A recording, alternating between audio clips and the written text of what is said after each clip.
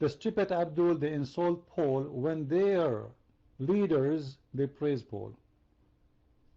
Well, the fact is the one who kissed men between their legs. That is your prophet. The one who put eyeliner 3 times a day. Do you put eyeliner in your face every day? Can you take a picture and show us how pretty you are?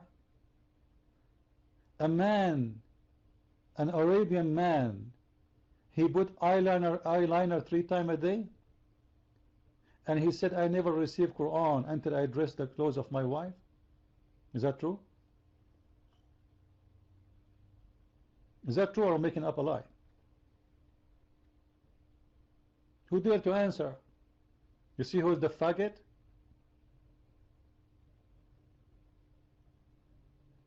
Is it true your prophet, he colored his hair red, he wanna be blondie?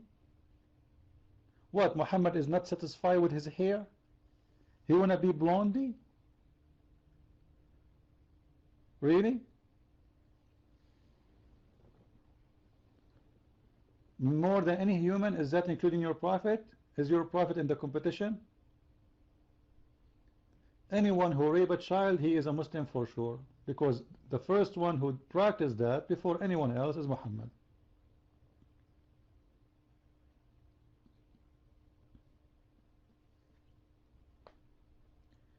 How I get my visa to where? You see, he's in the corner. We talk about visa. What visa? Stupid idiot. Let me tell you how I get my visa. I married Khadija. Khadija, she was 45 years old. I was 19. She told me, I will give you a lot of money. Is that true story? Is that true story, or I'm making things up? Huh? Who is a brave Muslim? He dared to debate me.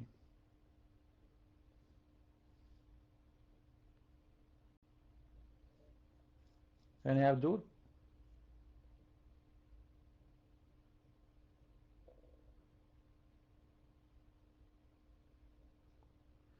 Anyway, you know, the funny thing about Muslims, they are the most people who speak about being decent when Islam is religion of prostitution. There's an official chapter in the Qur'an speaking about prostitution, and this is the only chapter speaking about prostitution, saying, force not your girls to do prostitution if they choose chastity, which means if they don't choose chastity, it's okay. And if you force them, Allah will forgive you, which means it is allowed anyway. Now you can come to the mic and let us debate about prostitution in the Bible if you dare. We read your Quran, we read the interpretation, we read the Hadith, and we can read our book. Do you dare? No, Muhammad was a very good man. You see, isn't it a good man is the one who comes to your house and he flirts with your wife? That's a very good man. This is a very good friend. You can invite him anytime to your house. Is that true, Ranj? Your prophet, he went to his own son's wife and he started flirting with his wife? Is that correct?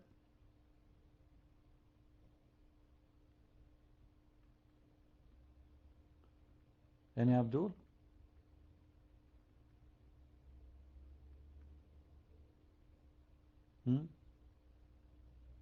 Well, you know, I challenge you, Abdul. First, in Christianity, it says clearly that those and those and those, including those homo, they will not go and enter the kingdom of God.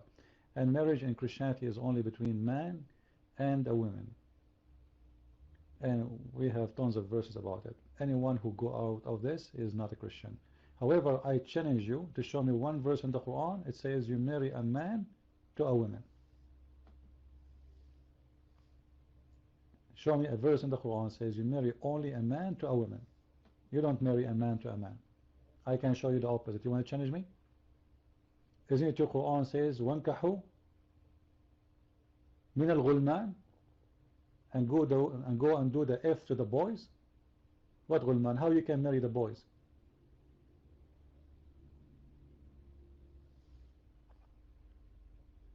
Who is the Muslim wanna come and read? Is it true you are going to do nukah to the غُلْمان? Anyone? And you know, in here anyone he don't like what I'm saying, all what you need to do, just say, I challenge you to prove what you are saying. That's it. Come to the mic and say, I challenge you, you are a liar, and if I don't show what I'm saying, I'm going to close my room. Any Abdul?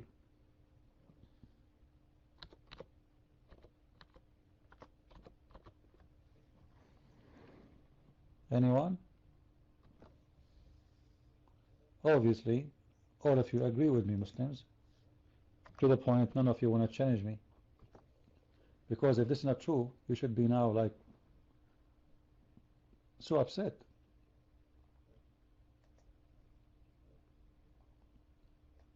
There is no way, if this is not true, you will let it go.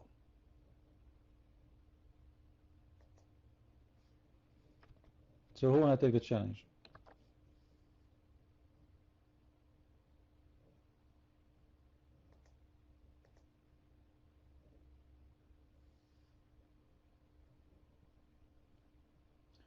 Anyway, welcome everybody. And as you see, the Muslims, they do nothing here but just call names, right?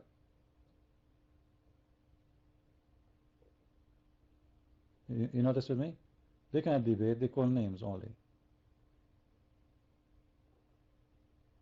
Can you debate? Can they prove me wrong? They just call me names. Liar, etc. You know, all kind of names. But can you prove me wrong? You cannot. And that is enough for me to, you know, to tell the story all. Even TV stations, they have hard time, actually impossible to get someone to debate me. Cowards.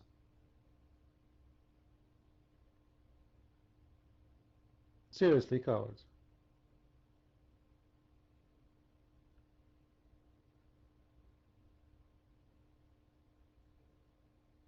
Any Abdul? And if we give the mic to somebody, oh, what he will start saying, he will start cursing me and calling me names.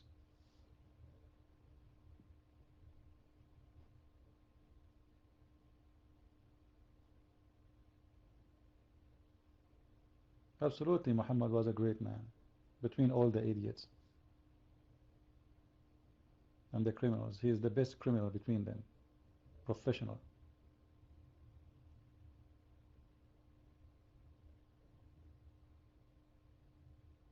Actually, Aisha, she was not 6 years old. You see, it's wrongly people think she was 6.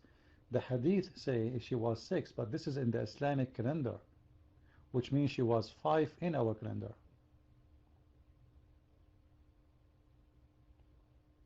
And not only that, the Muslim, they claim that Aisha, she was engaged before Muhammad to someone else. Look at this madness. If she was married to Muhammad at the age of 5, she was dating at the age of 4, she had her first kiss at the age of 1 year, her first date, it was at the age of 6 months in her diaper. Yeah, seriously, you know, the Muslim, they say to you, Aisha, she was engaged before she married to Muhammad. You can ask any Muslim.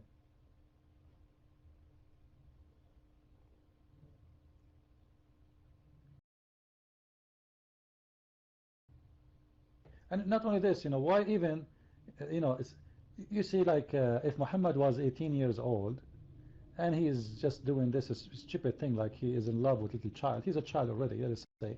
He's not getting to be a man yet. But somebody, he is 54 years old, few years left to be 60. What is his interest in someone she is 48 years older, younger than him? What they share together? Barbies? What is the interest between Muhammad and Aisha? What he did really like about her? Actually, I can show you the hadith where Aisha, she took her dolls with her to the house of the Prophet. The wife playing with the dolls. Imagine, you are a prophet of God, and your wife is playing with the dolls. Go ahead, 360, you're mine.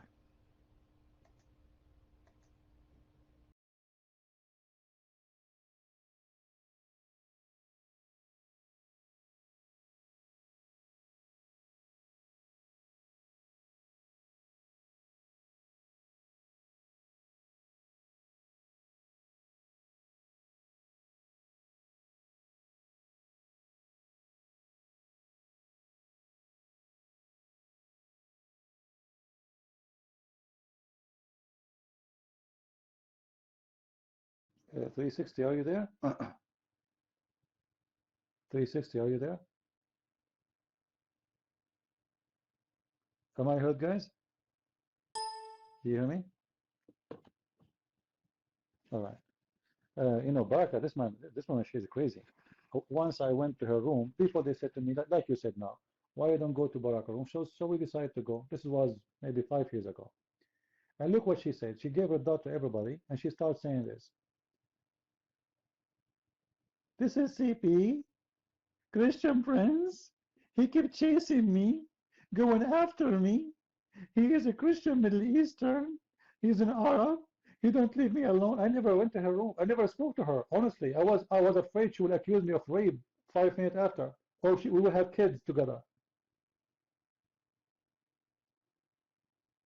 If you read that, and she was talking forever, and all of it's about me, when I never ever spoke to her before.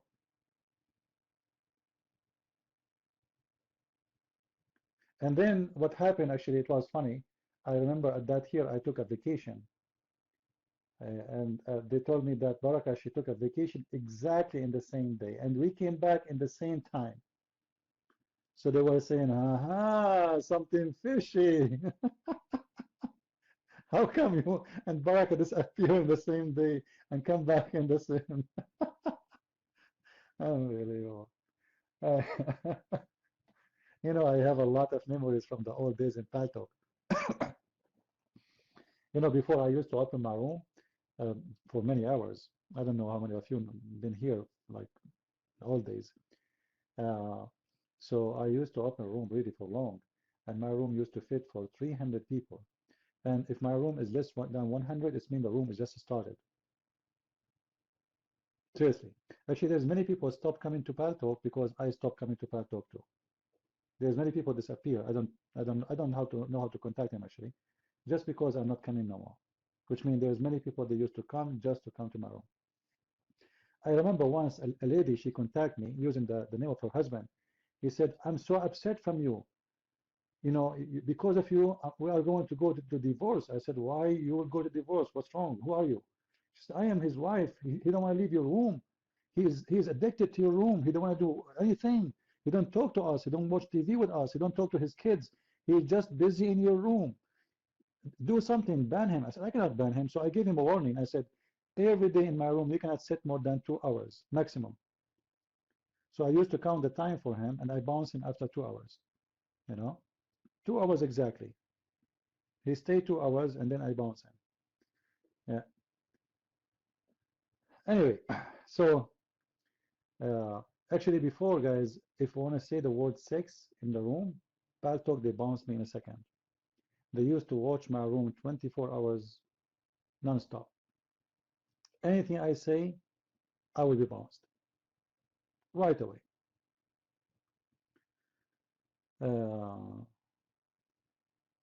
He doesn't know anything about science. For sure, I don't know anything about science. You're talking to me? I'm not a scientist. But in the same time, I'm not a fool. For sure, I have degrees. But my degrees is not about science. My degree is about farting. This is what my dad said to me when I get my first degree in Islam. I called him, was so happy. I said, Dad, I got my degree in the Islamic law. He said, you got a degree in farting. I was so upset. But later I understand what he meant. It's a degree in farting. Like, what degree in Islam mean? How can you speak on science when you are not a PhD in science? Well, do your Prophet Muhammad have a PhD in science? Like, is it science? Listen carefully. Is it science that when you want to do poo-poo, the tree will move around you to keep you in shade? Is that what science says? And you know what? I want to ask you, how many hours the Prophet was doing poo-poo in order to keep him under the shade? Think about it, guys. The Prophet is making poo-poo, and now the sun is coming over him, and his ass is exposed. So what Allah did, He made the trees move around the Prophet to keep him in shade. The first question you should ask, how many hours the Prophet doing poo-poo? Because if you sit under the tree For half hour, you will not be out of the shade. For 2 hours, 3 hours, it must be this guy doing poo-poo for maybe, what, half of the day?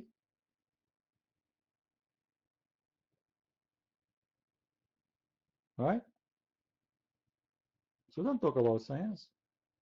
A Muslim talking about science. You defend the right of Muslims to live in England. Defend the right of Muslims. Soon you will soon you will find yourself defending the right of yourself to live in England, because the Muslim, they will take over and they will kick you out. Idiot.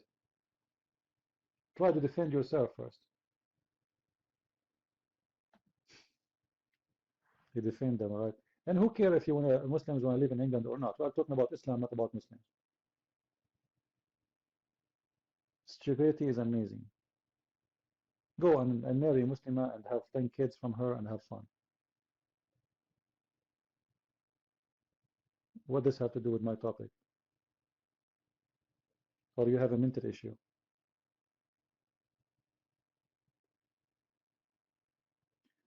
Any Abdul?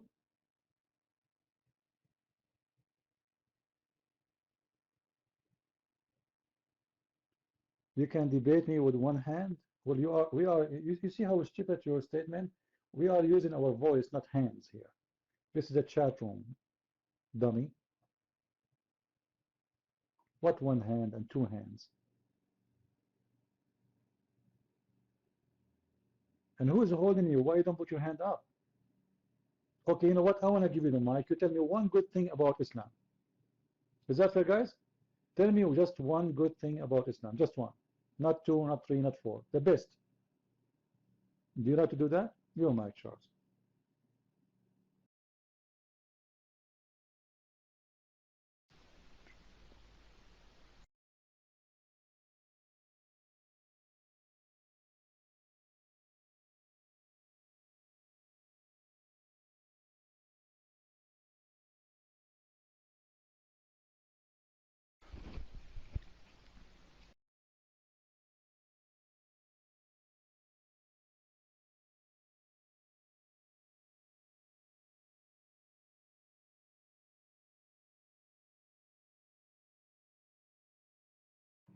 Charles, I think you are not from England. I think you are from Afghanistan, because your internet is horrible.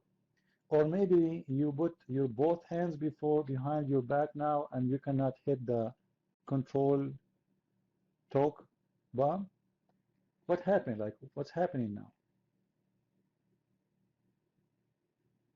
What's happening? Okay, let me give you a secret, but don't share anything with any, you know. When my mic doesn't work, I say Allahu Akbar and my mic works right away. Anything happening with you in life, just say Allahu Akbar. Let us say you are crossing the highway and the police did not see you, that you are passing the speed limit. Say Allahu Akbar, they will give you a ticket. Try it. Let us see. Your mic. I believe that Islam provides a good foundation and structure for a just and moral society. It is compatible with democracy and peace, as David Cameron has said.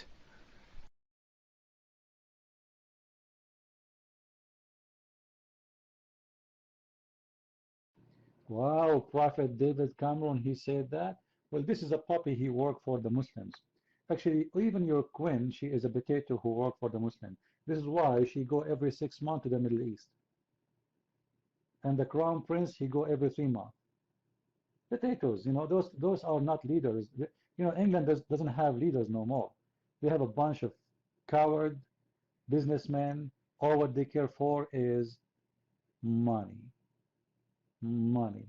You know, you tell me what the Queen of England she had to do with the King of Oman, who don't even speak English.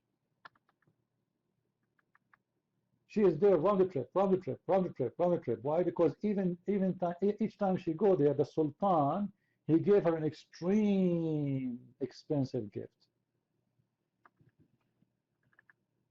Your royal family are a bunch of whore, and your prime minister is nothing but a potato who work for the Arab Muslims, and you know it.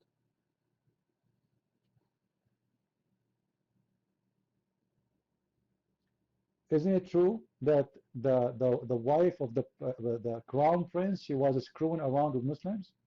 Is that true, or I'm making things up? Huh? What kind of royal family this family is? Is it true that the crown prince himself was sleeping around when he was married?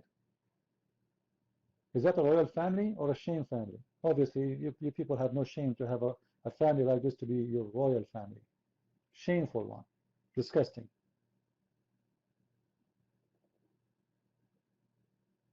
Not only she sleep with a Muslim and she is married, she is proud about it. She take pictures, videos.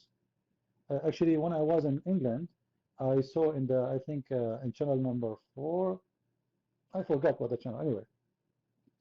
They have a documentary about her. And this was just a week after her death. A video where she is riding her guard. She sleep with everybody in the palace. The guard, the captain, the cook, the driver, everybody. And then she end with Muslim. I remember, you know, when she died, the TV, I dress black most of the time. I like black. So they thought I am sad. So the TV was going around, you know, making an interview, and they saw me wearing black. So they came to me and says, "Oh, what do you think about the death of the Princess Diana?" I said, "She is not a princess. She is a whore. Honest to God." And the coward, they never broadcast this, you know. They thought I am sad for her. I am not. She is a whore. Why people don't accept the truth? If your wife, she goes sleep around and she is married to you, she is what? Can you tell me the definition? Seriously. If your wife, she is married to you, she's not divorced yet, and she goes sleep around, she is a whore. Same for the man too. If the man is married to a woman and he goes sleep around, he is a whore. Why people get upset for saying the truth?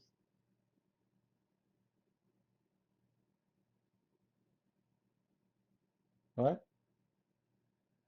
You can put me in prison if you dare, if you can. You see? You see, you speak about democracy and you get so upset and you want to put me in prison for saying words. You see how filthy those people are, how hypocrite, those Muslims? For saying words, you want to put me in prison? Okay, democracy. A second ago was speaking about democracy, preaching about it. And he said, Cameron, he said, Islam is a religion who, what? Preached a form of democracy? Oh yeah, so if I say Muhammad is a false prophet, you put me in jail. That is democracy. If I say the Queen is a businesswoman selling her country out, you go to jail. This is democracy. Well, this is Saddam Hussein. This is the democracy of Saddam Hussein, not democracy.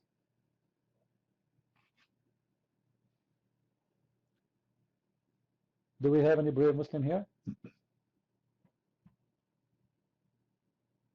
It doesn't matter how many educational centers you build for Muslims, Muslim will never be educated. Because those people, they believe that everyone else is a kafir, should be killed, and they are najis. What the point of education? Osama bin Laden, he's an engineer, by the way. Al-Zawahiri is a doctor. Is that correct? Is that correct, people? Osama bin Laden, actually he studied in the West. Al-Zawahiri, he is a doctor. Those are the leaders of Al-Qaeda. Even Al-Baghdadi, he had a PhD. Al-Baghdadi, the biggest terrorist, he had a PhD. So what, you build a center, education center, that's good. Right? So Charles, tell me about your prophet, please. Why do you think your prophet is a good man? Go ahead.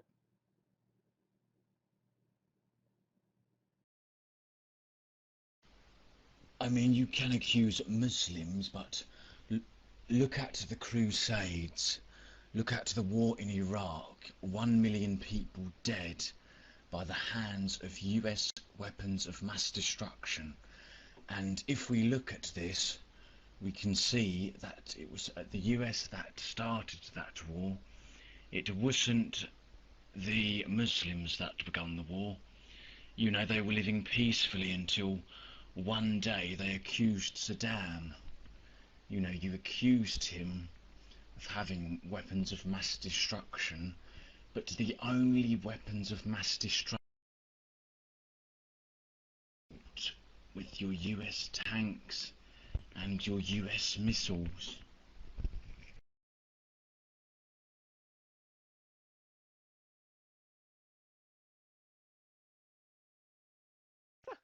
You're talking about the Crusades, really?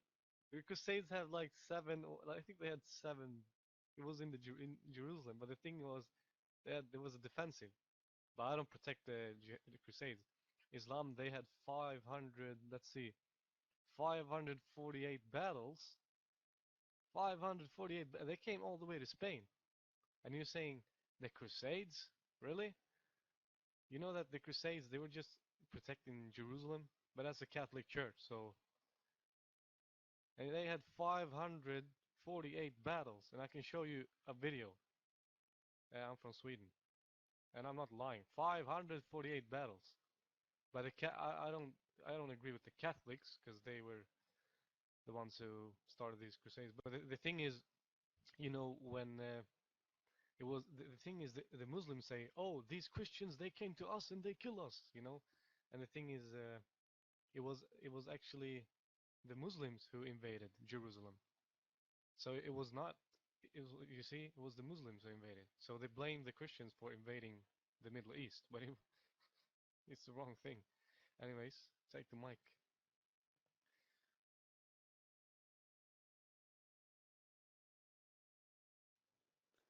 Thank you so much. Do I have a voice?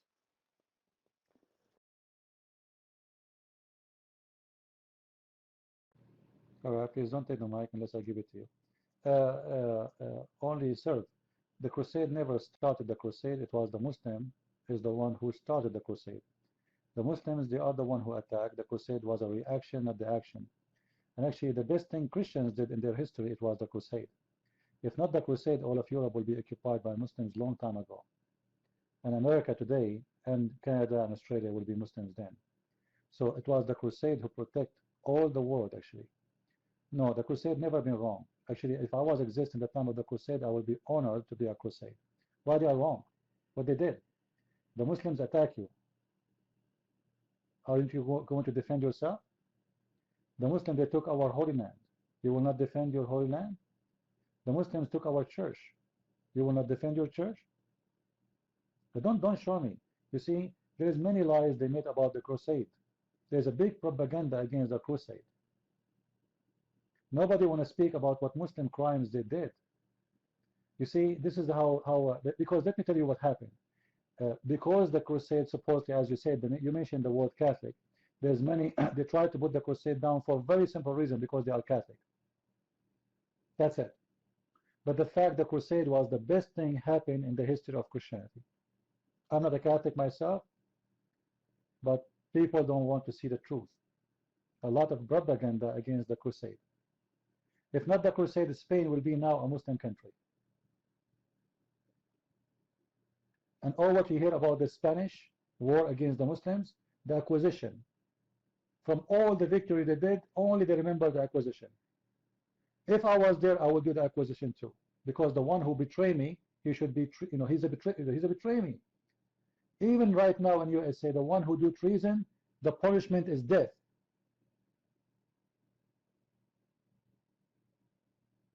Even in USA, in the year 2015, the one who do treason for the country, the punishment is death. So why the Spanish, they will not do that? All right? So don't go by the propaganda. The crusade are the one who kept you Christian until now. Did you guys hear about the Charles the Lionheart? The Lionheart? If not him, England will be now a Muslim country. Not only France and, all Europe. What do you know about the crusade? Those are the brave ones who gave their life to protect you. Actually, every one of you should have a flag of the crusade in your house. They are the one who you should pay respect for your freedom and your country freedom.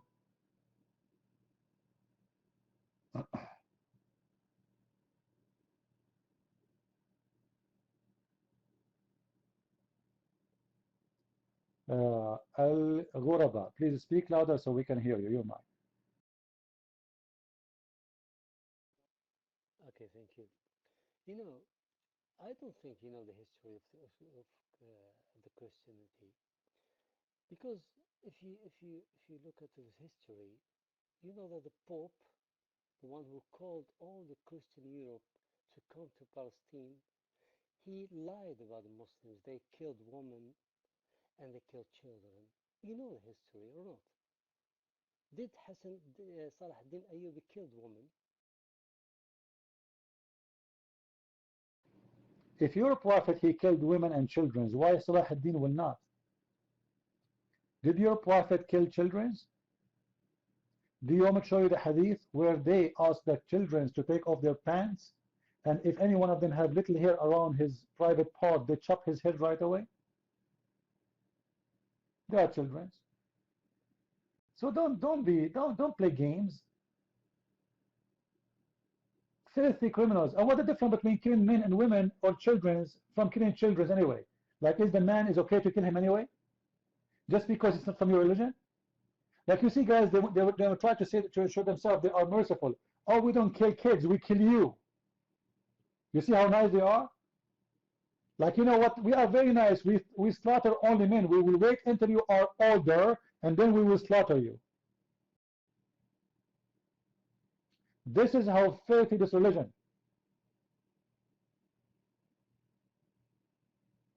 Now, Mr. Al-Ghuraba, I want to repeat my question for you. There's a hadith where the Muslims, they came to the Prophet and they said to him, during our attack, we are killing children. Is that okay? He said, وَهُمْ مِنْهُمْ. Well, they are from them, aren't they? So it's okay, kill them.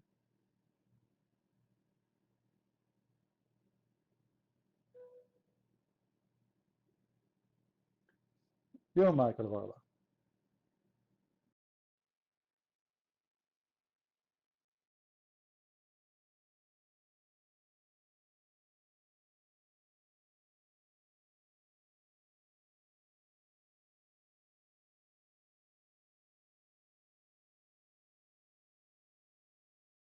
Why did you drop? Okay, I just wanted to ask you, Prince. You were a Catholic, right?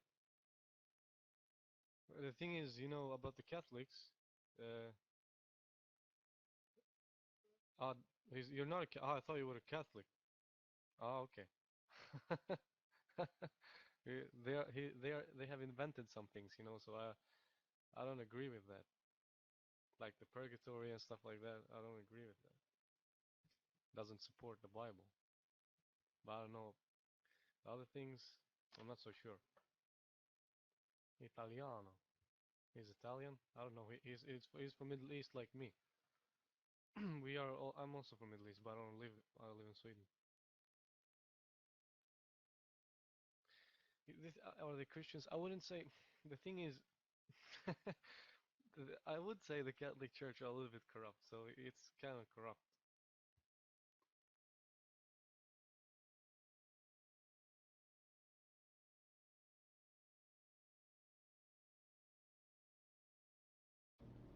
Alright, only. Let me tell you something. You see, Muslims, they would love to hear you saying things against the Catholic. And they would love to hear the Catholic saying things against the Protestant. And at the end of the day, you both are serving Allah. Can somebody post for me chapter 5 verse 14? Can somebody post it? Allah, he said, I will spread hate and enmity between the Christians, one to each other. So thank you, both of you, for attacking each other, because you are doing the will of the devil. That is the will of the devil. Jesus, he don't believe in Catholic, he don't believe in Protestant. There's one church, is the one belong to Christ. So if you really love Christ, forget about something it's called Catholic, forget about something it's called Protestant. Remember that both of us, all of us, we worship one Lord, and that is the Messiah. If somebody invented, let me tell you something, everybody is inventing something. Everybody, every human being is wrong. There's only one is not. So don't think you are the best and they are nothing. What is important for me, that the Catholic, they believe in the Lord, the Messiah, their Savior. They believe in the crucifixion. They believe in the Father, the Son, the Holy Spirit. They believe that there is no salvation but by Jesus. And the rest is not really important for me. And the Lord, He said, from their fruits you will know them, not from their names. So you can call yourself Protestant, you can call yourself Catholic, you can call yourself Orthodox, you can call yourself you're Christian, still you will not go to heaven unless you give the fruits of the Lord. So don't fool yourself with the names. Names mean nothing. There's true Lord, true God, and true Word of God. Anything else is false. We don't follow priests, we don't follow ministers, we don't follow bishop, we don't follow the Pope, we follow the Lord who is the King of the Kings. Anyone else is fake and is false.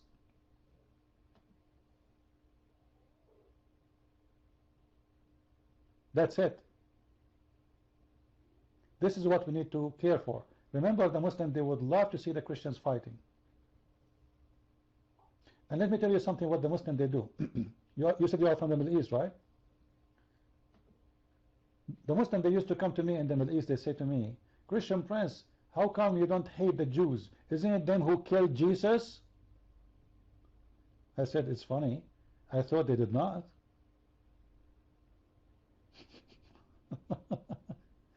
You see their agenda? Because they want you to hate the Jew, now suddenly Jesus is killed. Their book saying, no, he was not. Just because they want you to hate the Jews, suddenly Jesus is killed by the Jews. So they play this game to try to divide the Christian too. This is why you see Muslims are not happy in my room. I don't allow people to attack each other. I don't like the Christians to be divided. Christians here are united. Satan is under my shoes. Anyone who allowed the Christian to be divided, he is not doing the work for God. We are one by Him. This is what the Lord said. I don't care what church you go to. You tell me what you believe in. Who is your Lord? And then I say to you, you are Christian or not. Based on the Bible, not based on me. This is not I'm saying only. You see, you do not need to go to church anyway. Who said that going to church will make you Christian? That's not really what Christianity is about. The church is in your home. The church is in your body, in your heart, in your brain. The church is your thought. It's your belief. The Lord, He said, every two of you, remember me, I will be between them. I will be the third. Right now we have a church. So church is not a location. Church is not a building. Church is an act, a belief, a faith. We are not Muslims. We don't have a stop sign for a prayer of God. We have to pray on time.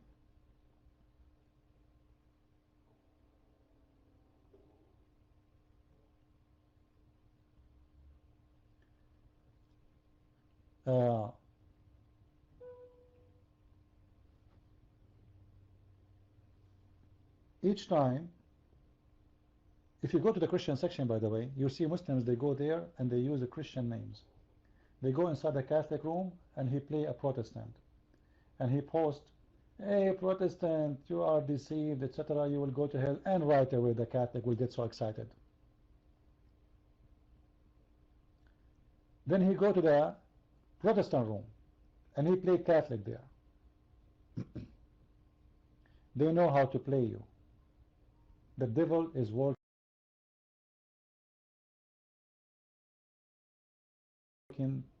to agree with the Catholic, but doesn't mean the Catholic are not Christians.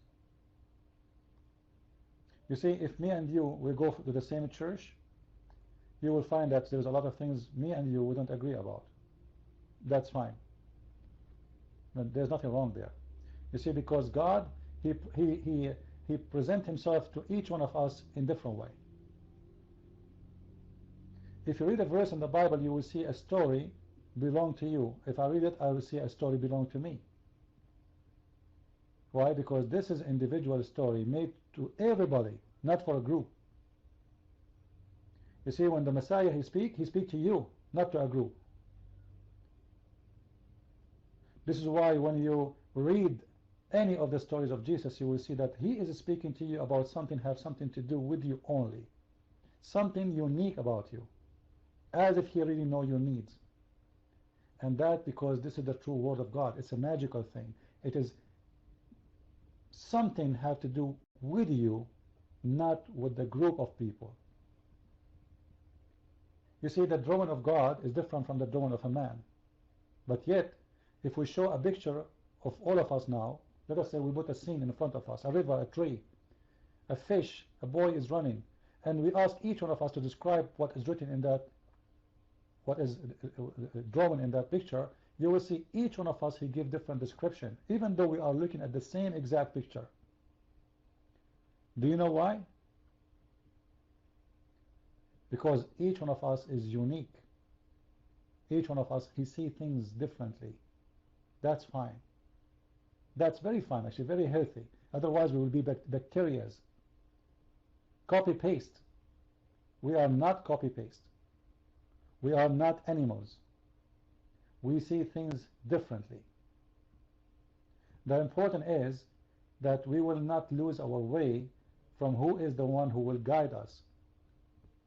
For me, a Christian is someone believe in the Messiah as Savior, as the Word of God, as the wisdom of God, as salvation done by a long journey, not only by God coming to us, even through His prophets. The rest is not really important. You see, the Muslims, they concentrate on stupid things. Like, you know, you have, if you want to enter the bathroom, you have to pray. Otherwise, Shaitan and his wife, they will play with your anus.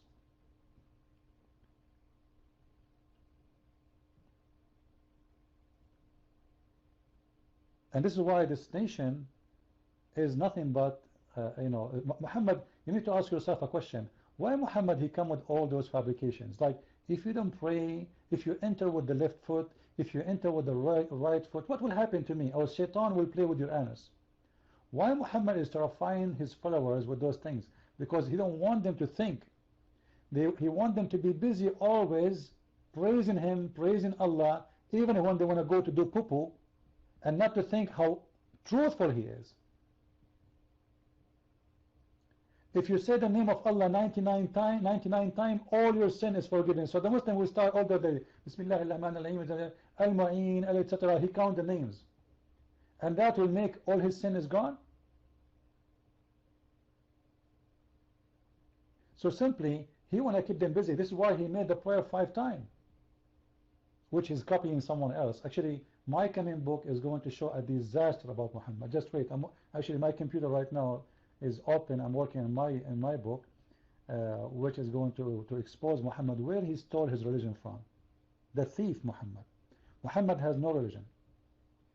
He is nothing but a copy-paste thief. Only serve Jesus. Excuse me, I have a Muslim in the room, and always Muslims, they come first. So you have to wait. Islam mean peace. Did you see the video? Your video is already in YouTube. Did you see it? You're mine. Because we stopped where you left and you run. About your prophet having sexual desire to unmarried women. Do you remember? Your prophet having what? A sexual desire to unmarried women. That is a prophet of God. And not only that, his God says to him, why you are hiding what is in your heart for that woman? Like why? It doesn't make sense. Your mic, please.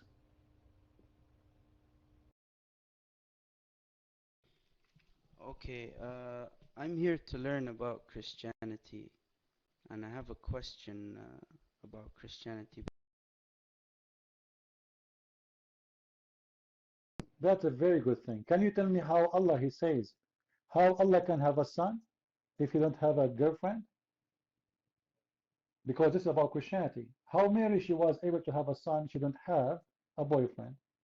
But Allah, he says, how I can have a son and I don't have a girlfriend? You're mine. Okay, it seems like you want to learn about Islam more than I want to learn about Christianity.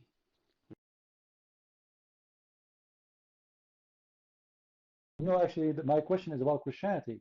Because here we want to know how Mary she was able to have a son even though she didn't have a boyfriend. In the same time, huh? How Allah cannot have a son, he is saying that because he don't have a girlfriend. So what Allah is saying, if you don't have a girlfriend, you will not have a son. Which means if you don't have a boyfriend, there is no way you will have a son. So explain to us why it worked for Mary, it doesn't work for Allah. You're mine. Okay, according to the Quran, the example of Jesus is that of Adam. Yeah, it says that, you know,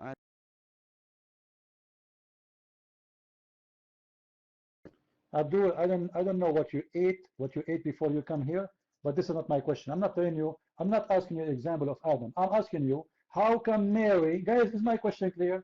What does have to do with Adam? Adam is made from dust. Is Jesus made from dust? Is Adam born? Your God, Allah, when he said the example of Jesus is the same as Adam, he's stupid because Jesus is not made from dust. He is born from a woman. Adam is not born from a woman. Very stupid. Adam did die. Jesus did not, according to Quran. So there's nothing to share. Adam was a sinner. Jesus wasn't a sinner in the Quran. You see, guys, how we can refute them very easy? Adam was not born. Adam, he died. Adam was a sinner. Adam was made from mud. And none of those happened to Jesus, according to the Quran. Are we following, guys? So do you see how funny this God, Allah, he's out of logic. What the example of Jesus the same as Adam? Nothing. Nothing.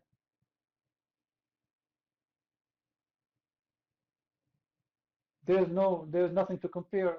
Jesus is the word of God. Is Adam is the word of God? So I go back to my question. How come Allah cannot have a son because he doesn't have a girlfriend, but Jesus, he can have a son? Sorry, Mary, she have a son, and she don't have a boyfriend. You're mine. okay.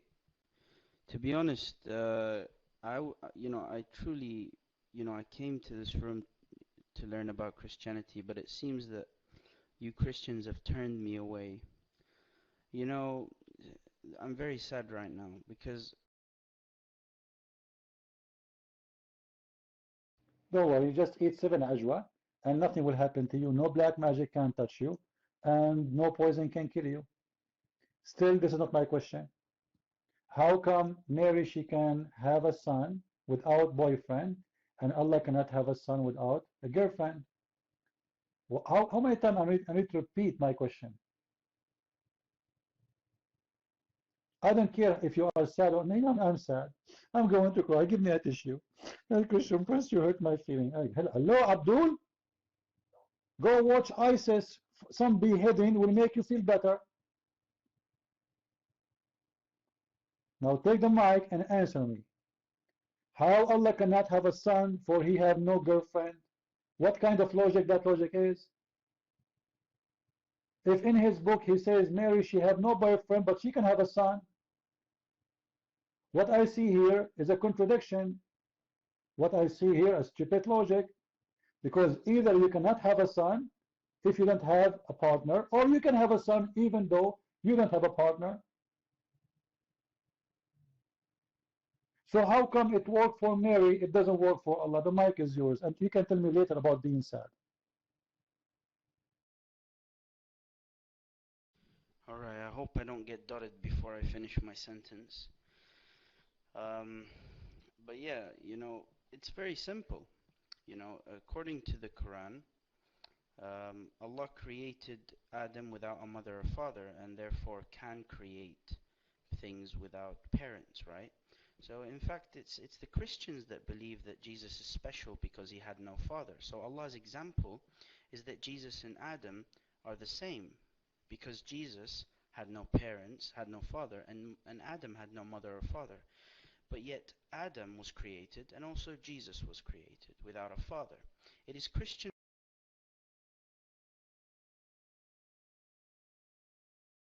Abdul, what do you mean Jesus don't have parents?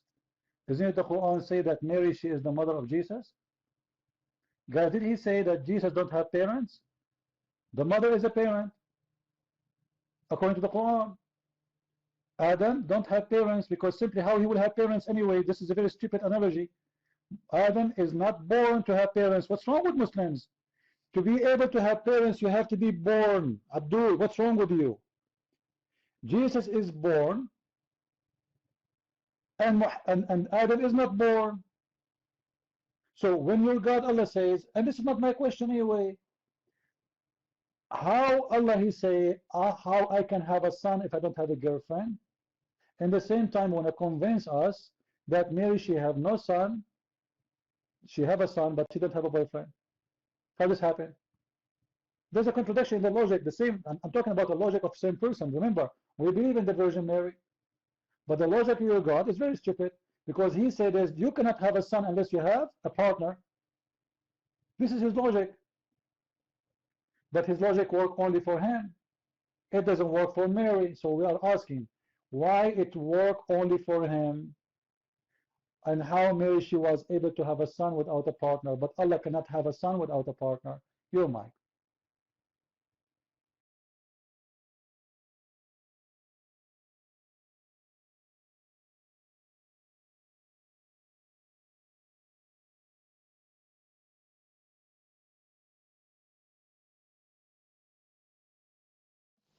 I would agree with you, CP.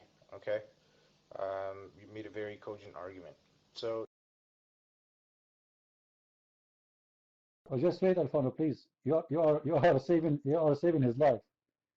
He is now in the corner. He does not know what to say. This is why he's not taking the mic.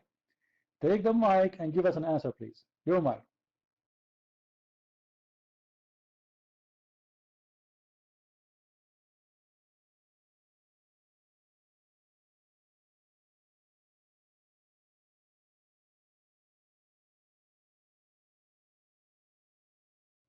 Do you see it, guys? They have no answer. So obviously, the God of Islam is a stupid God. He say, how I can have a son if I don't have a girlfriend, huh? And then he say, oh, Mary, she have a son, even though she don't have a boyfriend. When you are the one who question how this can happen, it means it's impossible to happen.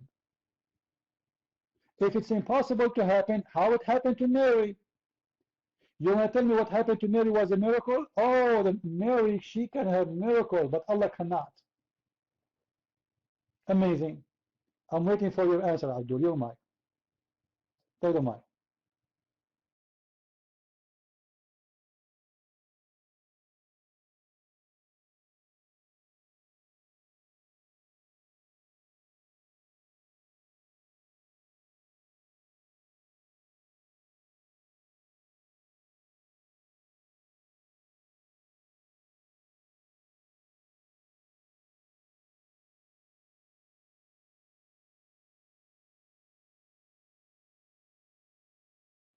What happened?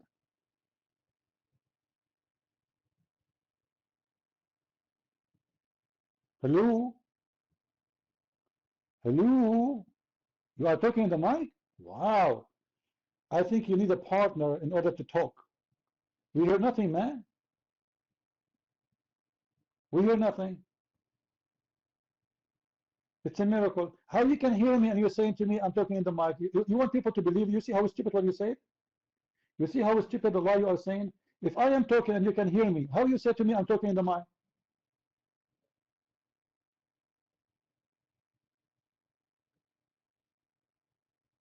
Unbelievable. We will wait for him to fix what he had. Alfano, sorry for the red dot. I give it a dot because I don't want to save. You know, he's trying to run away. That's the whole idea. Take the mic, please, until he come back. Maybe he can call his daddy or his uncle or. it's a valid argument that you made. Okay, so the thing is, I have a question for you, and the question goes something like this. Okay, just hear me out. If indeed, as many people presume, okay, Jesus was a rabbi, he was Jewish, he did encourage people to follow the laws.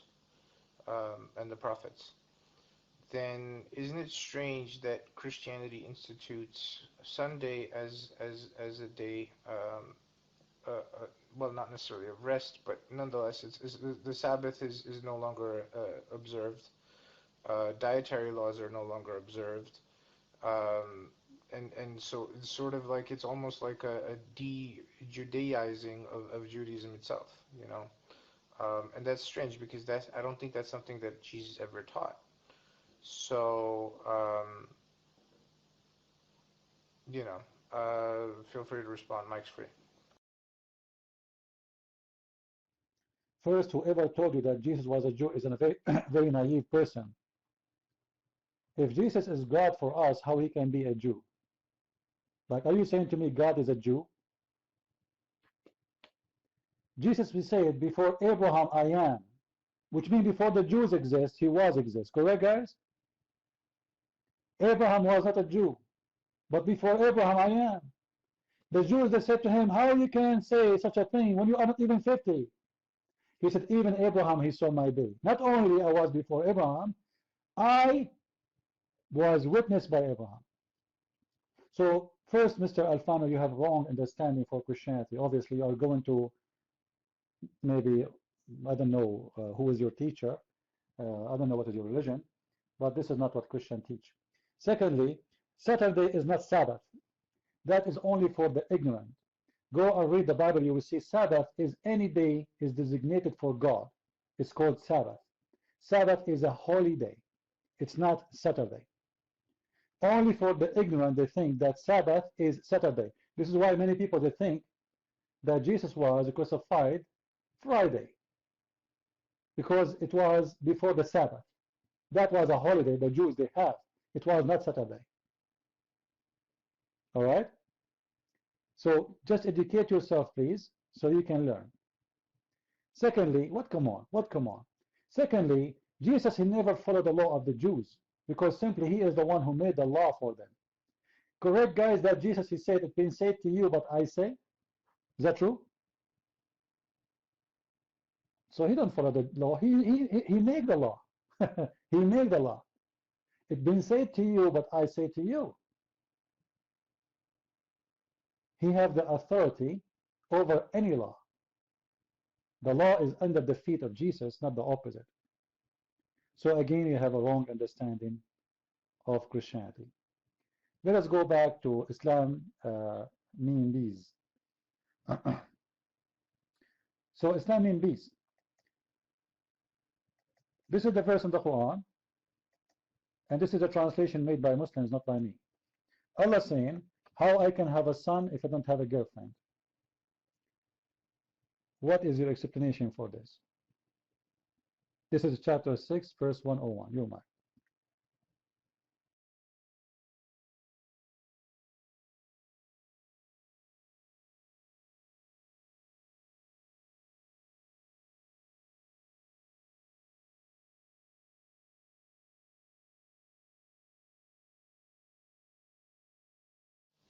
I would have to disagree with some of your assessments, and I think that, look, anybody who was living at that time, okay, knew Jesus as Yeshua, right? His father was Joseph, his mother was Mary.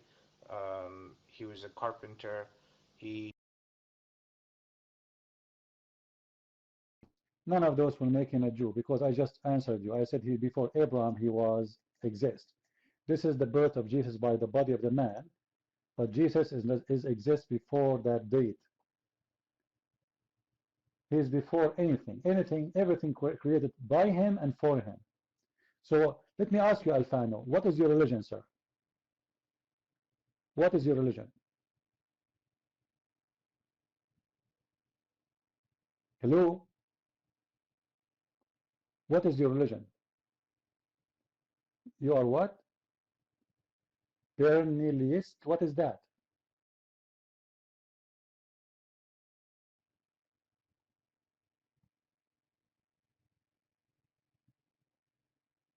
Your mic?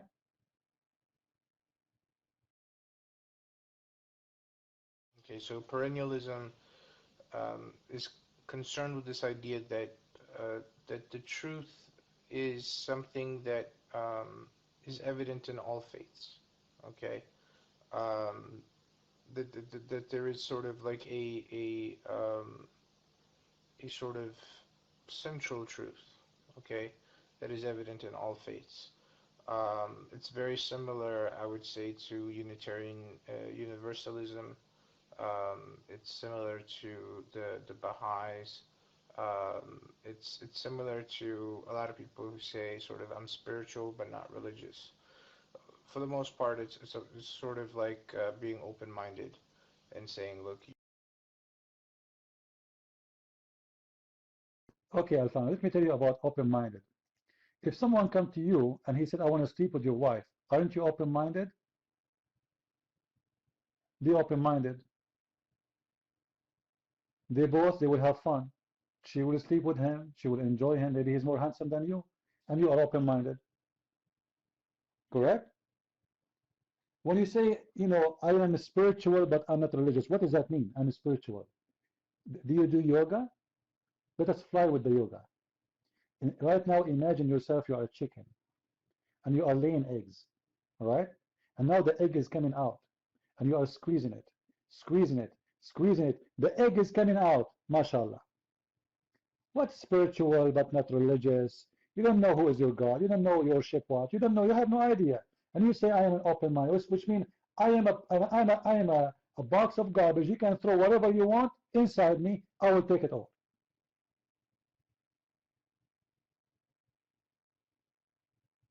What do you think, guys? This is what it means, right? Because I am nothing. I accept anything. I am a spiritual person. What spiritual person? What does that mean? It means simply you don't want to say who you are because you are very confused.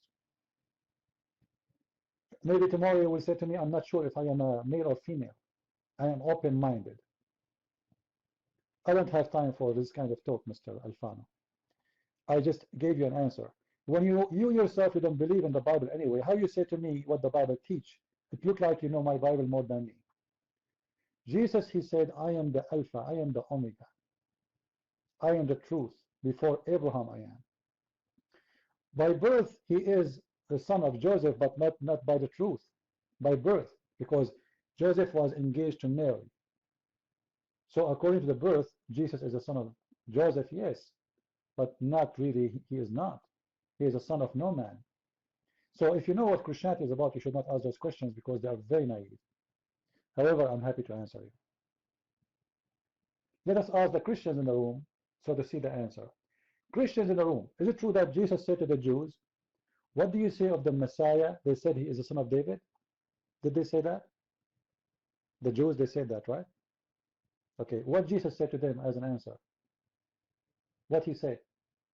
He said, if he is the son of David, then how David called him my Lord? Look what he's saying. If he is, which means he is rejecting the idea, right? He's debating about it. He's not agreeing, he's against it. If he is the son of David, then how David called him Lord?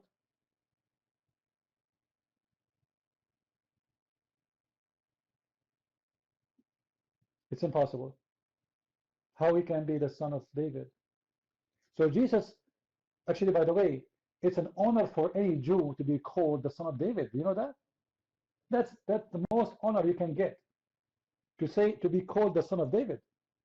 Jesus refused that. Who is David for me? No one. I am the Lord of David. So you got it wrong, Alfano. Now, what happened to Islam? What happened to Islam? Did he leave? Maybe he's contacting Dr. Phil. By the way, Dr. Phil is going to make a special series about how to grow up your hair. And I believe strongly you should believe in it. All right?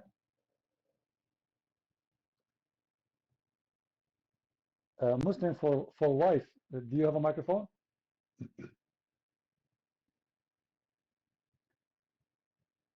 If it proved she was above 18, you know what? If you can prove to me that Aisha, she was above 18, I will close my room. What do you think, guys? If this Abdul in the room, he can prove that Aisha, she was above 18 when she married Muhammad, I will close my room. I promise I will never open my room again. Never, never. Abdul, what if I show you that Aisha, when Muhammad died, she was 18? Oh, she married him after his death.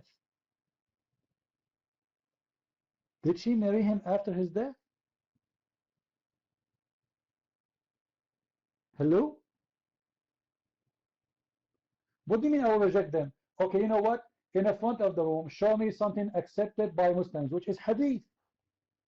What Muslims accept, guys? Qur'an and hadith. Fine. Show me from the hadith that Aisha, she was 18 years old when she married the Prophet. Can you? Hello? I have in my side Aisha herself saying the Prophet, he did marry me when I was 6 years old. Can you show me where Aisha, she said the Prophet married me when I was 18? He left? Oh. You guys, some of you step on his tail. She was 18, man. She married him after his death. Yeah. The Prophet was very hot. Even when he died, you can marry him still. Yeah, she used to sleep with him even after he died. Yeah, and he was functioning very fine. Everything. No, you cannot talk, Abdul. I have no time for you. You don't want to believe in Christianity, you don't believe in Christianity. You yourself are spiritual, you do not believe in Saturday, so why are you asking about it? We Christian, we don't believe in something called Saturday, we believe in the Sabbath. Sabbath is every day for God. The Jews, they've been given certain day to take off because this was an order for the Jews. We are not. We are not Jews. The Jews, because they love money, they work 7 days a week, non-stop. This is why the law made for them that you don't work in this day, even your slave will not touch anything because they used to abuse their slaves.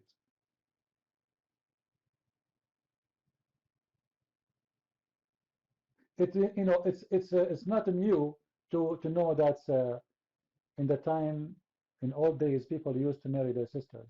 It was okay. Later, it's not okay. So why you don't accept the same, that it was okay for them, it was not okay for us?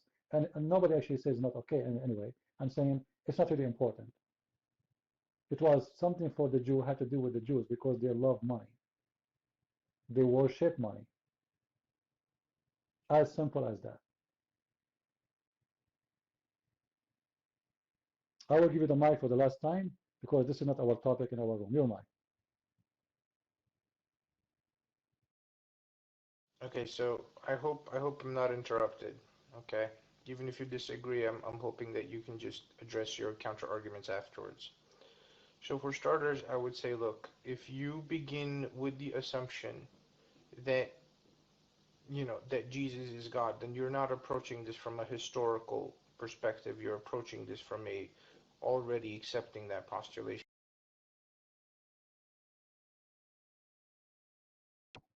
Just sit down. Guys, how you know God from history? This is stupid to say. For me, I believe in God, for I heard his words only, not the words of historian.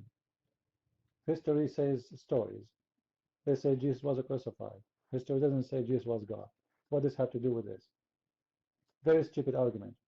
I advise you to go to nursing school so you can grow up again. Earth is only 6,000 years old. Maverick, how are you? Are you an atheist, Maverick, or a Muslim? Maverick, are you an atheist or a Muslim? Are you a Muslim or an atheist?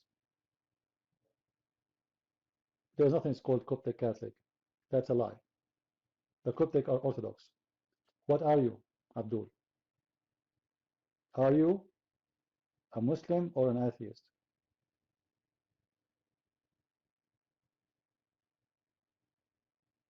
Hello? A second ago you were Catholic Coptic. Now you are Christian Coptic?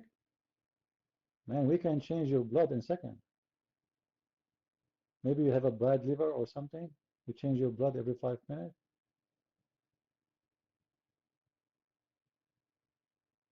You can ask. I do not need to ask. You know what? You are a Coptic Catholic. I'm going to ask you a question. Take the mic. Is that fair? I will ask you a question about what the Coptic believe. A little prayer they say every day. Take the mic.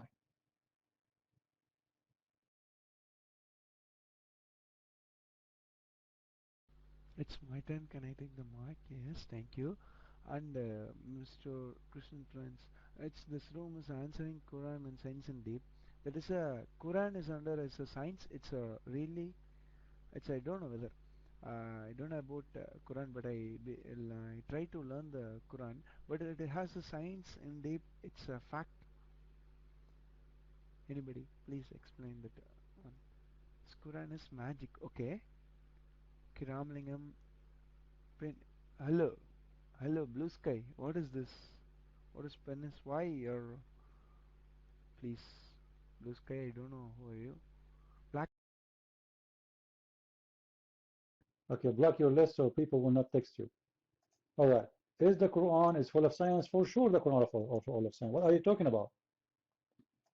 It is the only book says that the sperm of a man come from his backbone. I have a friend. He have an accident. His backbone is broken. His balls is fine, but still he can't have kids no more. Unbelievable.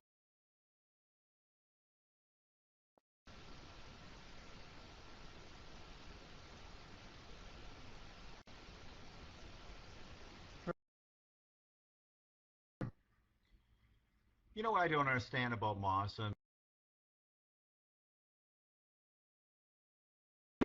Guys, please don't take the mic without my permission. Gopher.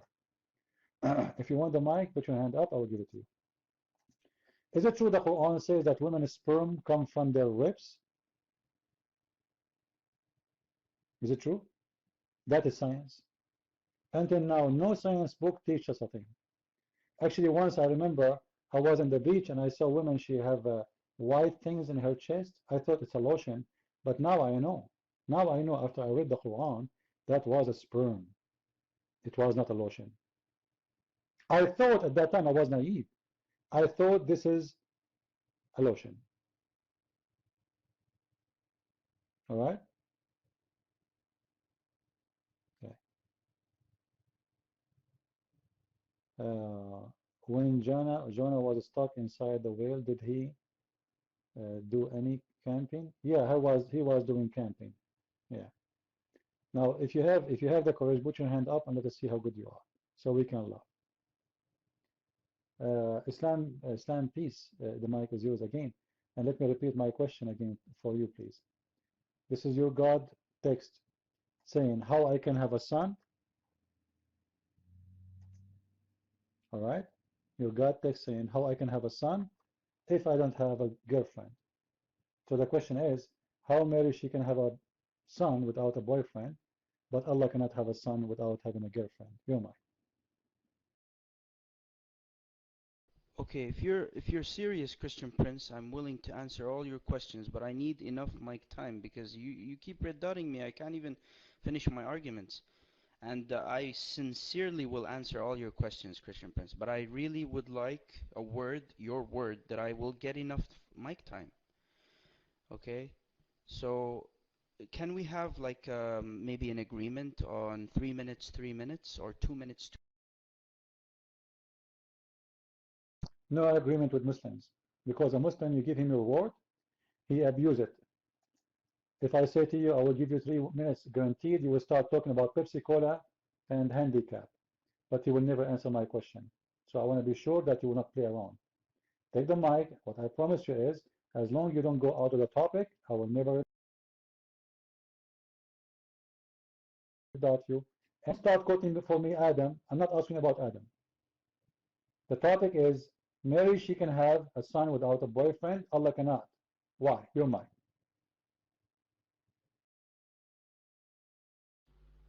Hello, bro. My final question is only one. That is, Quran is the message. Okay, so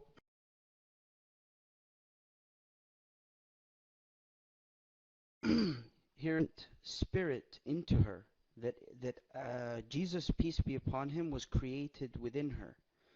And that is why when he was born through her, she instantly became his mother. As soon as Jesus was created within her, she was a mother.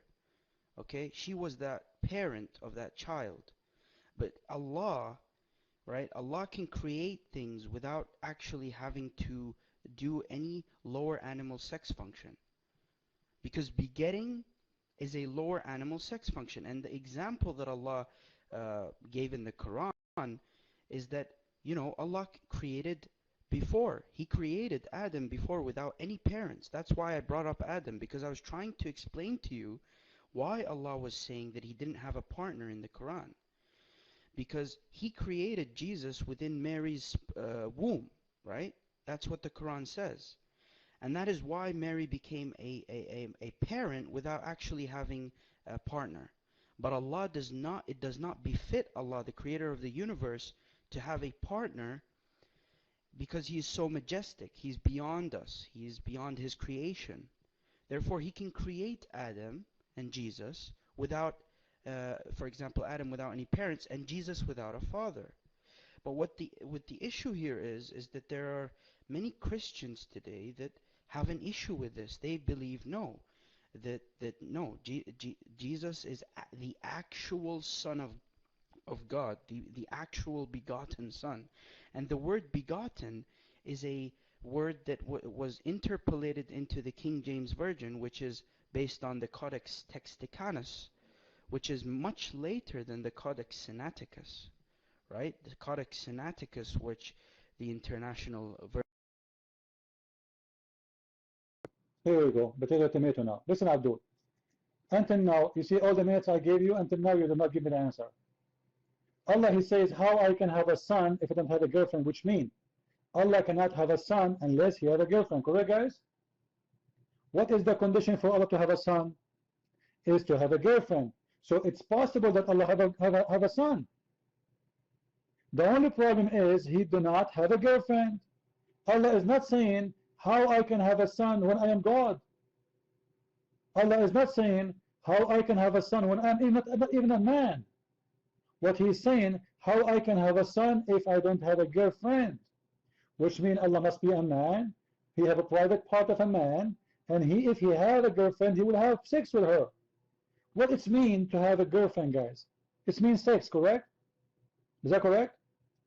When I say I need a partner, I'm talking about what? I'm talking about sexual relationship. So this is why I'm saying to you, how come Mary should not need a sexual relationship to have a son, but your God he needs? So you start cooking for me, things have nothing to do with this. So let me repeat my question again. Why your God need a son, so you need a partner, in order to have a son? What the problem? And why Mary should not need? Why the God of Mary can make her get pregnant without having a partner? And why the God of Allah cannot make him pregnant without having a partner? Your mind.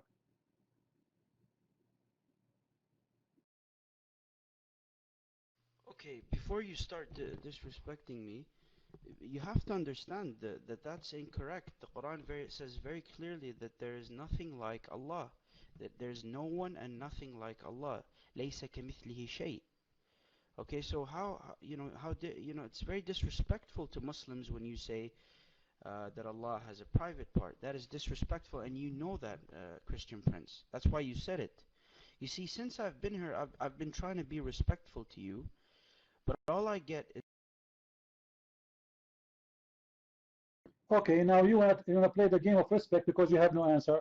I am not the one saying your God have a private part. It's him. Because when he say, how I can have a son if I don't have a partner, he is talking about sex. I'm not the one who mentioned the partner. What your God mean a partner? What your God mean by girlfriend? Isn't it sex? What the girlfriend she have? She have a vagina. So what is missing? What is missing in the story? It's a vagina. So if we can bring a vagina for Allah, Allah can have sex with a vagina, and then she will be pregnant, or he will be pregnant. I have no idea. I'm not the one who is giving the example. It's your God. Your God should say, how I can have a son if I am God? How I can have a son if I don't have a physical body, as an example. But we know that the God of Muslims have a physical body. He have hands, have legs, have face, etc. So what we know, he have a physical body. And the Muslims confirm that.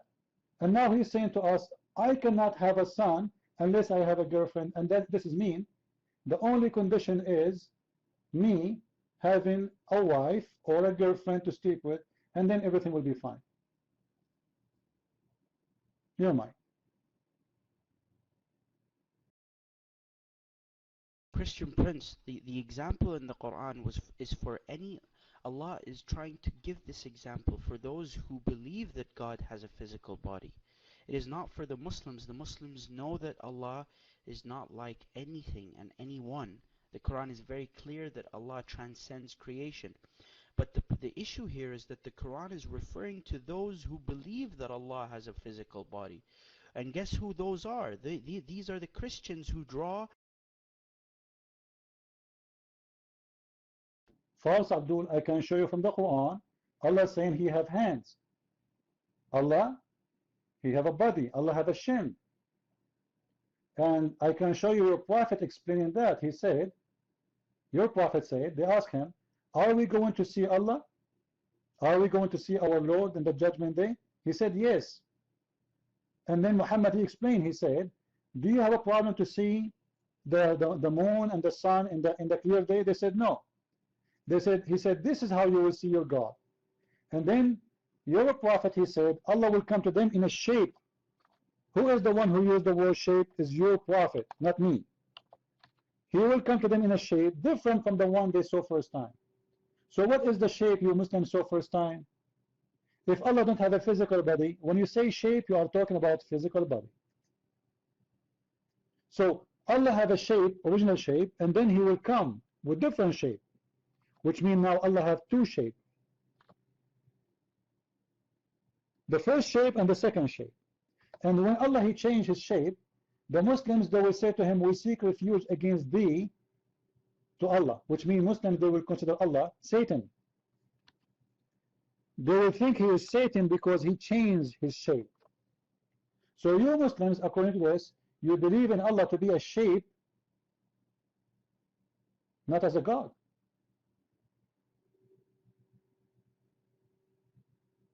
If Allah changed his shape, you Muslims will not follow Allah no more, and you will not accept him to be God no more. So when you say, you know, this was the answer for those who believe Allah has a shape, who are those who believe in it? And he is the one saying that. And let me give you the hadith so everybody can read with us. That your God Allah will come to them in a shape different from the one which they saw first time. It's not our words, it's not our teaching, it is your God and Prophet teaching. Here we go. Let me show everybody the hadith we are talking about.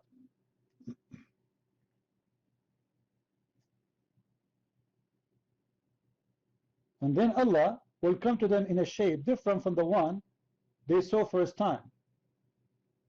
And they will say, we seek refuge with Allah from thee, from you. And then Allah will come to them in the shape which they know. And then they will recognize him. So when your prophet speak about the shape, that was a shape of what? And this is the link for the hadith. I will post it so nobody will say I'm making things up. You're mine.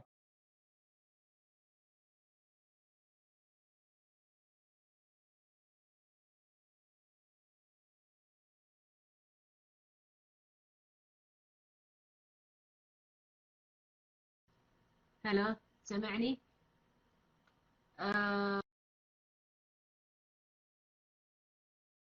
We did not give you the mic, sorry. The mic is yours, Islam. This is the link in front of you.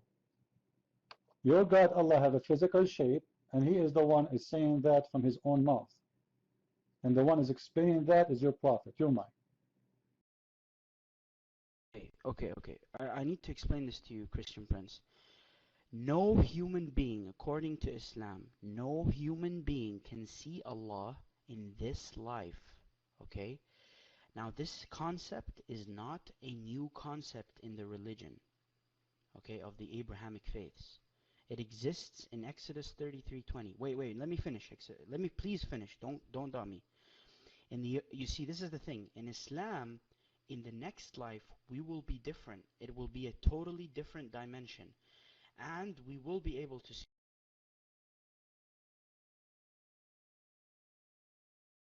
You see, guys, when I show you the ignorance of Muslims, you should know why. Let us say you change your dimension. Instead you have eyes, Abdul. What dimension? You will have a penis, you will have testicles, and you will have a sperm. And Allah is not changeable, right? Are you saying Allah is changing, or you are the ones changing? When Allah, He says, I have a shape, it's meaning you have a shape. I am not the one saying that. Your Prophet saying Allah has a shape. Okay, do Allah has a shape or not? This is the question. I'm not asking you how you will see Him. Allah says, I have a shape. Shape, it's mean physical. It's mean you are taking a specific size in the atmosphere, on the air, wherever you are located at. That's what shape means. So Allah has a shape. That means Allah is a physical body. Your mind. Listen, Christian Prince, I warn you, beware of what you say, because you're talking about the creator of the universe. Okay? And it's very clear in the Quran that there is nothing like unto him.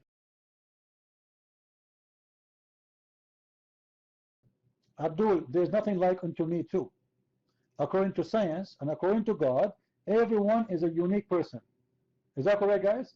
Even my finger, there's no finger like it. Does that mean my finger is God? Hello? So this is not my question. I'm not asking you if there's something like Allah or not. This is not the question, Abdul. Wake up. The question is, your God saying, I have a shape. I have what?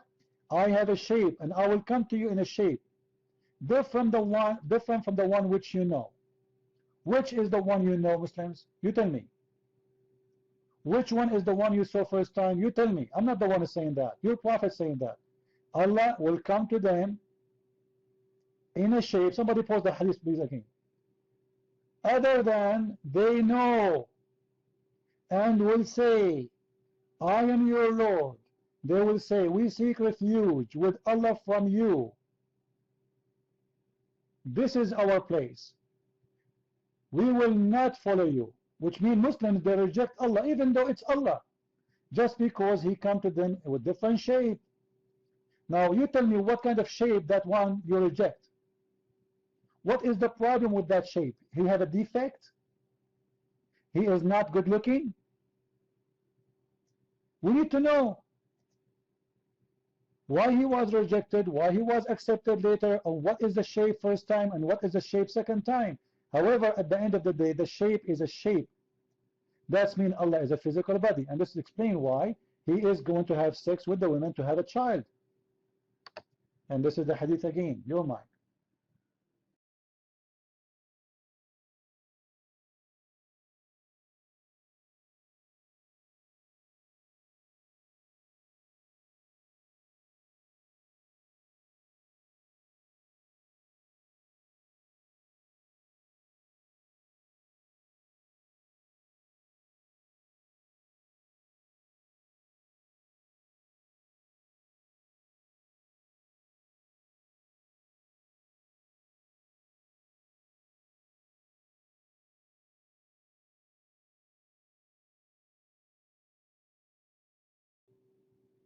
What, you want to play dead now, as usual?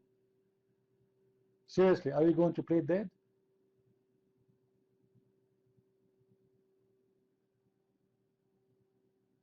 No, you do not take the mic. Go out of the room and come back. Let us see. Guys, isn't it clear there that Muhammad is saying Allah has a shape, and He will come back with different shape, and He came first time with a shape, and then the Muslim did not like his shape, so He changed his shape.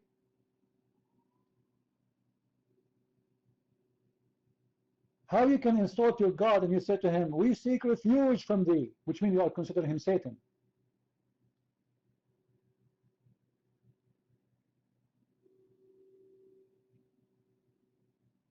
And what is the problem with the shape of Allah to the point you reject that shape? What is the problem, seriously? Allah has a flat tire. The color of Allah you did not like. Maybe you like him white, he was black. Or maybe he was black, but you like him, he was white, you want him black. Or maybe he was Indian, you don't like him to be Indian. What is the problem to the point you reject the shape of Allah? What you expect Allah to come to you as? And why Allah came to you in different shape anyway? To be insulted? To be rejected? To be called, we seek refuge against thee? Which means you are saying he's Satan?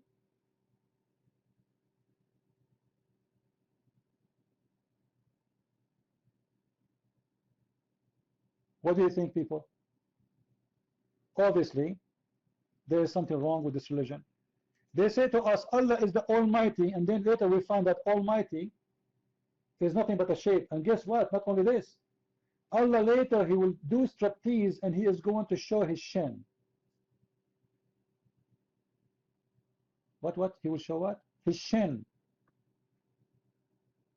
This is why I say to the Muslim, don't say Allahu Akbar, say Shinnuya. The Christian, they say Hallelujah. You Muslim, you should say Shinnuya. God will show his shin? Why? And what is magical about that shin? Is it one shin or two shin? Do Allah have two legs or one leg? I would like to see Allah jumping over one leg. Boing, boing, boing.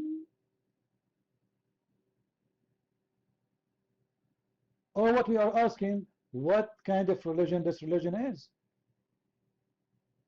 You can flood the room with the text, but this is not will answer anything. I'm waiting for your answer.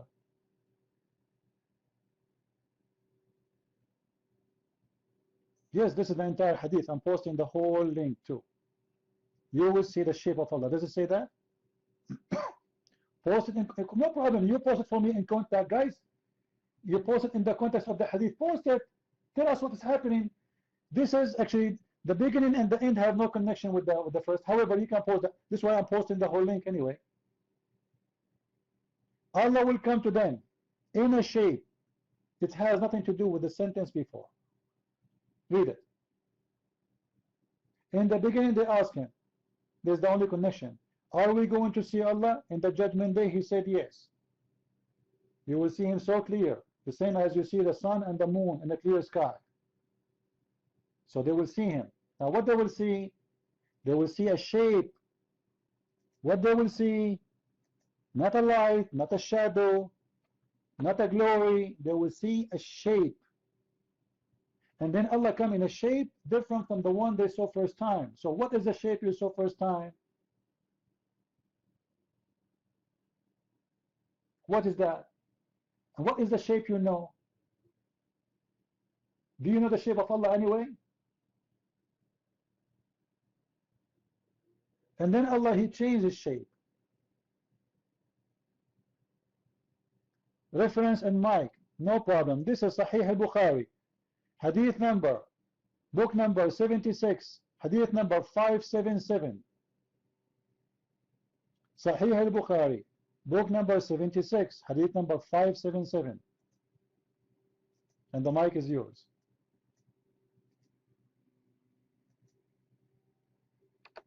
Go ahead.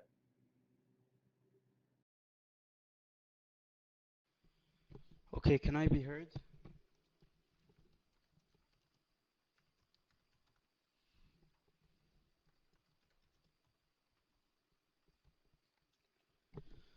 Okay, so I can be heard.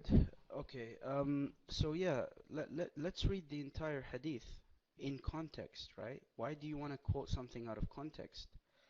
Let's read the entire hadith in context, okay? So you posted the link, and I'm just gonna read from the link you posted, okay? Narrated by Abu Huraira, some people said, O Allah's Apostle, shall we see our Lord on the day of resurrection? He said, do you crowd and seize each other on looking at the sun when it is not hidden by clouds? They replied, no, Allah's Apostle. He said, do you crowd, squeeze each other on looking at the moon when it is full and not hidden by clouds? They replied, No, O Allah's Apostle. He said, So you will see him, your Lord, on the day of resurrection. Similarly, Allah will gather all the people and say, Whoever used to worship anything should follow that thing. So he who used to worship the sun will follow it, and he who used to worship the moon will follow it, and he who used to worship false deities will follow them, and then only this nation will remain, including their hypocrites. Allah will come to them in a shape other than they know and will say, I am your Lord. They will say, We seek refuge with Allah from you. This is our place. We will not till our Lord comes to us. Okay, so here it is. Allah will come to them in a shape other than they know and will say, I am your Lord. They will say, We seek refuge with Allah from you. This is our place. Till our Lord comes to us. And when our Lord comes to us, we will recognize him. Then Allah will come to them in a shape they know and will say, I am your Lord. They will say, No doubt, you are our Lord. And they will follow him. Okay, so what you're asking me, what is the shape that everybody is supposed to know, right? We have seen Allah, right? According to this hadith, right? And according to the Qur'an, we have every single one of us, Christian Prince, has stood in front of the Almighty and has made a covenant before we were created.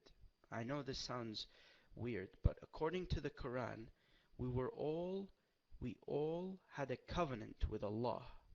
Okay? Now let me give you the hadith. Now Abdul, what covenant? Okay. I'm not asking you what a promise you made to God. A shape you know. The question, you are the one who read the hadith. Everybody heard you saying, are we going to see Allah? What they will do? See Allah, not hear Allah, not talk to Allah, not listen to Allah. See Allah. See. You know what see means? You will see with your eyes.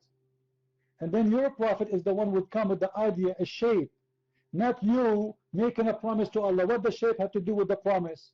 Hey Allah, I promise your shape to do everything you ask me for. May Allah shape you the better shape ever. What does have to do with this? Take the mic. What is the shape of Allah? What is the shape of Allah which you know? Not the promise you made to Allah. This is not the question. Out of our topic. Your mic. Okay, so I'm giving you the okay. I will show you. I'll show you I've explained it to you, Christian Prince, that in this dimension, according to Islam, there's another dimension, and in the other dimension, in the other life, we can see Allah, and we have already seen Allah, but in this dimension we cannot see him, and that's the same thing the Bible says in Exodus 33:20. Abdul, what dimension before, what dimension after? Are you saying your Allah have a dimension? Guys, did you hear it? Okay, what is the dimension of Allah? You saw Allah first time, you saw Allah second time, and both of them were shape. What is the shape and what is the dimension of Allah? Your mind.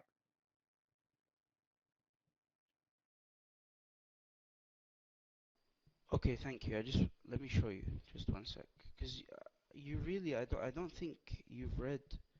Just a sec. I'm just posting something.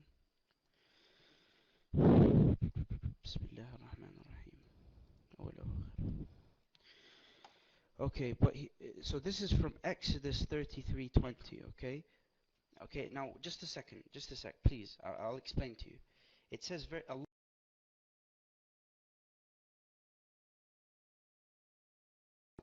Abdul, are you a Christian now? Are you a Jewish now? The Christian and the Jew, they believe that God himself came to Abraham as a man.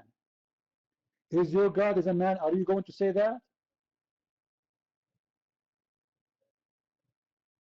We as a Christian, we believe nobody can see God the way he is, but God can present himself in the way which we can see him with.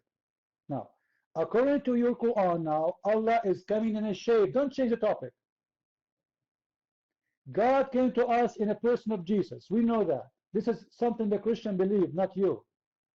Now you need to explain to us how Allah is coming to you Muslims. What is the shape of Allah? What is the shape you know first time, and what is the shape second time? You might stop playing games. Okay, I'll get you the.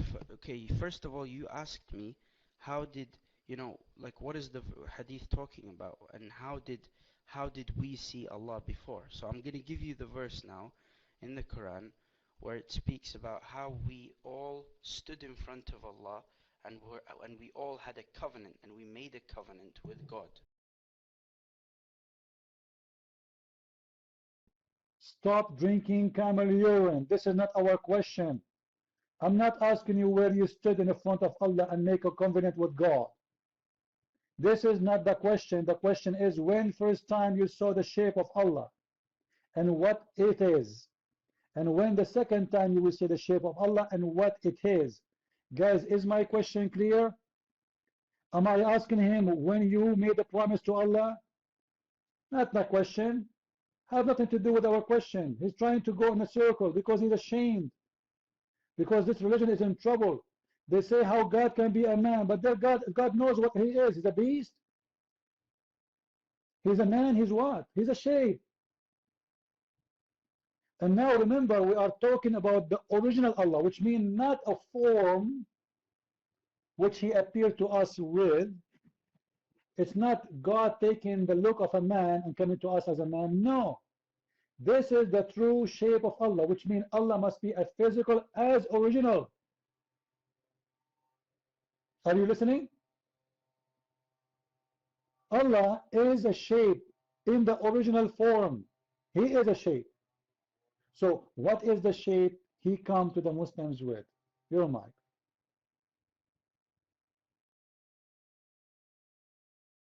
Okay, so here's the verse, Holy Quran chapter 7, verse 172, that it is inside all our souls, this covenant that we made with the creator of the universe, that there is no God but him.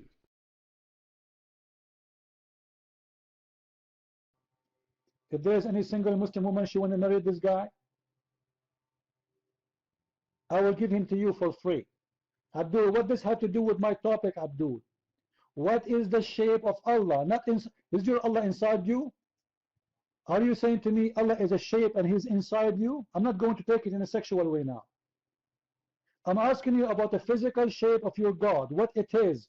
You tell me, is Allah the continent inside us? What inside us, man? What is inside you? You know what? I challenge you to say that Allah is inside me. You're mine.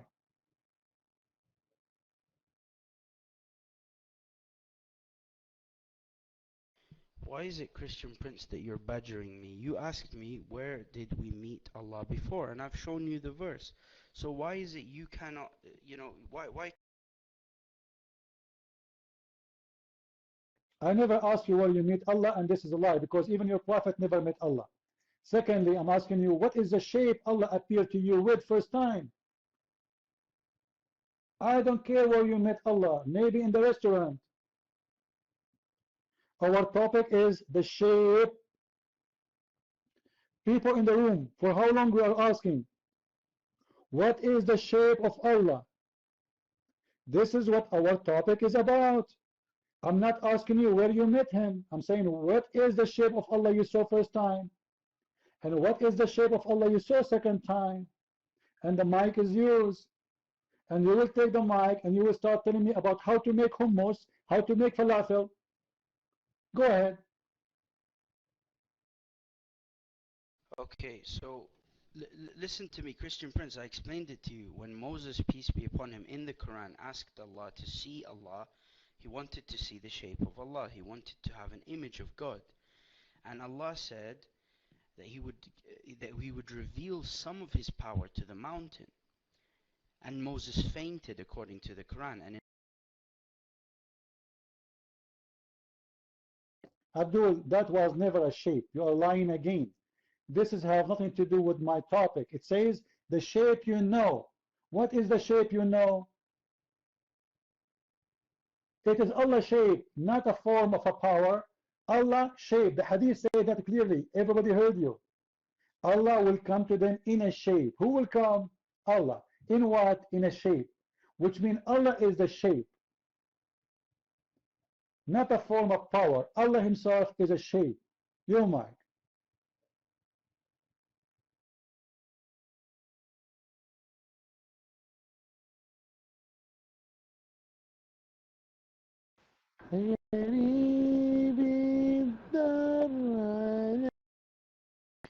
Okay, so according to what I'm telling you is that we humans cannot even perceive anything above the third dimension through physics. If you study physics, we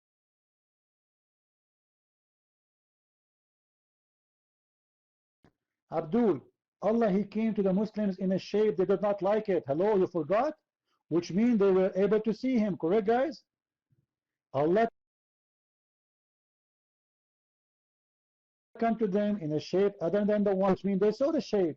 They were able to see that shape in that dimension. So what is the shape of Allah? It is obviously something you can see. It's obviously something easy to see. To the point your prophet, he said, you will see him the same as you see the moon and the sun. So your prophet is comparing the shape of Allah to a physical shape of the moon and the sun. Guys, is the moon something physical? Is the moon something physical? It is, right? Okay. So it is, who is the one comparing Allah to the moon? Your prophet. What they will see? A shape. Who is that shape? Is Allah. So again we repeat, we go from zero. What is the shape they will see? Your mind.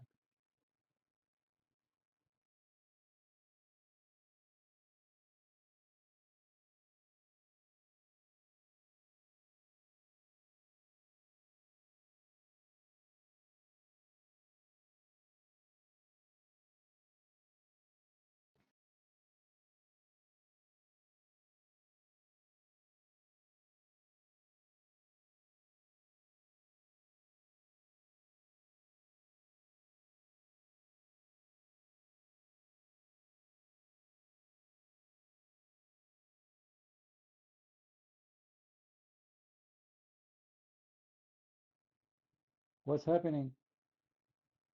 What's happening? Are you there? Take the mic. What is the shape of Allah you Muslims will see? Very simple question. It's not complicated. You know what? Why you don't say we are ashamed of our prophet stories? Because this stories is exposing our religion. And we Muslims, we have no idea what is the shape of Allah, what Muhammad is speaking about, and we are just a bunch of Abduls who believe blindly. Otherwise, you tell me, what is the shape of Allah? Very simple. Your mind.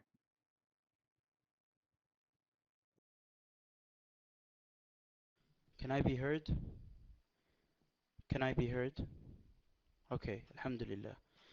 Bismillah ar-Rahman ar-Rahim. In the name of Allah, the most merciful, the most beneficent.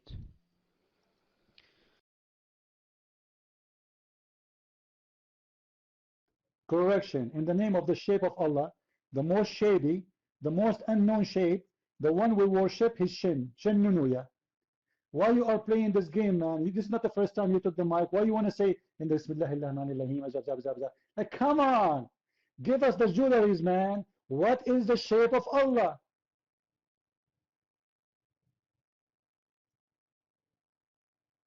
Why it's impossible for a Muslim to answer a question? Very simple question. Your prophet said Allah has a shape. What is the shape of Allah? iPad, iPhone, iLeg, Allahu Akbar. What is the shape of Allah? And then after that it says Allah will come to them and will uncover his shin. This is why you stop reading it, correct guys? He is the one who said you are taking things out of context, right? Did he say that? He stopped because he didn't want to read after, because after that is going to say Allah will show his shin. Your mic. Mr. Bismillah ar-Rahman ar-Rahim.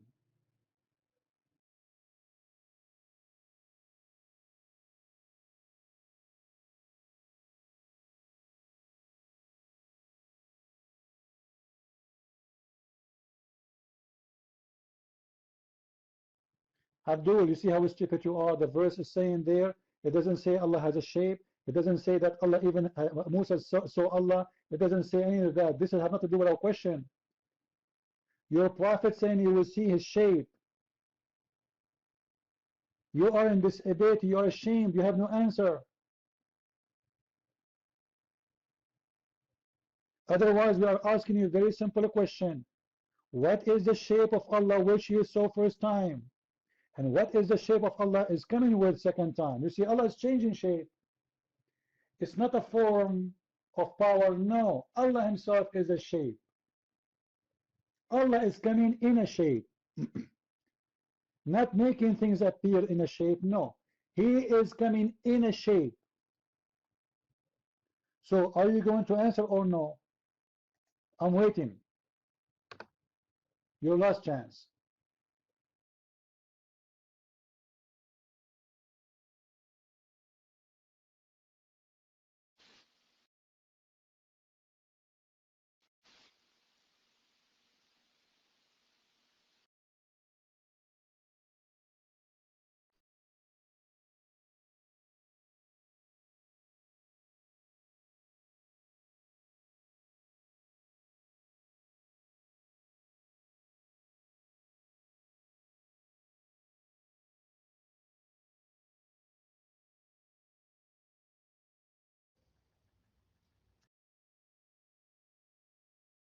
Hello, can I be heard?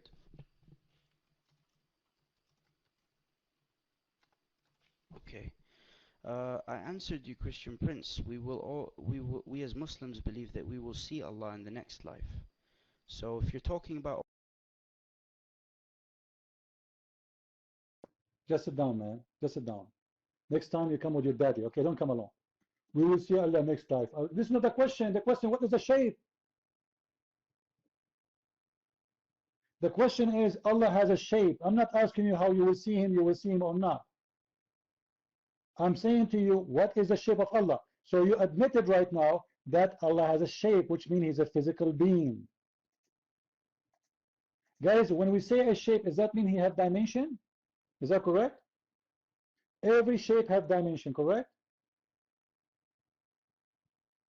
Do I agree? That means is Allah is exist inside his creation, because as long as he have the dimension, he is exist inside something. But the Muslim reject God to be in the man because he cannot be inside his creation. But obviously, Allah not only inside his creation, but yet he has a shape. And not only this, the shape is disgusting. How we know? Anyone notice that this shape is disgusting? Did you notice, guys? How we know that this shape is disgusting? Anyone can tell me? Let us see how many of you are thinking. How we know that the shape is disgusting? Anyone notice? Because the Muslim rejected. Not only they rejected, they said we seek refuge against thee, which means this is a very ugly shape. Allah is coming to them in a very ugly, disgusting shape. Maybe he will come as a cockroach, maybe as a snake, maybe as a beast, because no way it is good. What is the reason to believe in that? Because simply they will say we seek refuge against thee. Against who? Against Allah in that shape. So Allah, he go back to his bedroom. He took off all his clothes. He opened the 3-dimension printer, and he reprint himself again in different shape. And then he go back to the Muslims. And then the Muslims, wow, mashallah, this must be you, Allah. Allah, you must be our God, aren't you? Aren't you? So Muslims, they worship shape. They don't worship God. If God changed his shape, Muslims, they reject that shape. Yeah, we saw it many times. We saw it. So Allah simply is a physical being, and he always have a shape. He have original shape, but yet he can change his shape, and yet his shape is ugly to the point Muslims, they reject it, and they say we seek refuge against thee to Allah. So now according to Muslims we have two Allah: Allah in that shape, the ugly one, and Allah in the shape Muslims are waiting for. And my question is, what is the shape that Allah will come with second time? And look what the Muslim will say when Allah come to them in the shape which they know. Then Allah will come to them in a shape they know and will say, I am your Lord. They will say, yeah, no doubt, you are our Lord. And they will follow him. What a drama. What a drama. Anyone knows why this is a drama? What the point of coming first time with different shape, man? If you have to change your shape to be accepted anyway.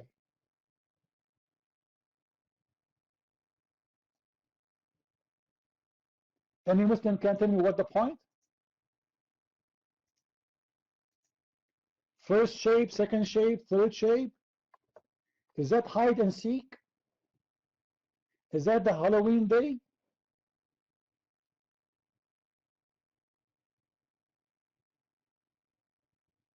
What happened? You see, he ran away, the coward, because he has no answer. Do you see, guys, how we expose Islam? Do you see how we expose Islam? Very simple, very easy. This is the most stupid religion ever you can imagine. They have a God, he have a shape, they don't know how he look like, or what they know he have a shape. He have a leg, he have a hand, he have an arm. How they look, they have no idea. But Allah has a shape. He is the creator who cannot be inside his shape, but he himself is a shape. Oh, who is the one who created the shape of Allah? Or maybe he bought it from eBay.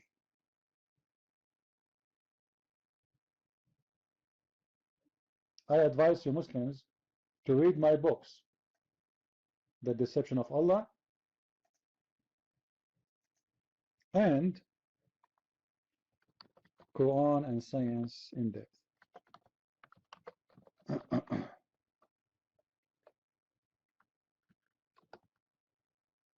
All right?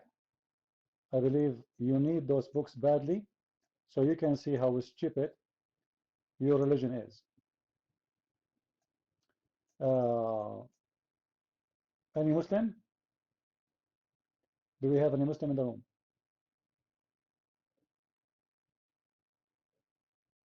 We are out of Muslims. We will make a new order very soon. Let me call Pizza Hut.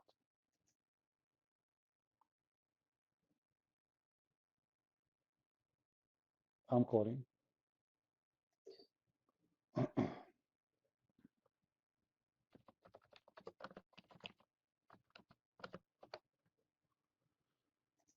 Anyway, please, thank you, Mike.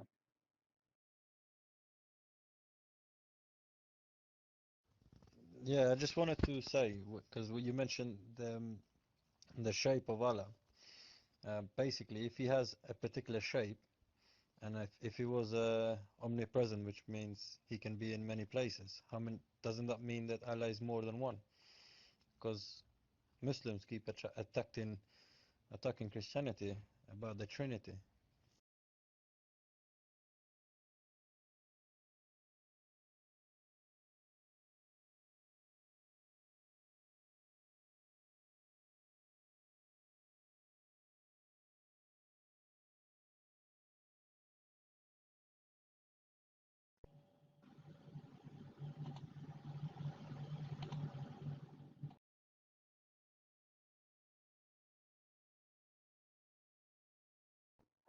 What's happening here? Well, they can they can play with this, but they cannot play with our question. They can say to you, yes, Allah has a shape, but Allah is everywhere by his knowledge, brother. All right? Any Abdul? Are we enjoying the room, guys? Are we enjoying it?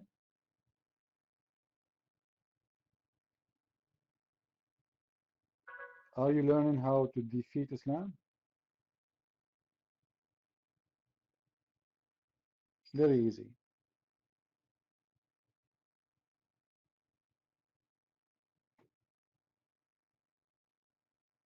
And you need to learn always. I don't speak Arabic, Stephen.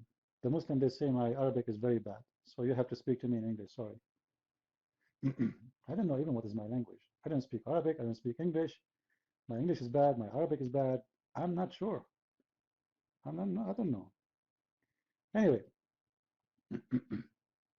so you Christians are funny. You believe that God can be a man. And actually, I had more surprises. I just gave him one. I just gave him one surprise. I did not even mention the rest of the surprises because we have a lot of them. Where Muhammad himself, he compared between Allah and the false Messiah. The false Messiah for Muhammad is a person who is a man.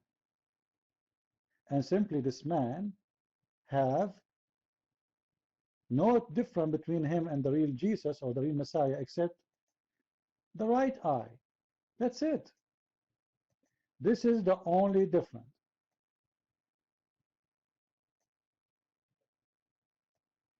When Muhammad he says the false Messiah have a problem with the right eye, but the real Allah don't. This means Allah is just a man because the false Messiah will come to play what? To claim that he is the Messiah. As simple as that.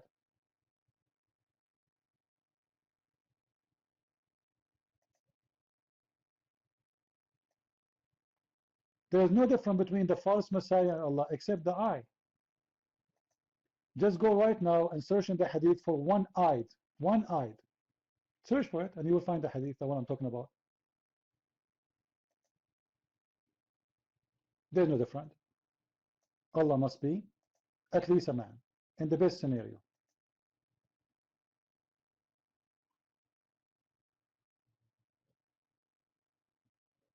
But yet the Muslims cannot really answer. They are very confused. They have no idea who is this God or what they know. They've been told that Allah is God. How, why, who care? Muhammad, he said so, it is so. Who is Allah? Only Allah knows. Actually, it's very well known that Muslims always, when you put them in the corner, they will say to you, only Allah knows. And even if the question, any question actually, Muslim, they will say to you, only Allah knows. Why? Because simply nobody knows anything about Islam. This is a very confusing religion. And the only way for a Muslim to protect his neck from being cut off is to say only Allah knows.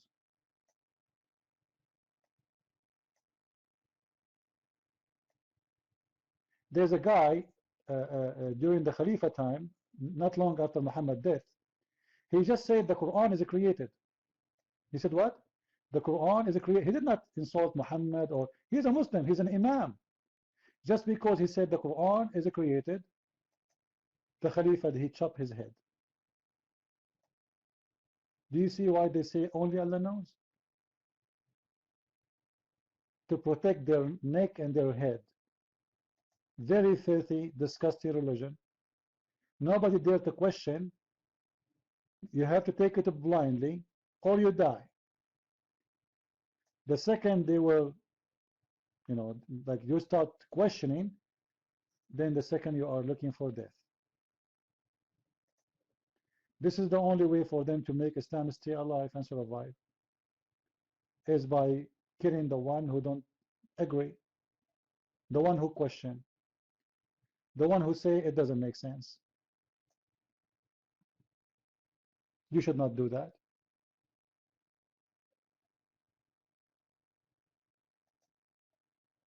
This is why the Quran made a special chapter or verse. It says, ask not questions, chapter 5, verse 101.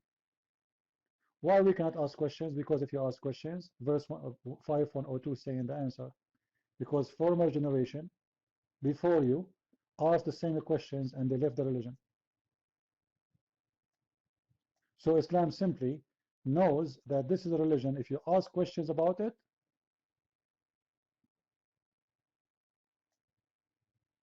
you will leave it.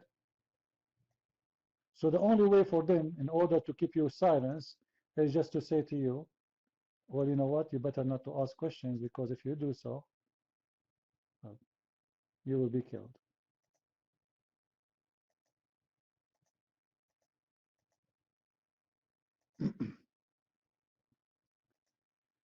Do we have any Abdul here?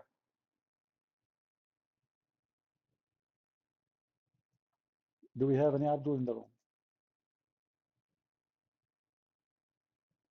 Abdul is required to the front door. Any Abdul?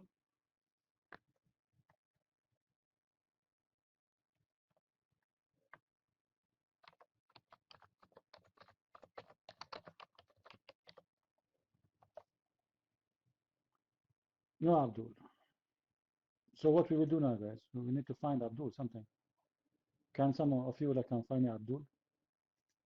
Okay, I have an offer for you. If you can't find me Abdul, I will make you an admin. What do you think? Seriously, I will make you an admin when the room is closed. And this way you have no problem, like you don't need to bounce anyone or anything. Anyone?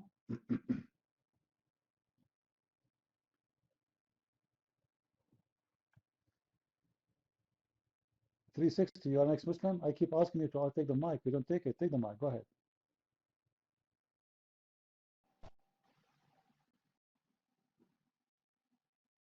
Yeah, peace to everyone.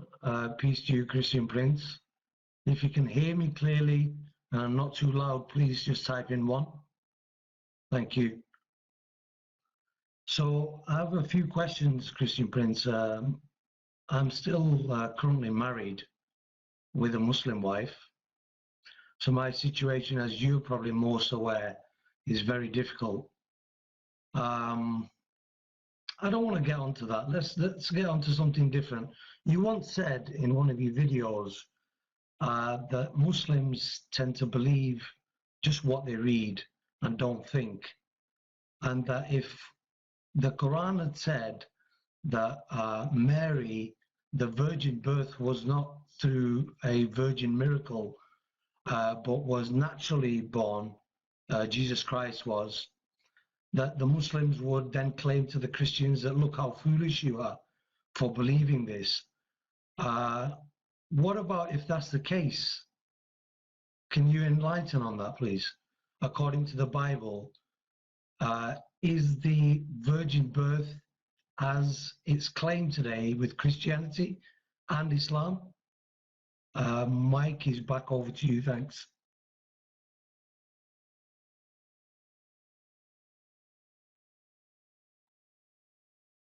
All right. What I'm trying to say that when Muslims believe in Mary to be a virgin, why do they believe in it? If Muslims they speak about logic, well, this is not logical. Correct, guys? It's not logical for a woman to have a child without a man. It's against science too. But the Muslims don't question that. So when the Muslims they say to you, it's not logical for God to have a son, then we need to ask ourselves, do Muslims believe in logic anyway? Is it logical that God can, a woman, she can have a son without a man? So why the question don't make fun of it? Why the Muslims don't make fun of this?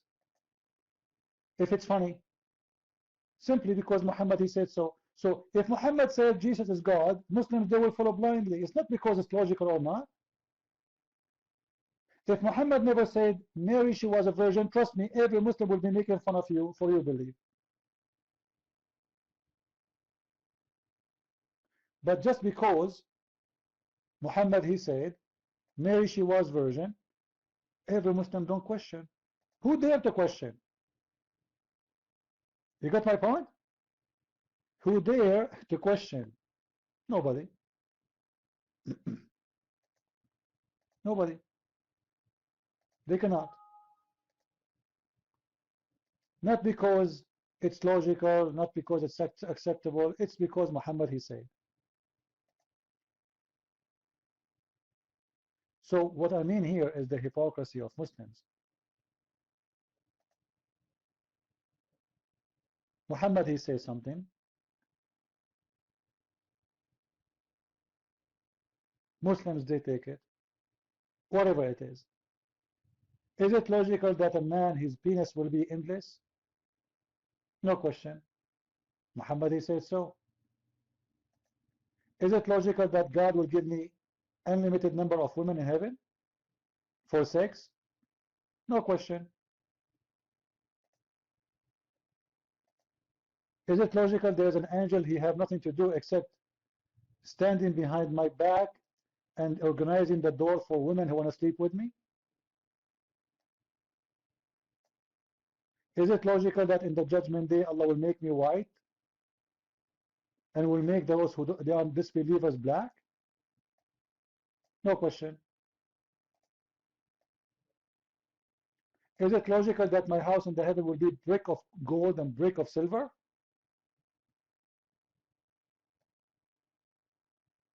No question.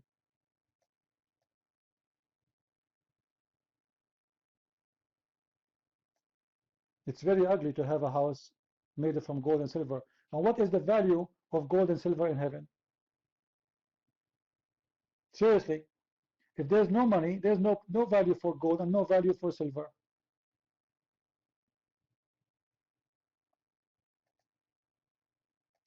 If everything for free,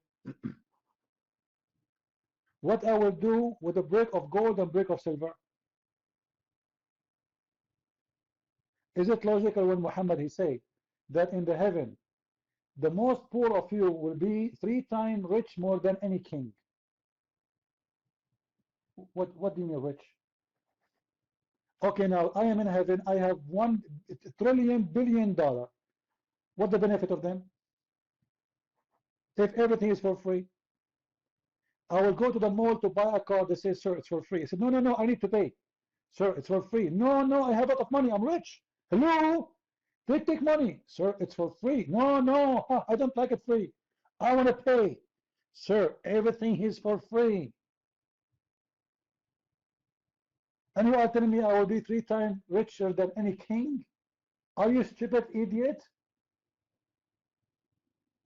Obviously, he's fooling them with desire for money, desire for sex, desire for wine. A river of wine, what I would do with a river of wine?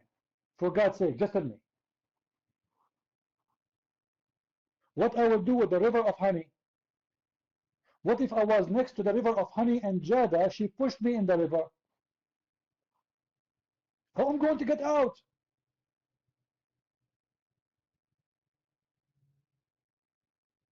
And what the bees will do for me? And how the honey will run in the river? Unless it's very hot to the point that you hate it. Nobody asked the questions. But brother, when you enter the heaven, there is 2 angels waiting for you. Do you remember, guys, the video? Do you remember it? There is what? There is 2 angels waiting for you. Where are they? Where waiting for me? Where? In the front door. And what they will do? They will give you 2 drink. The first one will make you white and tall. No, actually, the first one, sorry. The first one will take all the dirt inside you. It's like will cause you diarrhea. Diarrhea. All the dirt will go. Now the second one, the second drink, will make you white and tall. I like that. All my life I wanted to be short, man.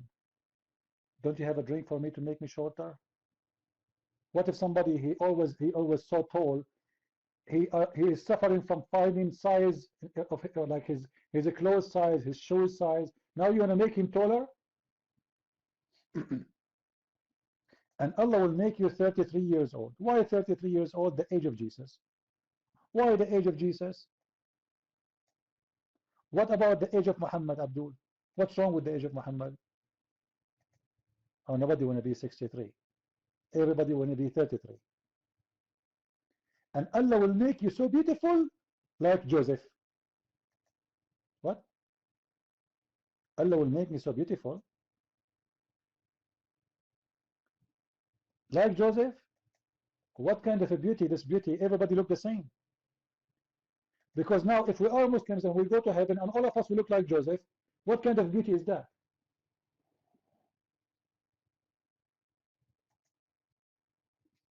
Everybody is Joseph. You say Joseph, everybody say hi. You look like Joseph. I look like Joseph too. Oh, you look like Joseph too. Oh, mashallah. Even everybody look like Joseph. No, the women actually, the funniest too, that all the women, the black-eyed women, they are the same look.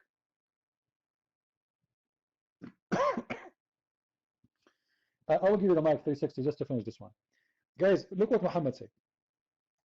Allah promised the Muslim women when she go to heaven, she will be 70 times more beauty than her beauty in the earth. She will be what? 70 times more beauty than her beauty in earth. Just to show you how stupid this, you see, the Muslims don't think. I'm not like them. If we have three women, let us say. The first one is ugly. The second one is twice beautiful. The third one is 3 times beautiful from the first one and twice beautiful from the second one. And then Allah made them all 70 times more beauty. It's mean you're still ugly. Because still the one who was 3 times more beauty than you is a 3x70. And the one who was twice more beautiful than you is twice x70. Are you getting my point? So when you were ugly in earth, you are ugly in heaven, and nothing changed. Yes, Allah made for you 70 times more plastic surgery, fixing your nose and your toes, but still you look ugly because simply everybody there is more beautiful than you. And actually now it's more ugly too because now they are the one who is 3 times more beautiful than me is 3x70, which means she became extremely beautiful. She became like a Barbie maybe. You see the logic of this religion? Anyway, if you feel like converting to Islam, brother, don't worry. Allah have a lot of versions for you. And right now, Allah is making their skin smooth. Anyone knows how long it took Allah to make the skin of the women smooth in heaven?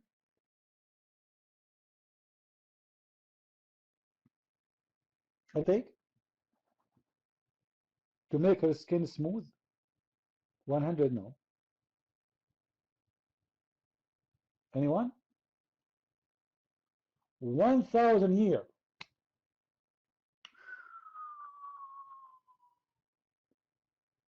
That's a lot of time, man. And Allah's so slow. It looked like he's having sex with her. He's not making her skin smooth. He don't want to leave her. I thought Allah, he said be is going to be. Isn't it the Muslim, they say, Allah, if you want something to happen, he say be is going to be? And then we find that Allah will take him 1,000 years to make the woman's skin soft. Like why? She is a gladiator?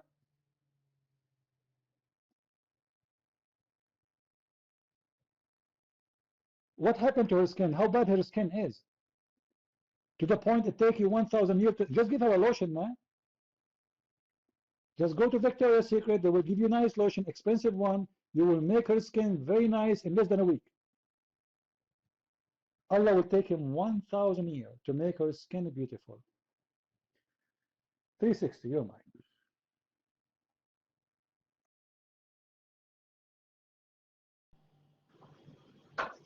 Yeah, thanks, CP. Just continuing, your knowledge is amazing, man. Absolutely, and you're a funny guy.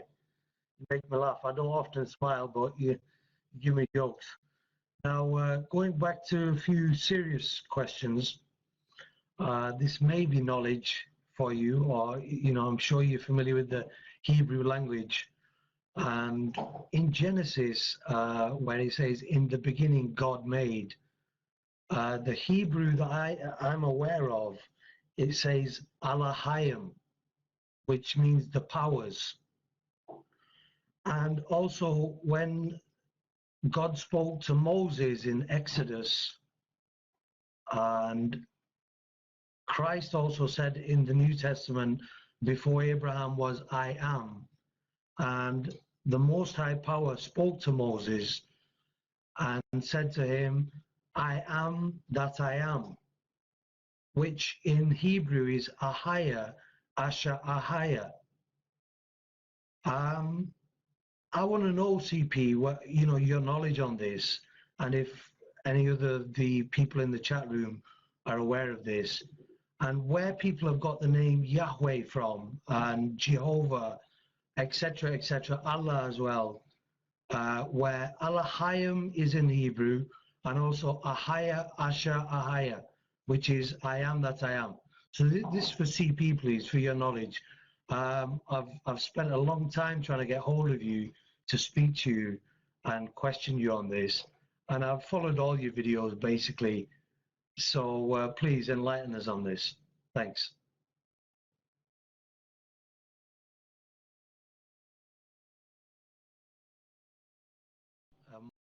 Mike is yours, CP. All right. You see, the Bible come with many names, but in fact they are not really names. They are just description. When God, when Moses, he said to him, "What I will say to them," he said, "I am," as you said, right? But the word "I am" is not really about I am. It's about I am exist by myself. I am the one who do not need to be created. I am the one who by himself. I am the one who is everything. I am the eternal. The word I am is not about I am as much as about the independent, the one who don't need. I am your Lord. So all the names you mentioned and those, they can come as description for the power of God, the might of God, etc. But they are not really names.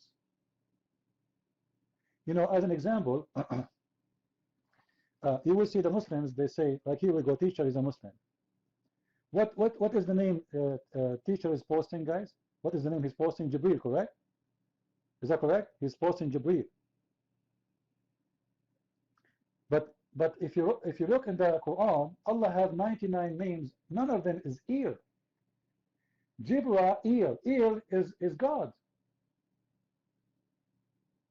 If it's a name for God, then we should find this name in the Quran. But there's 99 names of Allah. We cannot find this ear between them. Why?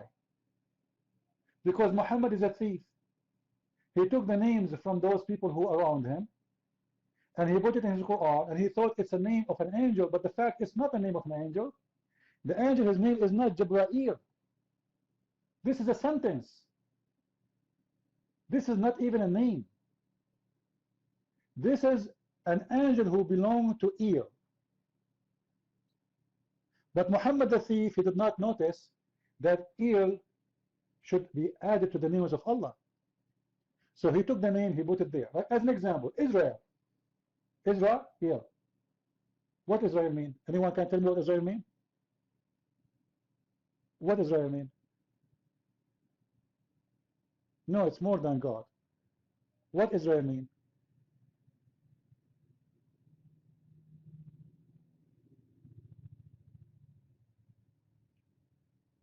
Nobody knows? Struggle with God. People who struggle with God. The people of God who will go with God. They will live with God. They will struggle with God. They will associate with God, which means they will go under the rule of God. But this is not a name. It's a sentence. Muhammad, he took it with his Quran. He forgot that this is belong to ear. But his ear, this ear is not exist in the Quran. Same for Ishmael.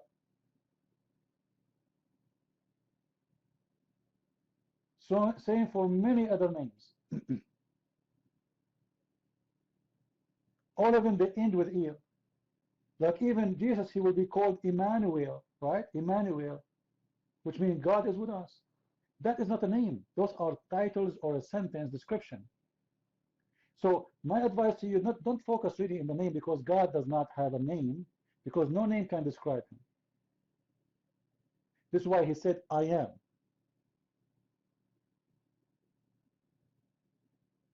I am. This is the perfect description exists for God. He is the one who gave it to us. For no other name can really fit to his glory.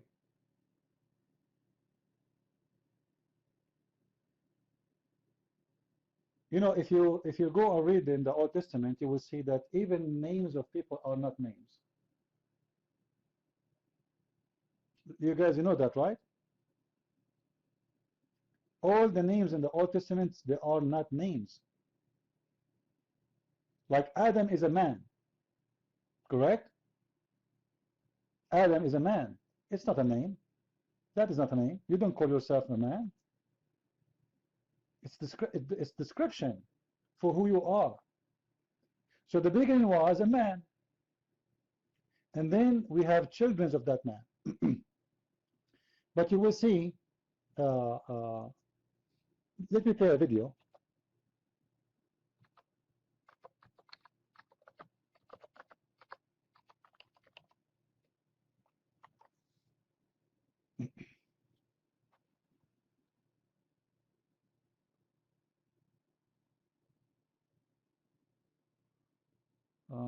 Let me see.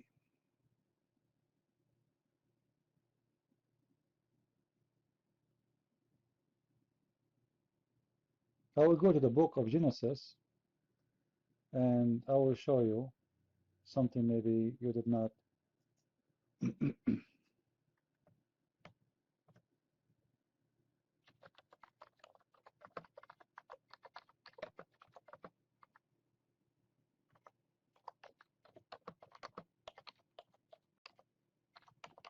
I'm searching for it.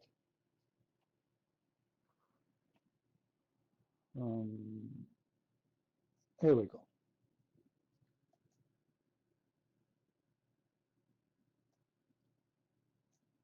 Let us watch this video.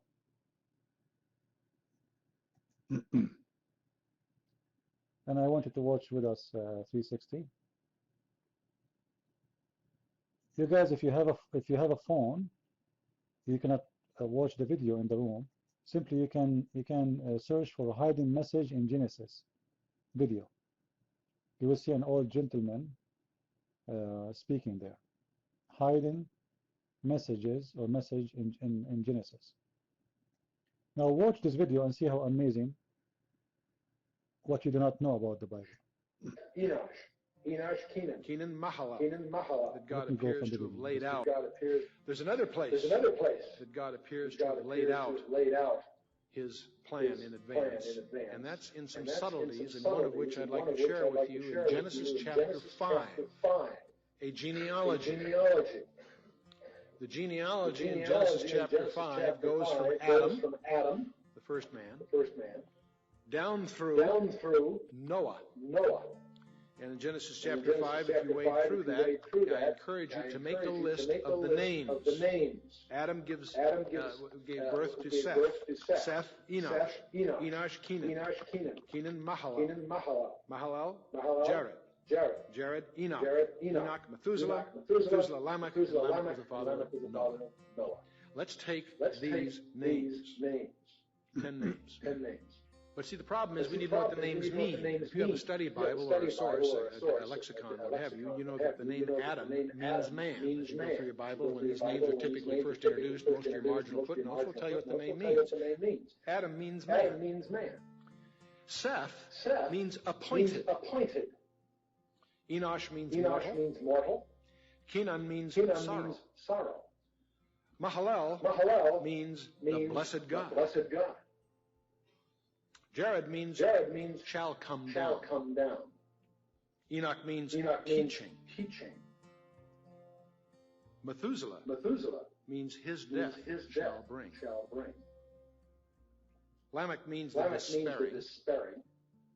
And the word Noah means rest or comfort. Now, let's read that genealogy as a sentence. Man is appointed mortal sorrow. The blessed God shall come down, teaching that his death shall bring the despairing comfort. Isn't that wild?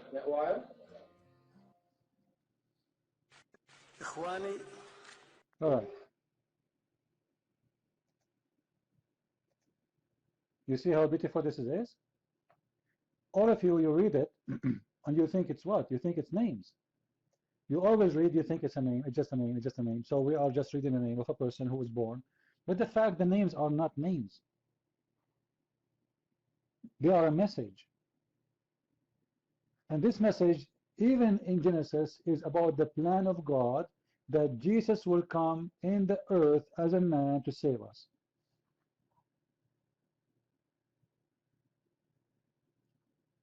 So in fact, there's no names. The Bible doesn't come with names. Every name is a reason, not a name. I call it a reason because there's a reason behind those, what you call names. The word I am, as an example, if you read it as a translation, or Ujimi, or Yah, or Yahweh, it's coming from I am. The one who exists by himself. So it's not really a meaning. It's not a name. But let us say this is the easiest way that God, he can describe himself. Or when you say, like you hear the Jews, they say Adonai. Adonai. Adonai simply that he is the one who masters everything, the artist, the one, the designer, the master, the one who is in control. So all those are not names. They are a description for the power of God and what he is about. But there's no name really, I believe, which can tell us who is God. This is why I believe that the best was given to us in the Bible, according to God, is I am.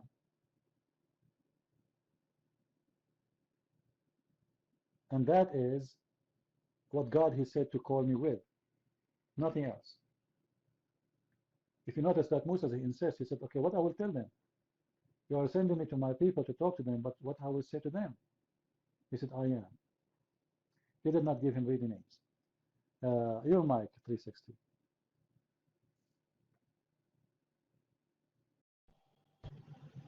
Yeah, thank you, CP. Beautiful video. And yeah, this is the name. This is the true name, that I am that I am. And like you said before, nobody can comprehend the Most High power. So that name is enough for everybody to just consider and come together as one, you know, under that name. If that's not the case, what is the true name of the Most High Power, CP? I didn't get that answer from you before. Thank you.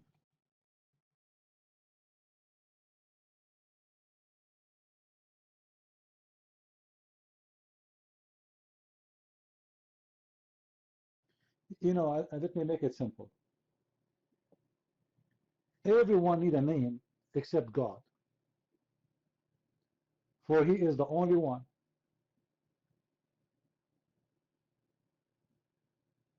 There's no, like you say, I have a name because you need to differentiate me from you. Correct? I have not only one name, I have a first name, middle name, last name, etc. And not only that, I have Social Security, and I have a driver license, because there's many of us, and we became billions, and now people, they can get confused about who you are. When it's come to God, there is nothing can disturb his existence about names. You see, in Christianity, we learn not to worship names. We worship God. Now, all the names, or let us say the words we use in the Bible, as I said, they are not names, they are description of God, but I believe strongly none of them is a name. So you are insist to have a name for God, you can call him whatever you want. Because whatever description can provide or describe the glory of God is about God, and it's a name for God. Like if I say God is love, God is love, that's a great name. But still, I will go by what he said. I am. So there is no really a name to follow. We don't follow a name. What if somebody called himself the same name? Are we going to follow the name? You see, sometimes Muslims they come and say, "Do you know that the Christians in the Bible translation in Arabic they use the word Allah?" For sure, this is a false translation. However, our problem with the Muslims is not the name. Let us say, for the sake of argument, Muslims they change the name of their God and they call him Elohim.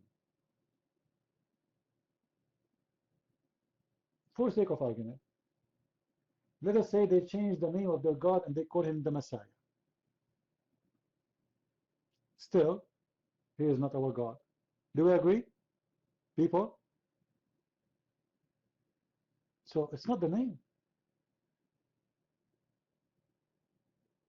As long as there's nothing comprehend God, there's no word can explain God, which means there's no name can describe God to us.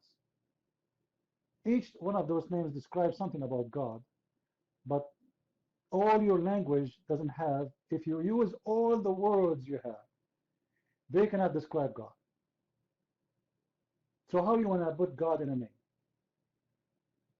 This is why I say that there is no really a name as much as it is about, even you don't have a name actually. You know, the Messiah, he said, you shall know them from, somebody help me? You shall know them from what?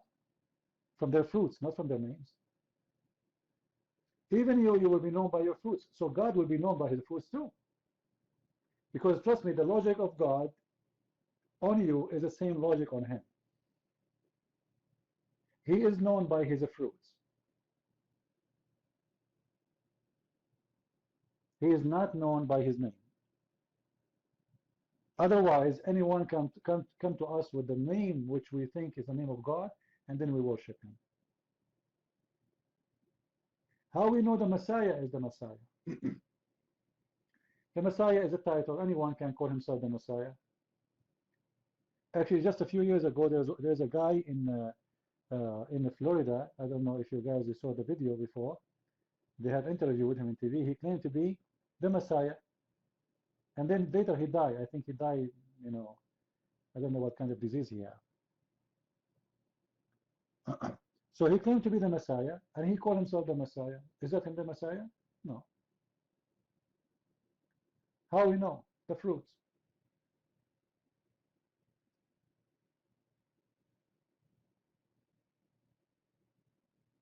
There's many people already, they claim to be the Messiah, like the uh, the one who created the Ahmadiyya sect in Islam. He claimed that he is the Messiah who is born again in India, who was married for 3 years. And people were not able to kill him in the cross. He went down and he ran.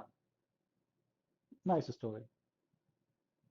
Yeah, the Ahmadiyya, Ahmad Mirza Ghulam, you know.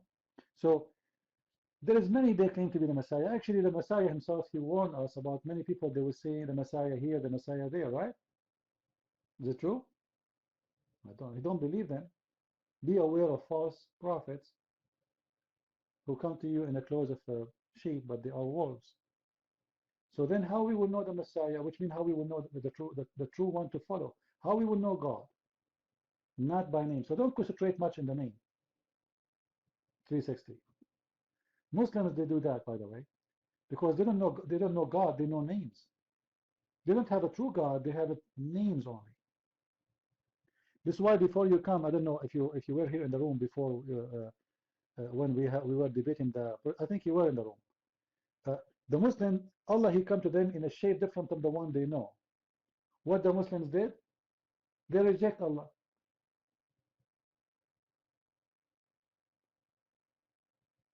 They reject him.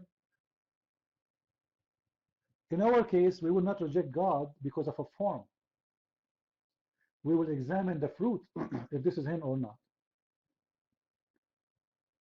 If somebody came to me and said, I am the Messiah, First of all, he had to teach the same as teaching of the Messiah. Secondly, he had to have the power of the Messiah. And the most important, he had the fruits of the Messiah. Because from their fruits you shall know them. If you don't, he's false. Saint, your mic. Thank you, brother. And it's a privilege to talk in one of your rooms. I used to watch your videos in YouTube, and I always enjoyed and learned from it. And I cannot add anything to what you already said. But regarding the name, it's just because it's kind of identifier. That's what it is. When the Israelite came out from Egypt, and the God said, like, just tell I am who I am, and Moses said, like, no, they already know so many gods. They have like gods, like this god, Pharaoh god, or this god, I don't know, or Balaam or Baal is this god, you know. So there are so many names around there, and then if there is a god which has no name, then it's like they were like babies. They will just get confused. And so God gave his name, okay, I am the Yahweh or Jehovah. And so, but like, as we mature in our faith, like we have to disconnect ourselves from that idea, that name. Because as Brother Prince already explained, like, no, it may create some confusion. And he gave nice example of name of Messiah. And anybody can come and just claim that he is Messiah and misguide. So if we know who Messiah is, then it is very difficult for someone to fool you. The same way for the God, if you know who God is, name doesn't matter because you know who God is. And so generally we should not go after the name, but like we should understand who that name represents. If we know that, then we actually know the person. We don't need any name.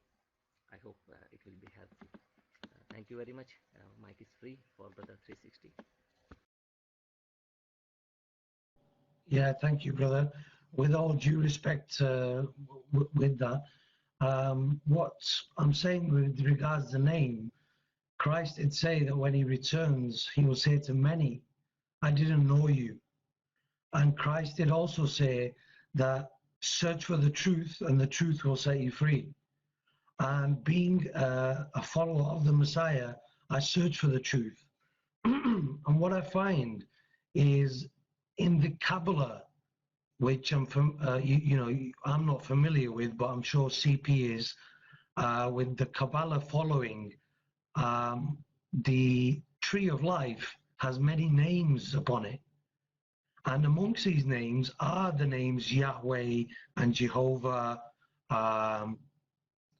but the top of the tree is the name Ahaya, which is I am, Ahaya. Now, that surely should be an indicator again that why this name has been hidden, not revealed. It's very obvious that the Most High Power, if he's claiming to be I am that I am, and we understand that we can't comprehend, but the Most High Power knows everything about us, the Creator. So why we can't accept this name?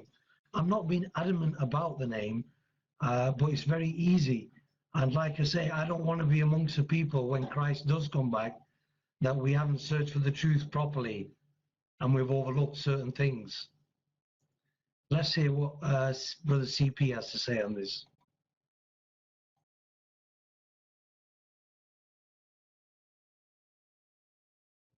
All right, just to make it simple for you, 360.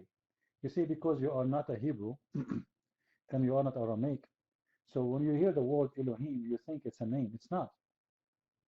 So does it make you more comfortable to say my God is Elohim? It's correct, but it's not a name.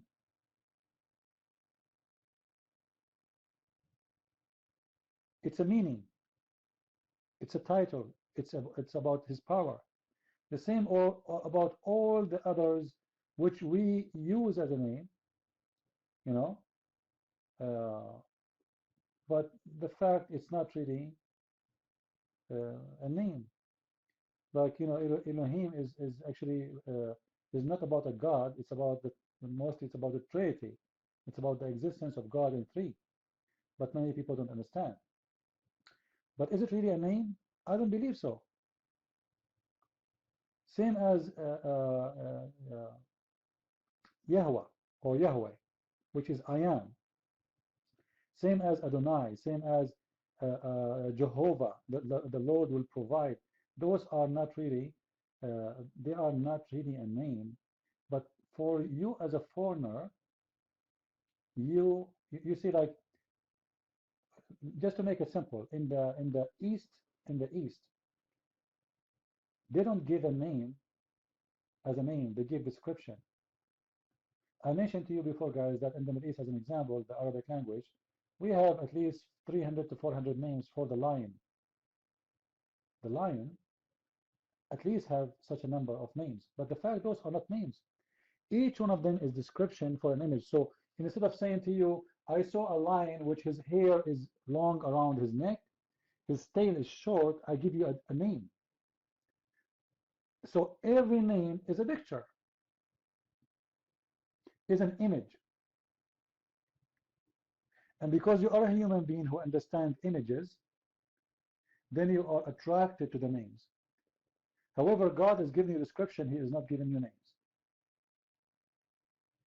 If you go and check every name or something you think it's a name in the Bible, you will see that those are not meant to be named as much as it is about description of God. Are you getting my point? 360?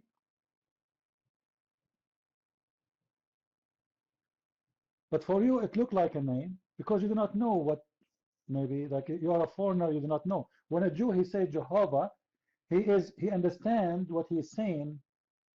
When someone is not a Jew, he says Jehovah, he thinks it's just a name.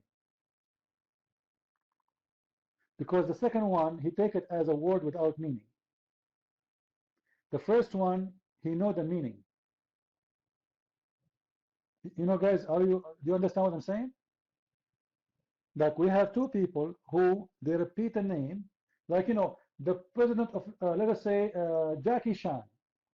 I don't know what Chan means.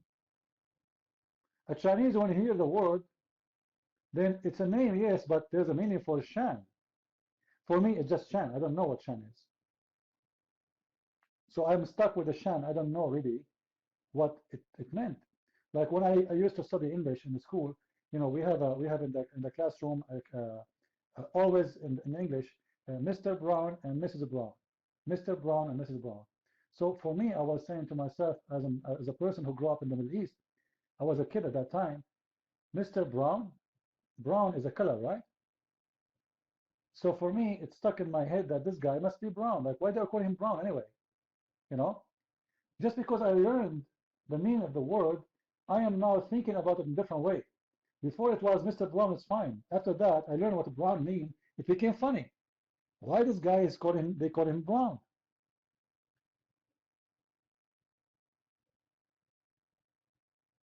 So after learning about the meaning, then you will notice that those are not really meant to be a name, even though they are used as a name. You see, human being brain is the same as a little computer. It works by images.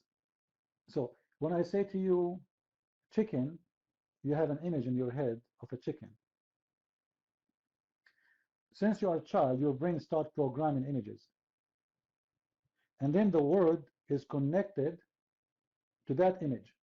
So you say chicken, the image of a chicken will pop up.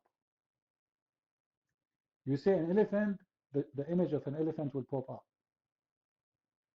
When you hear someone he lost his memory, you know, if it's total lost, he will not know what things are. Why? Because the images is gone. Something made the images white. How he lost his memory? Because there's a damage in the brain. But the person is the same person, but the images are gone. So don't be the same as many. They are looking for an image and a name. However, the Bible describes for us God, but as I said, I don't believe that those are meant to be a name, even though most of the Christians, they use them as a name. God is a lot more. There's no name can glorify him. He is using your language, remember. He is speaking to you based on your ability, your comprehend, not his. He is speaking to you in your words, not his words. Because if he uses his own, you will not really understand. I don't know if people understand what I'm saying. For me, I don't really care much for the names as much as I care for the value. And I care for who is God. And and saying that we will not recognize God unless we have a name for him, I don't believe in that. Why? Because simply God is always exists with name or without name. And there's only one. So how you will be confused? And then the book, he gave us a lot of details about, you know, the Holy Bible is the same as a manual for you to find out what is original, what is fake. So based on that, I will find out who is my Lord, not based on the name.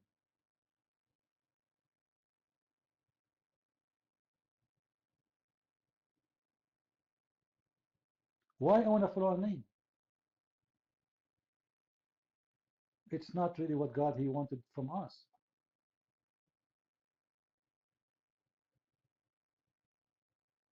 But many people now, even they describe themselves wrongly. They say, like, you know me, I am against people dividing the Christians, right? I believe in the unity of the Christians. I believe that we all should be one unit. There's nothing is called Catholic, nothing is called Protestant, nothing is called Orthodox. Those names actually they are the one who is making us divided. So we use them to divide itself, not to unite ourselves or to unite ourselves.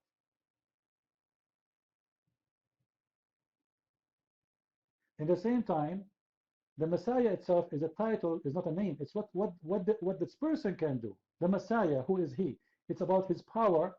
It's about description of his power, not description of a name. So instead of saying we are Christians, which means we are followers of Christ, we say, I am Protestant, I am Orthodox, I am Catholic, I am etc. And we forgot we belong to who? Because we are following names.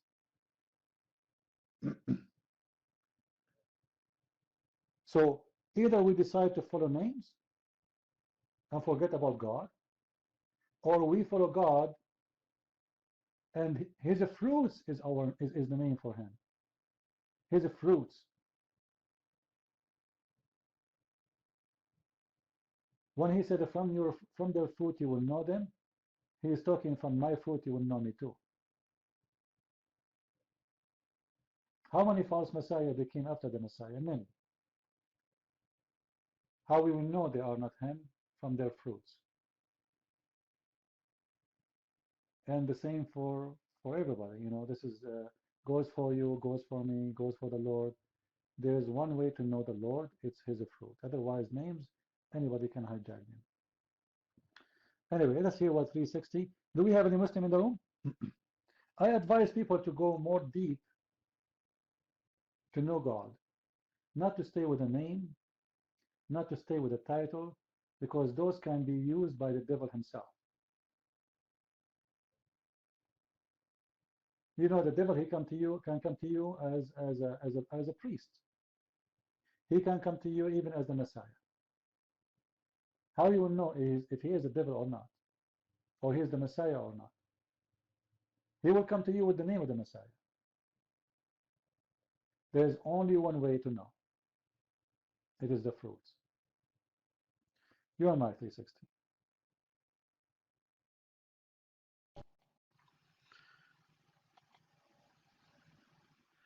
Yeah, thanks, CP. I understand what you're saying about the name, but for me, it's very important. Coming from the Muslim background, we call God Allah, and so the people in the Middle East who have the Bibles, you say it's a mistranslation or a false translation, and they use the word Allah in the Bible, is that going to be okay for me, knowing that the Most High's name was given as I am? Am I okay still to use Allah in the home amongst my family? What would your opinion be on this? Because, you know, it's a very difficult situation, understanding that which name I should be using for the Most High Power. And I did say to you as well, also earlier, CP, was that in Genesis, in Hebrew, the name is given Allah Hayim. So the name Allah does exist in Hebrew as well. I wonder what your opinion is on this. I'm sorry to take up your time today, but I'm very thankful as well, and I appreciate your time. And I don't want to praise you too much, but I'm sure the praise won't affect you. You're modest and you're of the Most High Power. I'll pass the mic over to you. Thanks.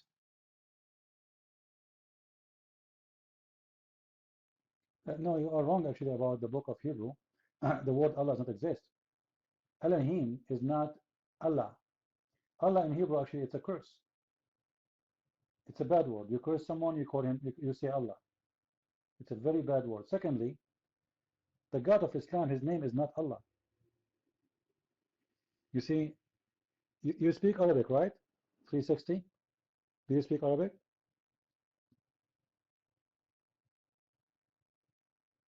You read. Okay. If you go to chapter of Al-Fatiha,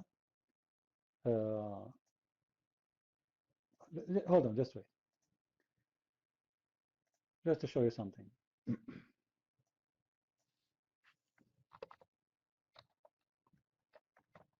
I will post for you this verse because many people do not know or don't recognize that the name of Allah, the name of the God of Islam is not Allah.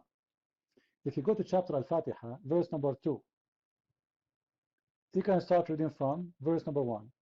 You will find that the verse number 1 it says Bismillah ar-Rahman ar-Rahim, correct? Bismillah ar-Rahman ar-Rahim. The first Allah, the first one is coming as Allah the way we know. The second one it says Alhamdulillah. Alhamdulillah. What happened? It's not Allah no more. You know what I mean? I'm saying? Okay, so what happened? Where is Allah gone? If Allah is the name, should not be changed. Now it's Lillah. Lillah. Li in Arabic, you know Arabic. Li mean two. La is the name of the God of Islam. So AL is an addition which means the la. Lillah, it is an addition mean to la. So the name is what? Is la.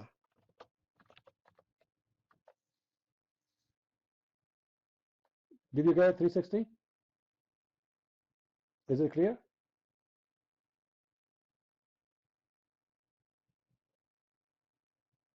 All right. So the word Allah does not exist in the Bible.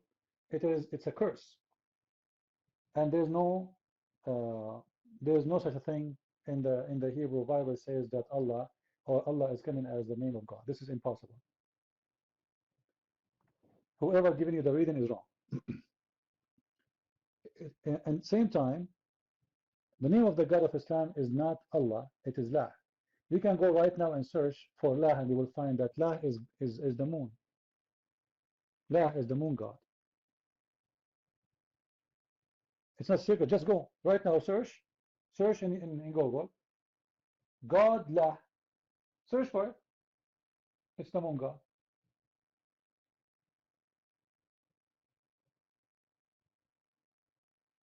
Actually, La,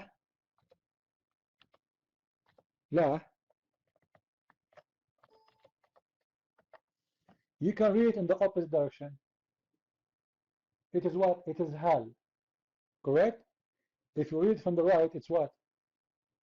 It is Hal. You know what Hal means? It's moon. This is why they call the small moon Hilal.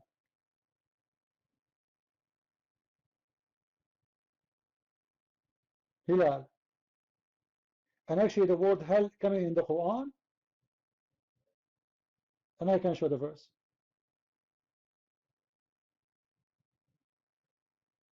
Are we following, guys? So the same word Allah, La, is the moon, God. If you read from the other direction, it is the moon God too. Some water.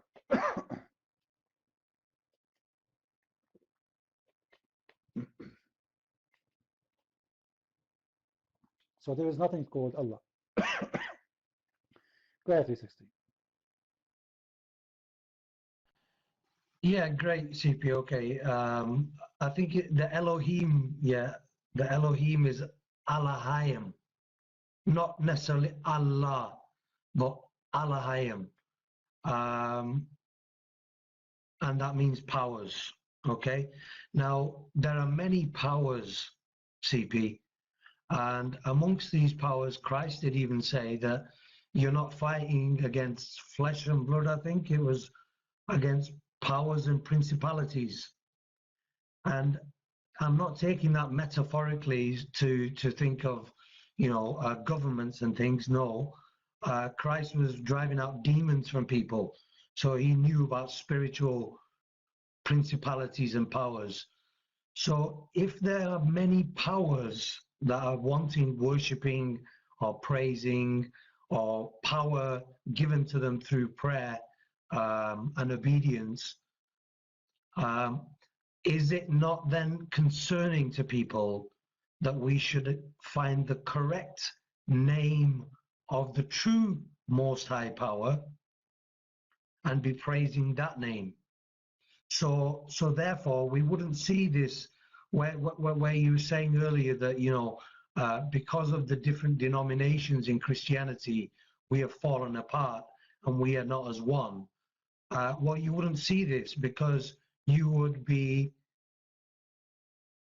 blessed by the true Most High Power in the unison and communion of the truth, because you search for the truth. And Moses was given this name, I am that I am. And it also says in Exodus that this is for an everlasting name. This is an everlasting name. As far as I know, everlasting is everlasting. According to the dictionary, is forever. So if I am that I am is the name, why on earth are we still using powers names such as Yahweh, Jehovah, Adonai, which are, like I said, they're on these Kabbalah trees, and these are also powers that can give you things in this world if you praise them. So I think it's quite pertinent and needed for people to look at that if you're searching for the truth. I'm sorry to be a bit too adamant on this. I have a few other questions as well, CP, with regards to Christianity or the modern day Christianity. And if you'd allow me to speak, I'd like to ask these questions, please. I'll pass the mic over. Thanks. Please answer my questions, yeah? Thanks very much. As I said, 360, those are not names and they are not power. They are a description of God.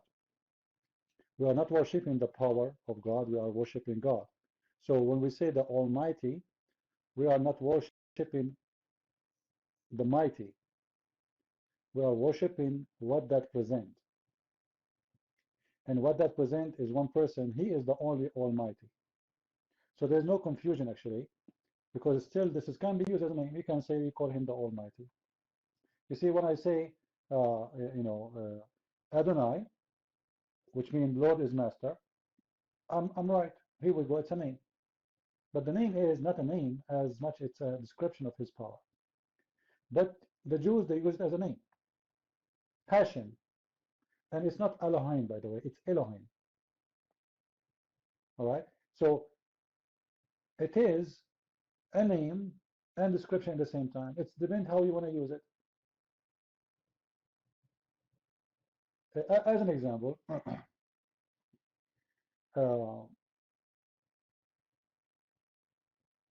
if you go to Mexico, you will see people, they are using the name Jesus. They have children, they call them Jesus. But still, all those millions in Mexico, still they believe in the Lord as Jesus, not their child as Jesus. Right? So the name here is not really confusing because simply they know who is the true Jesus. The confusion will be if someone come to you and claim to be that Jesus the one you worship, and he called himself Jesus. How we will know which one is the one to follow? Simply is the fruits. So I hope what I'm trying to say is very clear. It's not a name we follow. It is a God with the fruits, which we will know by the fruit. Is it clear? As simple as that. You know, when we pray to God, what we say? Is it true that Jesus said, our Father? Is it true? Our Father? Okay, is that a name? Is that a name? No. But still we call him our Father. Doesn't make sense. So how do we know which Father? Everybody is a Father. According to the logic of 360, correct? Everybody is a father. Logic, 360 himself, he had children. And he have a father. So are you talking about your father? The one who married your mother? No. So the name, it did not really confuse you. It's what you meant by that name. It's not the word really you say, it's what you mean by it. So when I say our Father out of heaven, I know exactly I'm talking about who, and you know exactly I'm talking about who.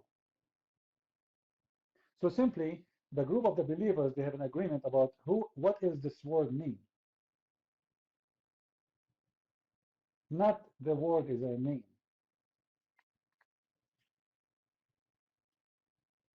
You know what I mean? So we don't worship the name as much we worship what we meant by that name or by that word. So we as a human, we have to use words because simply this is how we communicate between us and with God. And those words are nothing but images. So using them is just the way we are. This is how God created us. But I says that God is not a name and he will never be a name, and there's no name can really frame God. If you think there's a name can really frame God, that's impossible. So this is why he said I am, which means I am the one who is exist by myself. I am the Almighty. I am the master of the world. I am the creator. Everything, all the rest is to follow. The first is I am. I exist by myself, the existence. So he's real, he's exist, and he's exist before the creation. Anything else is not really important. Now you can. You said that you in your house you use your word Allah. If you want your children to understand why you don't want to use the word Allah, you have to explain to them first.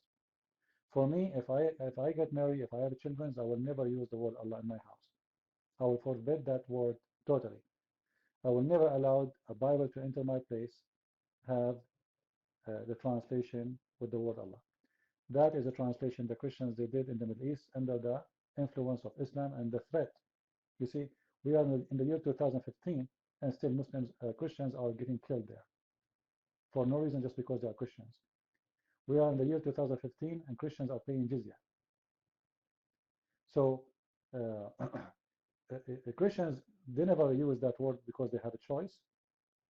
But do you know about the Sabian, the 360? Do you know about the Sabian? You heard of them? Okay. The Sabian, simply the Khalifa al-Ma'mun. There's two kinds of Sabian. There's a Sabian of Harran, and there's a Sabian of Mosul, and there's a Sabian of Yemen, and there's a Sabian of Egypt, and actually there was a Sabian, I believe, even in Jerusalem. Now, when the Ma'mun came to the Sabi of Haran, he was walking by over his horse. He's the Khalifa. He saw a bunch of Sabian wearing white clothes, dressed weird. So he asked them, who are you? Are you Christians? Are you Jews? Who are you?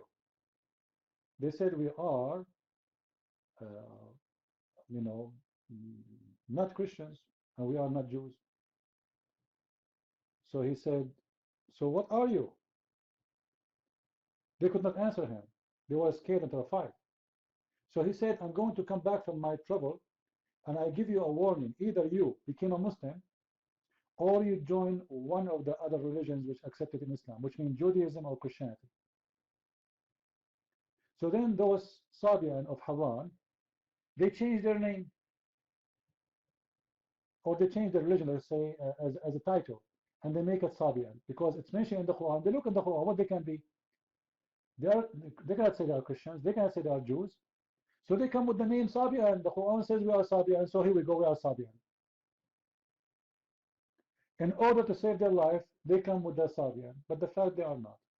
They are people who worship, they have, let's say it's a pagan religion who worship idols, stars, etc. So they change their name and they make it Sabian. The fact they are not.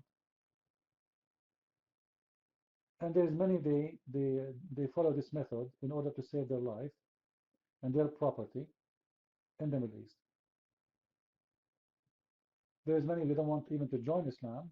They hate Islam, so they decide, okay, you know what, I'm going to convert to Christianity, but I don't like Christianity too. But they say this is the only solution from those people. They cannot convert to Judaism because Judaism, there's no conversion.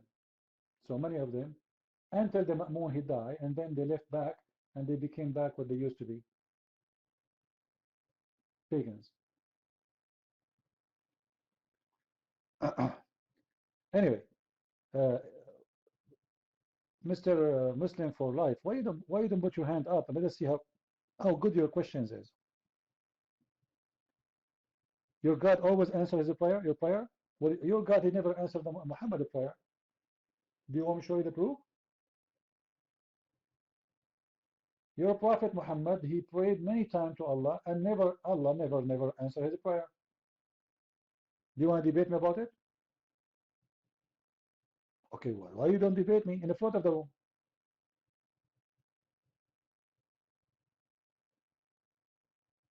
Do you dare?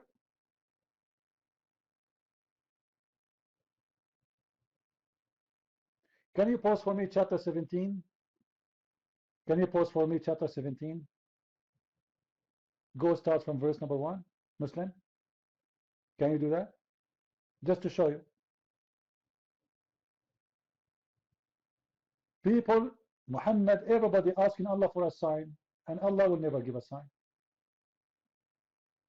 Where is Allah? How come Allah he answered your prayer, but he never answered the prayer of Muhammad?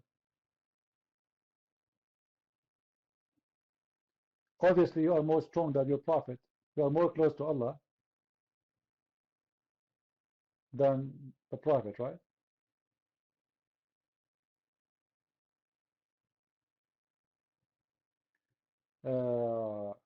Garudi, you're mine.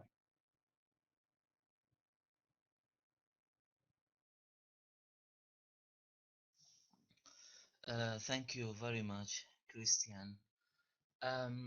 Your explanation of the name of Allah, which you said that it's La, it's not Allah, and you mentioned the beginning of Surah Al-Fatiha, Alhamdu Lillahi. So Lillahi changed from Allah to Lillahi. At the beginning, I thought it's interesting. I have to think and rethink of this, but just at this moment, I think again. But why, if this is the case, just please forgive me. My English is very bad, but I'm trying to to to explain my idea. I mean, if the name of Allah is La, like you said, and it's like the moon, and if you read from the right to left and left to right, the same meaning. I think it's not true. Do you know why? Because if we believe and accept this assumption, so why the lah change sometimes to Allah, sometimes to lah? I mean, even this lah is very changeable, because you'll say Hu Allahu. Look, it became a bit Allah. It's not lah. Hu Allahu, and in other contexts lillahi. So lah. I mean, it depends on the before and the after this word. So even this lah, I mean, uh, your explanation for this word la is also is not true. Even it's very interesting. I mean, but it's not true 100%, because it's very changeable, and it's I mean, it's transferred from la, sometimes la. So it doesn't mean that it's relevant to the moon, I think. So please, if you comment in this, I will be very happy, and thank you for you. The mic's free. Okay, Goody. Guys, did Mr. Goody, he said that the name of Allah is changeable. Did he say that? Did he say that? It changed, right? Well, this is a proof that this is not a name. Because if the name, you don't change the name. Let us say, my name is a Christian. So it's going to be always a Christian. You add that in the beginning, you add something, it doesn't matter. Anything you can take off from the name, it means it's not part of the name. So as long as we can take the al out of the name, it means this is not part of the name. Otherwise, you cannot take anything from the name. Muhammad is Muhammad. Is not going to appear Muhammad here and al-Muhammad there. His name is Muhammad. You can take the al because simply, you know, it's additional. Simply you speak Arabic, right? Garudi. The al is that. Do you agree? Okay. And lil, it is to. Do you agree? Lil bayt, to the house. Lil amal, to work. Correct? So this is a tool before the name. So what is the name?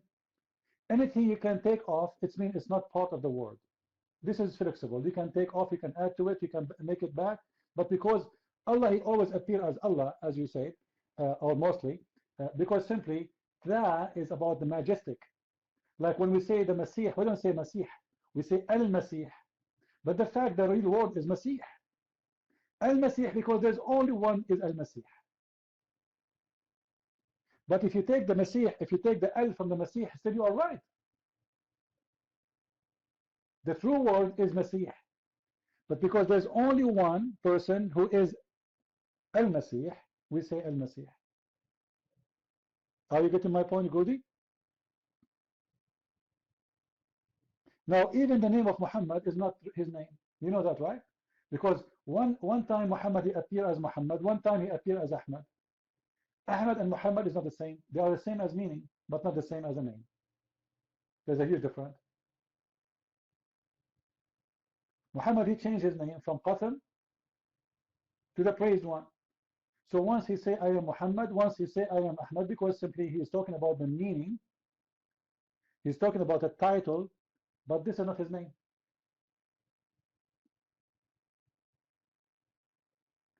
A real name will not change. If it's a name, will not. You will keep it as it is. Like, you know, when you translate a book, you don't translate the name. Correct? I say, Muhammad, he said, you can read my book. You will say, Muhammad, he said. I don't say the meaning of Muhammad, which means the praised one. You don't translate the name.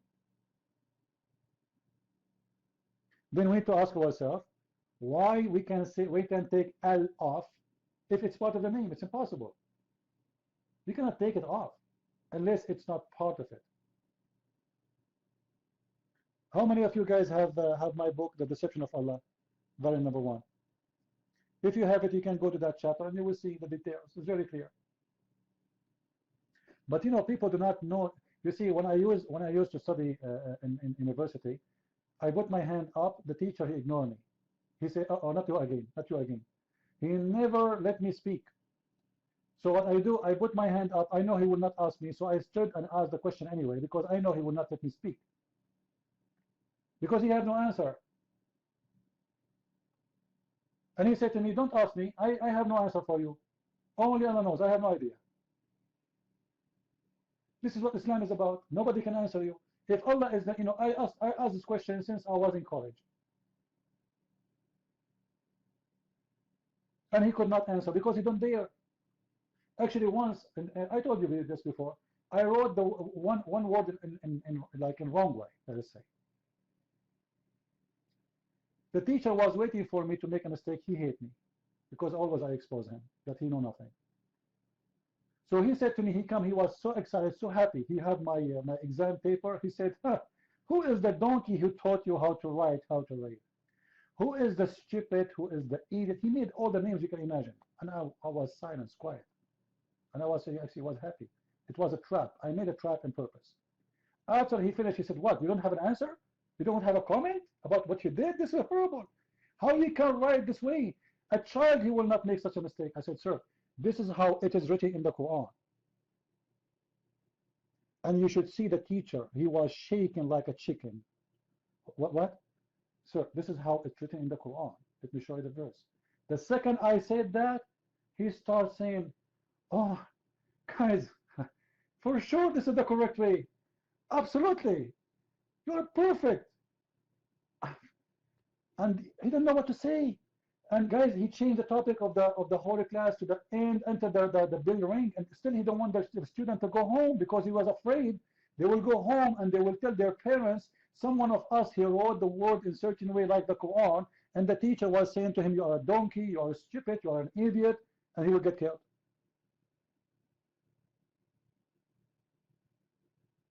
And this is Islam. So you don't, what I advise you, Garudi, I think you are a Muslim, right? You are welcome in my room, by the way. Don't go by what people say. Examine everything I say to you. Don't take my words for granted, let us say, because I might be wrong. But don't do, like, let's say, follow this rule with everybody. If someone's saying something to you, examine it. Names, they don't change. They are the same always. You cannot take a name, you cannot take word, or you cannot take letters from a name, and you cannot add to it. The second you can add to it, it's not part of the name. All right? Did I explain to you, Galawi, or still not clear?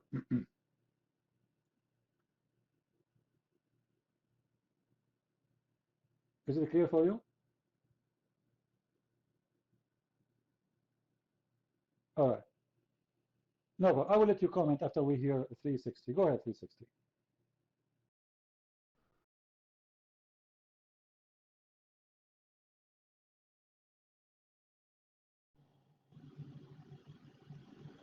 Yeah, CP, thanks. And I just want to say, going back to my situation, what is the advice that you would give for me being a believer of the Messiah as the last and seal of the prophets, and my wife believing in Islam, which comes 600 years later?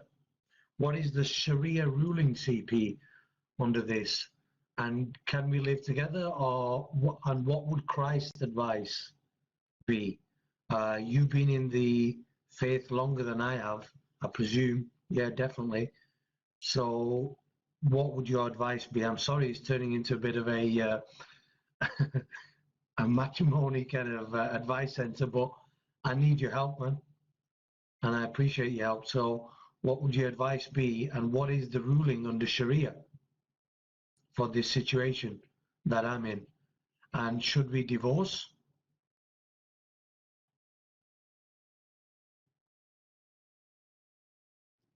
No, according to Christianity, God don't want you to destroy your house. You see, You are different from someone who was born as a Christian. A Christian should not marry a Muslim woman. Now, you are not the same case. You are born as a Muslim. You have a children. You have your wife. So God, He ordered you to preserve your house, to preserve your family, to take care of your children, to do your best so you don't destroy your house. All right? But if a Christian, he get married from a Muslim, then he's committing a sin. In your case, no. So now what will happen? Like in your case, what you can do, simply try your best to explain to your wife why you became a Christian. Show her. All right? Show her with love, not with hate. Don't hate your wife because she's a Muslim. Remember, you as a Christian, you should love everybody. And if you cannot love the people of your house, you can love who? Still, after all, she is your wife. She is the mother of your children. And she have no fault. You know, it's not her fault, actually. She is born from a Muslim family as you were born before, like her. Correct, people? It's not her fault. She's not a criminal. She's not a bad person. Maybe she's a wonderful person. So what you need to do, take care of her, try to explain to her with love, with passionate, and have patience. You see, 360, there's people, they come to my room and they keep insulting me for 2 years, 3 years, 4 years, and then they leave Islam. There's a guy who used to come to Paltalk. He opened a chat room. His name is Dr. I forgot. Anyone remind me? Anyway, once he come to my room after 3 or 4 years. Every day he opened a chat room. I open my room, he opened his room. Just to insult me and to call me names. After all those years, he come to my room. He said, "You are right. I am out of Islam." You need to have patience. You don't have patience, you will go nowhere. So I advise you to preserve your house, your family, and to treat your wife with love and passionate. Because remember, the Lord, He ordered us to love our wife the same, the Lord, He loved the church. Even though she is not a Christian, but that is not her fault. In the same time, try to do your best to explain why you became a Christian and why you think Islam is bad. You have my book, as you said. I don't know if you have it or not. Try to make her read it. There's many ways you can explain it. Now, in front of your kids, they ask you about what is the name of your God. They are used to say the word Allah, right? Try to explain to them slowly, because it's going to be hard for people to understand what you are saying. Like, well, why we don't say Allah? What's wrong? So the first thing you need to do to explain that God is not a name. You see, my problem with Muslims is not because they worship someone, his name is Allah. No, this is not the problem. Let us say the Muslims, they change the name of their God and they call him Elohim. Still, this is not our God. This is why I'm against to use a name. Right? Because changing the name, still you worship the same person, will not make anything. Like, it's like, a clown, or, you are cloning something. I will take the Mercedes-Benz logo from your car and put it in the top of my Toyota, and then in my head I have Mercedes-Benz now.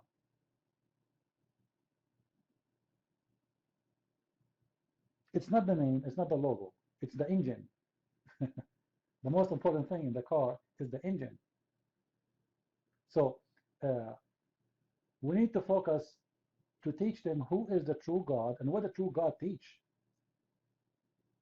The name will come with the fruits.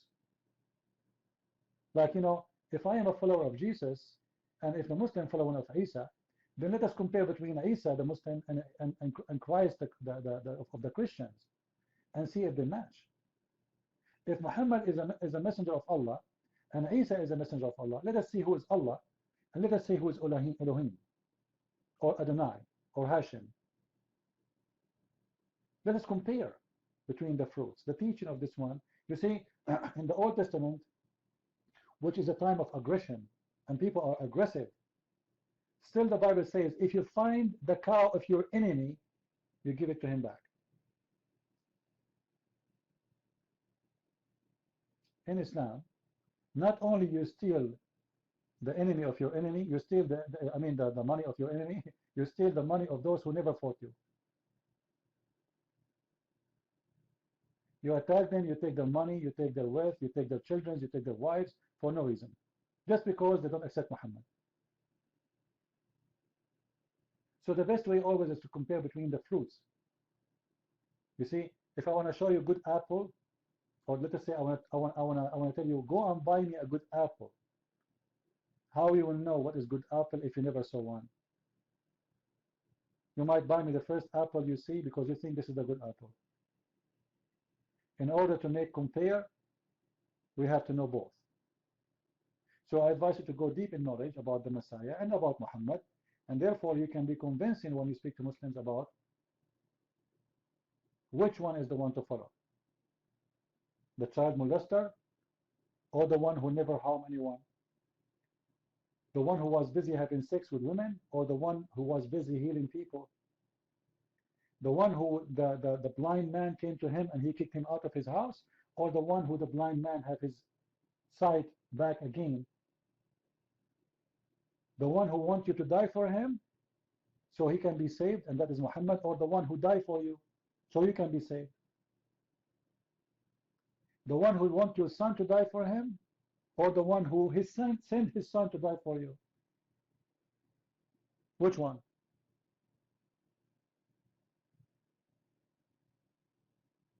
As you said, the truth will set you free. Crowdy, your mic. Go ahead.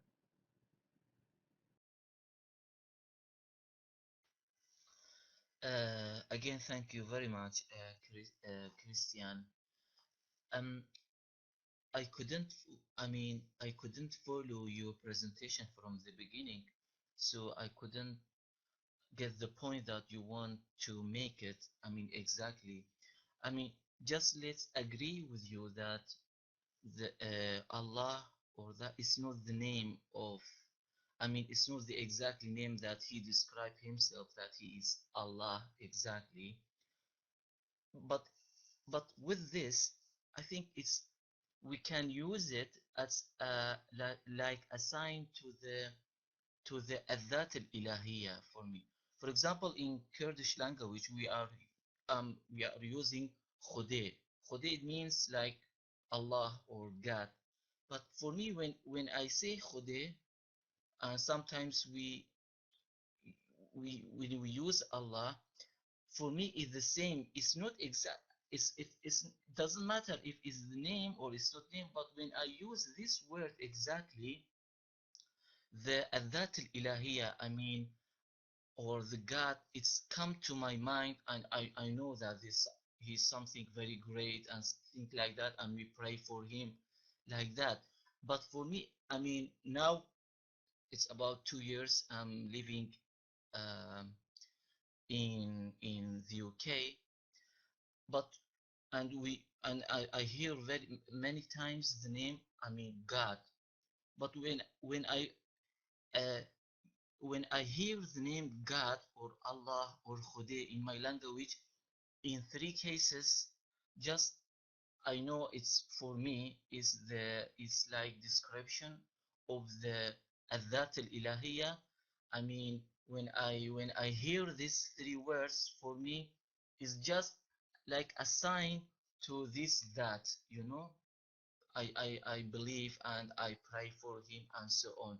So it's not a very big problem for me, because it's not, I mean, it's not a very big problem to say Allah, or to say God, or to say La, or to say Khode, or in Persian to say Khuda. All of these things is just like a sign, and and they they taught me to imagine the Adhat al-Ilahiyya, let's say that. So for me, it's very normal. It's not a very big problem. If And maybe it's better if he hasn't a specific name. If, for example, because there are many language, I mean, and the language is like a tool we can understand things. So I don't know. Maybe I am wrong. Maybe you have something to add to my information. But for me, Khuda, which is, or Khuda, or Allah, or God, all are the same. They mention to Adhat al-Ilahiyah. So for me, all is okay. I hope to comment on my understanding. The mic is free. All right. Let me tell you something. I don't know what is your education gradually, but I treat all people with respect. You see, when you study law, I have my first degree I got, it was in law, in Islamic law specifically. So let us say, speaking in general, speaking about law, let us say you are a police, you are a detective, and you go and you found an evidence. You don't go by one evidence to prove something, right? You have to have more evidence. All the evidence will lead to one thing, and then that will make you get the conclusion. Do you agree with me? Not only one, many. Is that fair? Okay, I gave you one. Let us examine others. There is an evidence that the moon god, his name is La. There is an evidence that the Muslim, they use the moon as a sign. There is an evidence that the Muslim fast by the moon. Am I saying correct or am I lying? You fast by the moon, you stop fasting by the moon. Your calendar by the moon. The sign at the top of your mosque is the moon. Correct? And if we search in history what Lah mean, you will see it's the god of the moon. And I showed you that you can take it easy from those names because simply they are not part of the names. It is La. And even, I can show you many verses from the Qur'an speaking about, as an example, Arjun. I don't know how much you know about your Qur'an. And you will notice that there's a lot of problems leading to one thing, that this prophet, he is a prophet of the moon god, which has existed long before Islam, and Muhammad is just copying other religion. If you go to chapter 36, verse number 39, you will say, وَالْقَمَرَ قَدَّرْنَاهُ مَنَازِلَ حَتَّى عَادَ كَالْعَرْجَوْنِ الْقَدِيمِ. Go and read that verse and read the interpretation and law.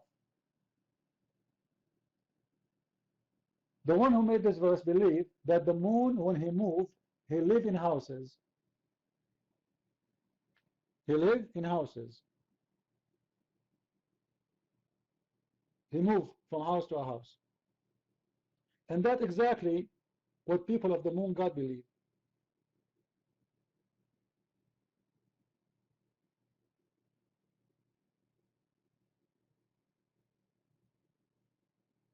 If you read about even the sun, you see that because the moon god religion, they have their own understanding about the sun, about the moon, about etc. Even those who are the Egyptian, they believe that the sun swim and go and dive in the murky water under the throne of God.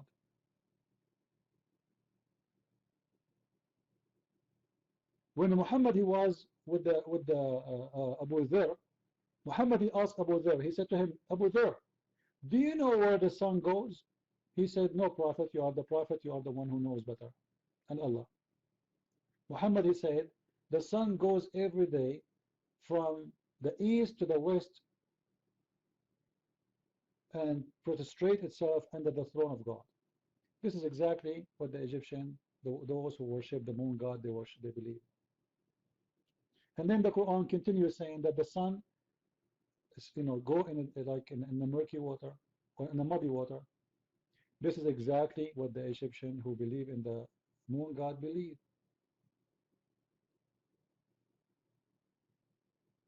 So there's many evidence lead us that this is the religion of the moon god.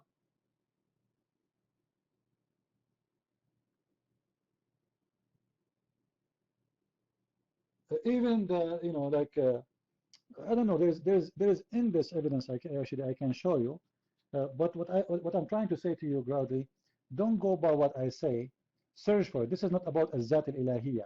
You see, Zat Ilahiyya, the one you use Arabic, it's description of your appreciation of God, His glory, His majesty, His almighty, etc. This is not about, this is actually, do you know what Allah means? Just to go with you. Do you know what Allah means?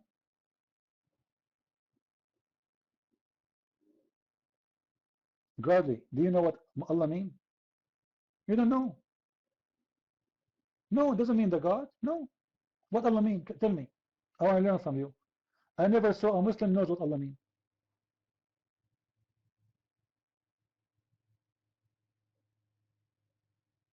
Since when Muslims they know what Allah means? Tell me. I challenge the Muslim Ashir to tell me what Allah means. It's a challenge.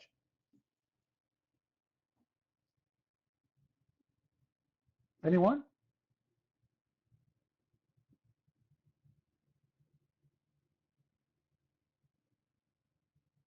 What Allah mean? They don't know. Because if Allah, if Allah is a name, this name has to have a, to have a meaning. You see, all the names we have for God in the Bible have a meaning. The only ones do not know what Allah means is Muslims. And the funny, this is the most important name for them. Well, tell me what this means then.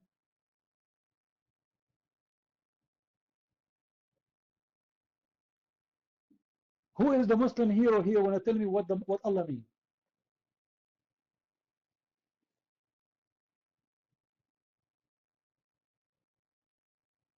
Who is a Muslim here? Brudet, are you a Muslim? You are a Muslim? Okay, take the mic. What Allah mean? Your mic.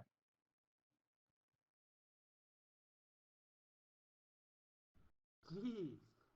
Thank you. Okay. Hi everyone. Yeah, I hear you talking about the word Allah, CP. And I know you know Arabic, right? So, you know what? You should know it. Because you said Allah is a proper noun, which is not. In Arabic we say, CP, open your ear. In Arabic we say, Allah is lafz jalala, la mahalla lahu min al-i'rab. Allah is lafz jalala. Don't tell me al. There is no al. Okay? It's not a proper noun. To or al, this al, we said al-alam. Okay? We use it for other words. So Allah is a proper noun. And don't forget that Allah have 99 names, which is Asma Allah.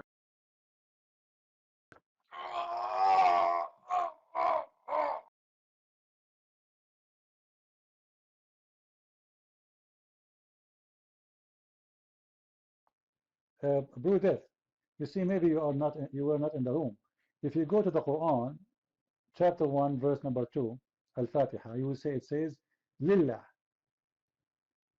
You said it's Lafz Jalala because simply you have no definition. Lafz Jalala, like a word of respect. Well, how do you respect Allah by saying Allah? You see, it's like saying to me, I give you a definition of the water by saying it's a water. I'm asking you what Allah means. What do you mean Lafz Jalala? All the names of God is Lafz Jalala. What are you talking about? But this one, you're stuck with the Lafz Jalala only because you have no answer. What does the word mean? Secondly, if you go to the chapter, I can show you many verses. Lillah. Lillah. It's not Allah no more. It is Lillah. Where is the L is gone? Li. You speak Arabic. Li. La. Not my word. This is the Quran saying that. Chapter 1, verse number 2. So what happened to Allah? How he shrank from Allah to Lillah? So now my question is, what Allah mean? Don't tell me it's Lafz Jalala. Guys, he's saying it's a word of respect. What does that mean? Statement of respect. How, you need to tell me what it means first to know if it's respect or not.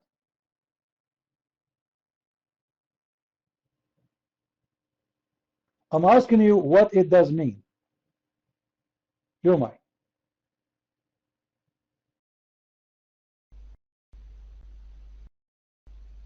You are like a fucking donkey. You have got no knowledge. Zero. Next time, don't come to my room without your parents, okay? Be careful. Prudence, you might. Okay, thank you. Can you guys just post the word again? Because I see someone post Allah, which is there is a small thing and al-alif. We call it in Arabic ash-shadda. That means we don't need to write two alif. So we make a shadda, that thing's on the middle, that sign, guys, if when you see. This is Brothers, let me tell you something. I don't know how much food you ate today. Both of them, they have shadda. What's wrong with you? Allah has shadda and Lillah has shadda. Hello? What does have to do with this? Go to the Quran, read the chapter number 1, verse number 1 and number 2. Allah has a shadda, and the verse number 2, Alhamdulillah, has a shadda too. So the shadda is in both exist. The question is, what happened? Why it is li, la? What happened to Allah? It should be li, Allah, not lillah. What happened? You might. If Allah is the name, still you should say li Allah, not lillah. You cannot play with the name. You might.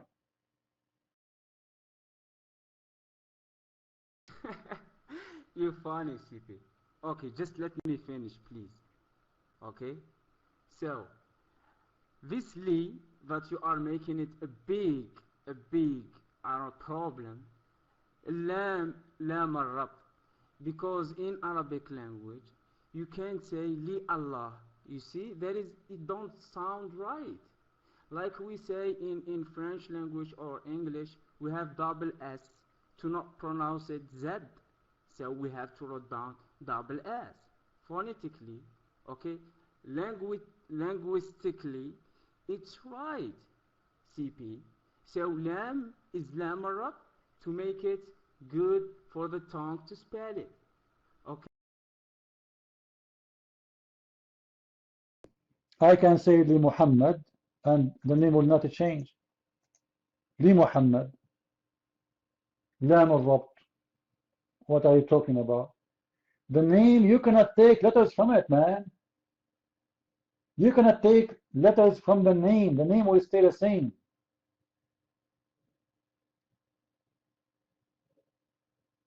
You cannot.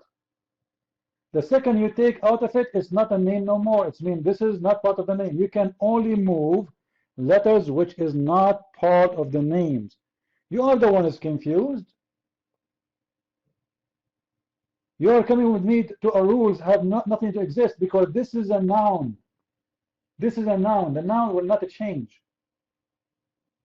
This is not a verb. This is not an action.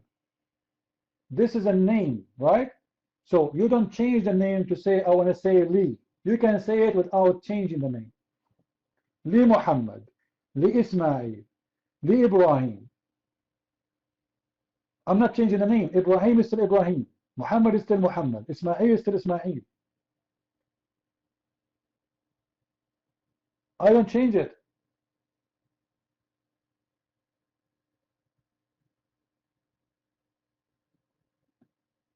Okay, so how you change Allah then? How you are taking letters from the word Allah?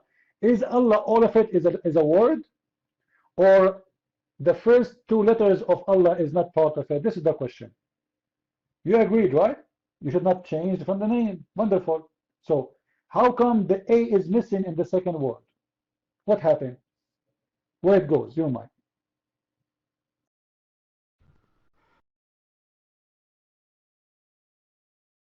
Okay, CP, we agree that proper noun will not change. Okay, Muhammad, Ali, I don't know what, Joseph, John, these proper nouns will not change. Okay, But I told you, CP, I told you that Allah is love jalala. I didn't tell you that Allah is a proper noun. Did I say that? I told you Allah loves jalala لا محل له من الإعراب. لا محل له من الإعراب. Hey, Brudith, can you translate for the room what you are saying? Can you translate, because I want people to laugh with me. Tell them please what you are saying to me in Arabic. You mind? Allah lafzu jalala la mahalla lahu min al-i'rab. This is the most funny joke ever, and I love it. You are telling me that Allah have la mahalla lahu min al-i'rab? There is no reason for him to exist in the sentence? What do you mean la mahalla lahu min al-i'rab? It's a word we should not, like, it's we can take it off, we can add it, it's not important. Tell us what you mean. Translate to the people in the room when you say لفظ جلالة لا محل له من الإعراب. Translate to the room, please. You mind?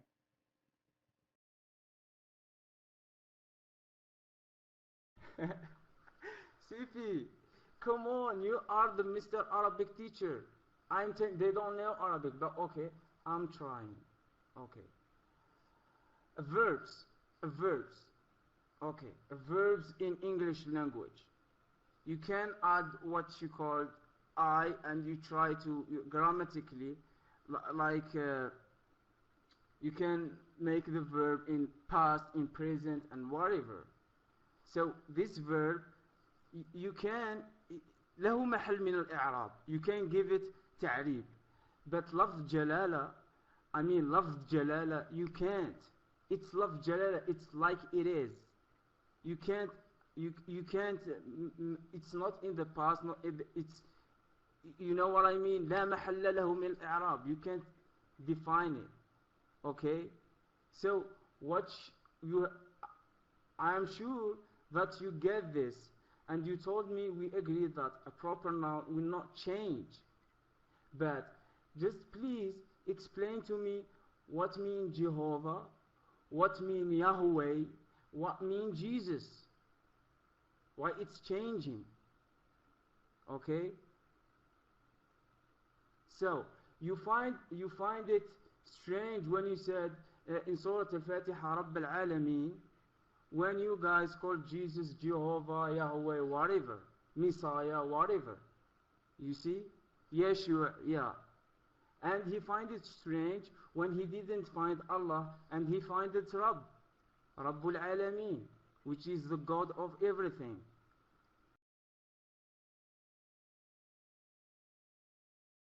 You are going away from my topic and you did not answer anything.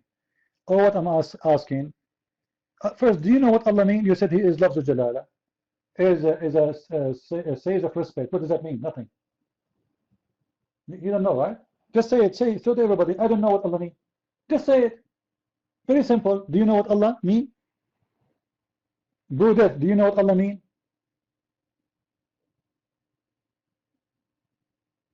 No, this is false. Because if Allah means God, you don't say there is no God but Allah. Because you are saying there is no God but God. This is the most stupid statement you say. When Muslims, even they translate from Arabic to English, they say there is no God but Allah. They don't say there is no God but God. Because if the word Allah means God, then you translate it as God too. But you don't translate Allah. You don't translate it. You say Allah. For it is not a word mean God. It is a name. Let me ask you a question, very simple. Is it a name or a word mean God? Brudet. Is it a name or a word mean God? Go ahead.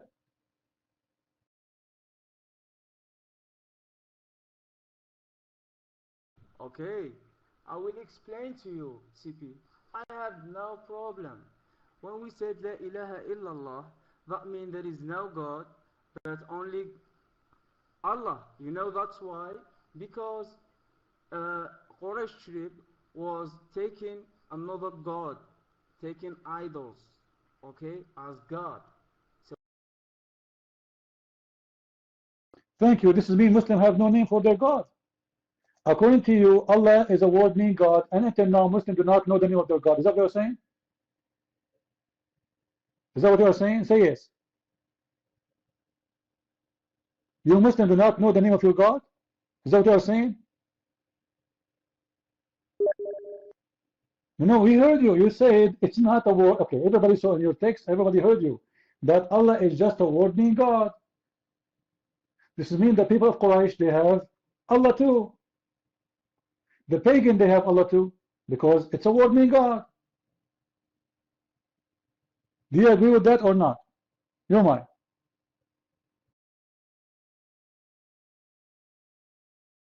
No, I don't. The tribe of Quraysh have idols to worship, and they took it as God. No, according to you, they took it as Allah, because you are the one who said Allah is a word meaning God. Correct, people? As long as they have a God and Allah is a word meaning God, it means they have Allah. How come when it is for Muslim, you say it is God, is Allah? When it is not, you say no, it's not Allah. You see, you are being hypocrite now. Either you accept what you said 5 minutes ago, that Allah is just a word meaning God, or you say this is the name for the God of the Muslims. Let me expose what you are saying. What is the first name of the names of the God of Islam? Do you want to show you links? Do you want to show you fatwa? Do you want me? Do you want me to show you a hadith from your prophet? You see, brother, those games you can play with those Western who have no idea what Islam is about. You can play them with me. Isn't it your prophet? He said that this is from the Asma Allah al-Husna. Did he say? Did he say it's a name? Asma. So don't say it is not. It's just a word meaning God. Because right now you look really bad in the front of everybody when you say it's just a word meaning God. And then I say to you, okay, so then the pagan, they have Allah too. You said no. So for the last time, I'm asking you, what is the name? Okay, you know what? I will go with you. What is the name of your God? If Allah is a word meaning God, all right. Everybody heard you saying that. I want you to tell me the name of your God. If Allah is a word meaning God, it's not a name. So what is the name of your God? Your mind. You know what, CP? You need to know how to learn. Beside, mocking, and beside those people are mocking. Because I'm trying to answer, right? And please don't doubt me. Give me a chance. Let me finish. I mean, you take a mic, you say what you want to say. Then when it's my turn, you just doubt me. You don't let me finish my sentence. Okay? So, like I told you, just pick an example. Greek mythology. They have many gods. Gods of the sun, gods of the water, gods of whatever. Okay, if we translate this in Arabic, how it will sound, CP? Ilah Shams. Why you are going in circle, bro? You see why I'm giving you a dot? You're not answering. You said, and everybody is my witness, you said Allah is a word meaning God. I'm asking you now, so what is the name of your God? Everybody's heard you. It's in the text too. Allah is a word meaning God. All right. So what is the name of your God? Allah mean God, no problem. Now give me the name of your God. Because God is not a name. It's a generic word you can use for any God. The God of the pagan, the God of the Christian, the God of the Muslims, the God of the Hindus. It doesn't matter. It's a God. It can be used in every language.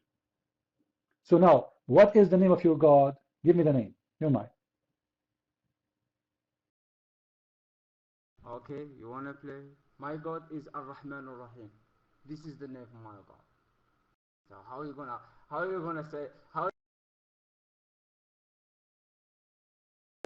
How come Ar-Rahman Ar-Rahim became your God names and Allah is not? This is funny. You see, the chapter number 1 in the Quran, it says, Bismillahir Rahmanir Rahim. This Abdul, he chose the last 2 words only to be the name of his God. The first one is not.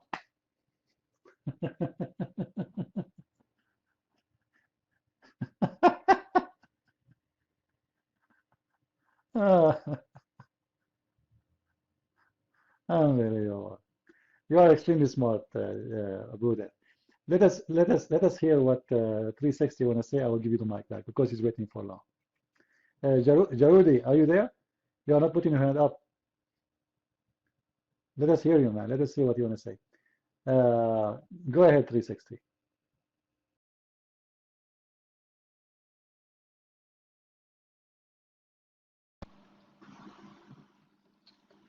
Yeah, it's interesting hearing pro-death talking about the old pagan followings and religions and mysteries, especially the Greeks.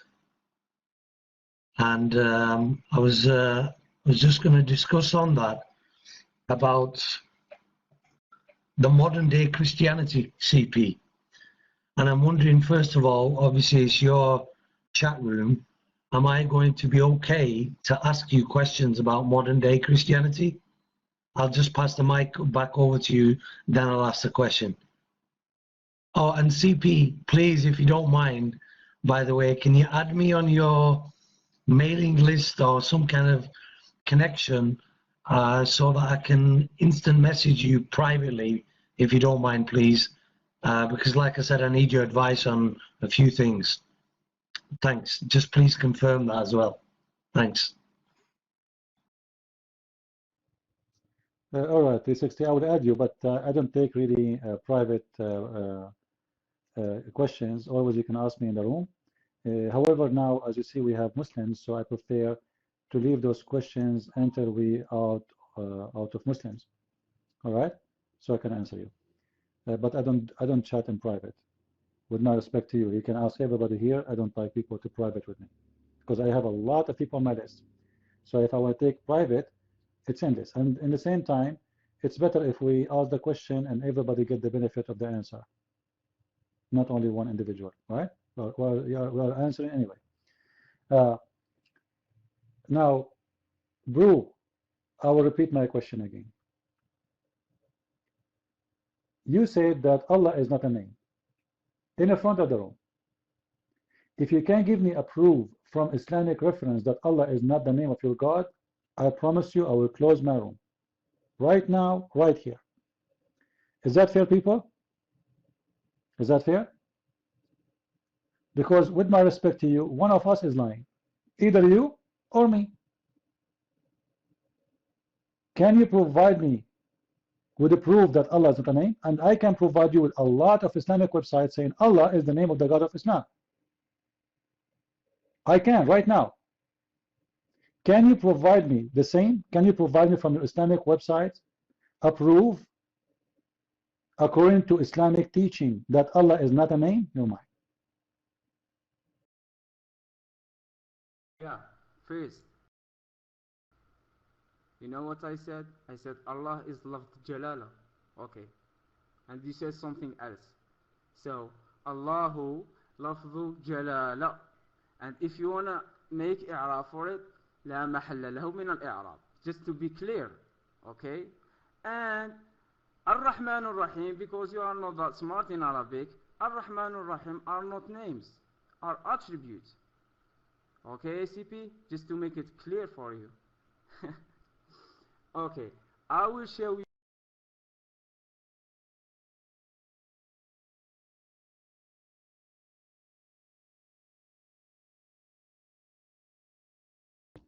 It's amazing how smart you are. You are the one who said Ar-Rahman Ar-Rahim is names, not me.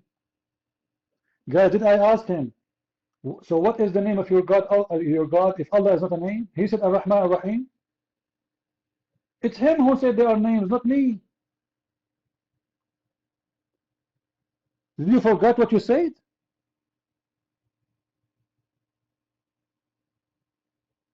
Oh, you meant sifat. So you use the word name wrongly. So until now we are still searching for the name of your God? Are you saying that? So again, so what is the name of your God? So Ar-Rahman Ar-Rahim is not name of your God. Okay. So what is the name of your God? In text, because later you will change your mind. Before I give you the mic. What is the name of your God? Can you give me the name?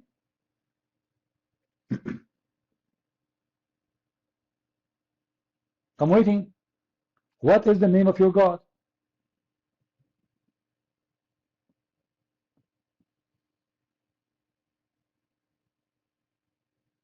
The creator of the universe? This is his name? Guys, the God of Islam, his name is the creator of the universe. Well, this is attribute, you idiot. Isn't it this is one of the 99 attribute, Al-Khaliq? Hello? You see how false you are? By the way, there's many, they are recording this room. This room always recorded by many people. They record here. You became famous on YouTube. The people will laugh at you.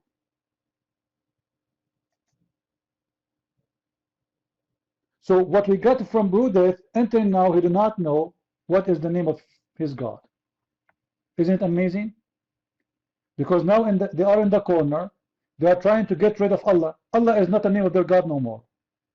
Suddenly Allah is no one. It's just a word meaning God. You see how we make them ashamed of their Allah? Did you notice? They are not proud about him no more. Allah is no one. He's just a word meaning God. It's nothing. It's not important. And not only this, the Muslims don't have a name for their God no more. That's it. Allah is nameless. A policeman will stop Allah in the street. He will say to him, your name. Your name. Your name, man. What's wrong with you? Your name. I'm Allah. Allah means God. This is not your name. What's your name? Ar-Rahman, Ar-Rahim. This is attribute, right? So what's your name? Can I call Dr. Phil? Because he you know, he is my shrink. Did you see a shrink do this? What happened? You are the one who said to us, you are insisting for the last hour that Allah is not a name. So we are asking, what is the name of your God? You see how shameful you are? Suddenly Allah is not a name because we discovered that Allah is the moon God. This is why you are trying to get away from it.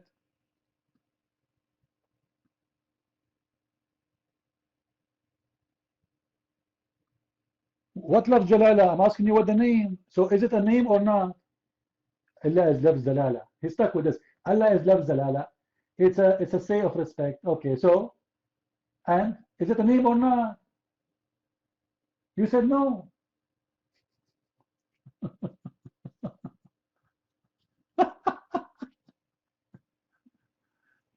Brother, next time don't come alone. Bring your parents with you. Take my advice. All right?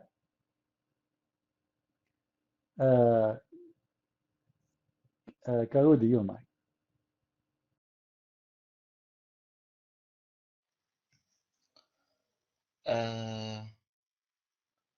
Christian, you know, at the beginning I thought that you are trying to make a point and you are looking for the truth, but I mean after that, and I'm going with you, I'm saying that you are, you know, you are playing as like a linguistic game and you are not looking for the truth. Like I told you, I mean, it's not a very problem if you say Allah in Arabic or if you say Khuda in Kurdish or Khuda in Okay, can you show me the word you said in the Quran? It's not a problem, right? Can we put the word you mentioned in the Quran instead of Allah? Can we do that? You mind?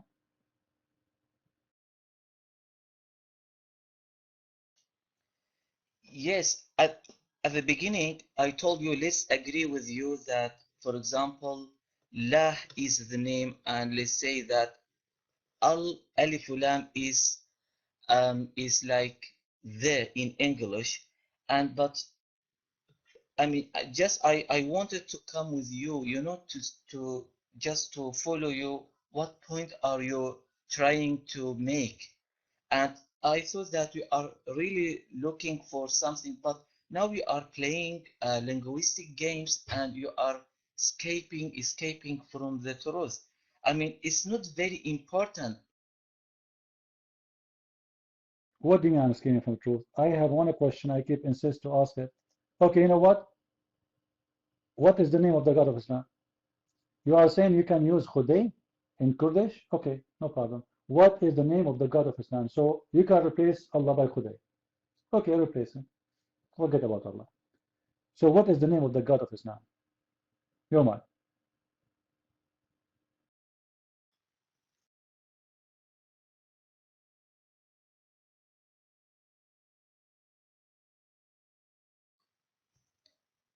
Dear Christian, I told you, the most important thing is to, Allah or Khuda, all of these things are like, it's a name to mention to the Adhat al-Ilahiyah, to the No. There is a name for the God of Islam. Are you saying to me the God of Islam doesn't have a name? Because I can show you your prophet saying that Allah is the name of God. It looks like you Muslims, you understand Islam more than your prophet.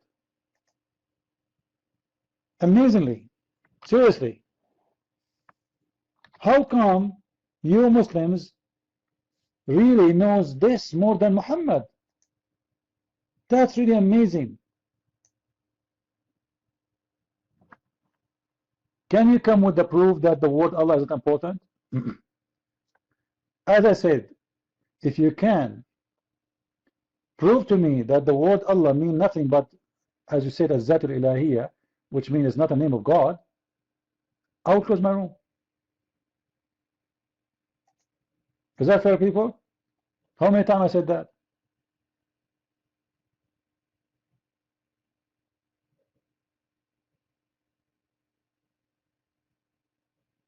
I will close my room. Just to prove it to me. You see, you are saying I am just playing around. I'm not playing around. You Muslims are the one who play around. Your God Allah, He named Himself by Allah in the Quran. When we ask you what Allah mean, you say Azzat Ilahi. What does that mean? This is not a meaning. Ar-Rahman, it's about Ar-Rahman Ar-Rahim, it's about the mercy and the merciful. Okay, we know what does that mean. What Allah mean? Tell me. If Allah is a word having meaning, it's not a name. Tell me what it's mean. Allah has 99 names. Allah is one of them. The rest they have meaning. Allah has no meaning. Why? Can you tell me? I have an answer. Because Muhammad, he took it from the Egyptian and it doesn't have any meaning in Arabic. It's not an Arabic word. Your mind.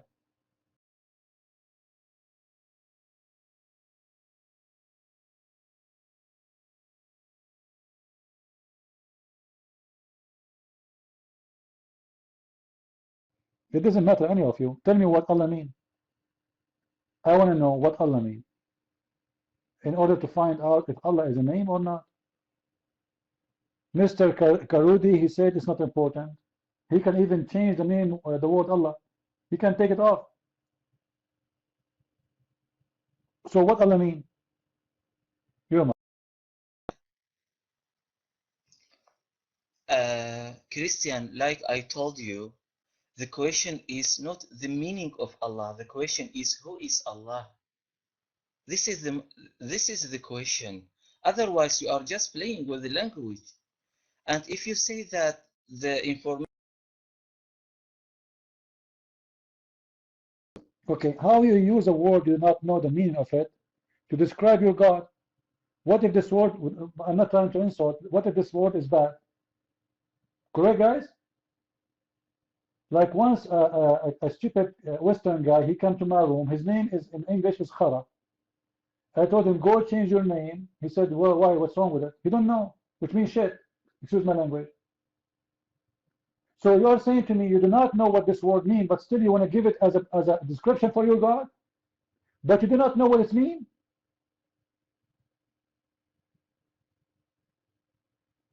What if it is a bad word?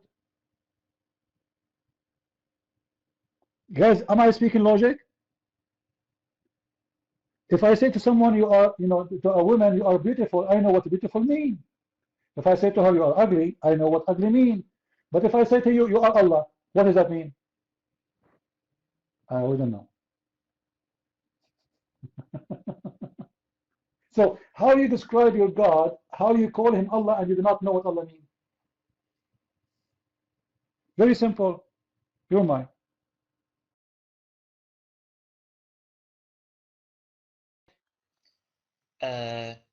anyway Christian, because you are not looking for the truth. So I told you, so why, for example, how Kurdish people say Khuday instead of Allah? Because Allah, I told you, but you don't want to understand.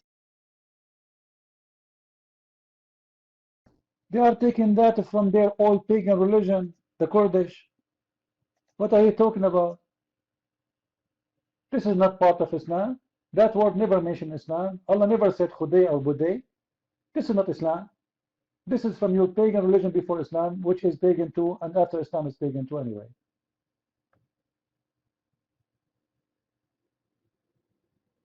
My question is very simple, mister. Don't tell me it's not important. Don't tell me it's not important. You cannot describe Allah. What you are doing, Khuday, if you go to Saudi Arabia, you say Allah is Khuday, they will take you with Khuday. They will send you free shipping and handing it to Khuday. If you translate right now the Quran, or you print the Quran, you take the word Allah and you say Khuday, they will kill you. And right now I can go and get you the Kurdish Quran, you will see the word Allah is there, not Khuday.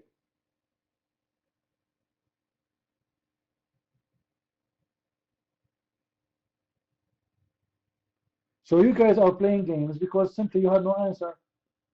Until now I'm asking the question, very legitimate answer. You say the Christians, they have names for their God, and we know what they mean. So you tell me what Allah mean. What Allah mean?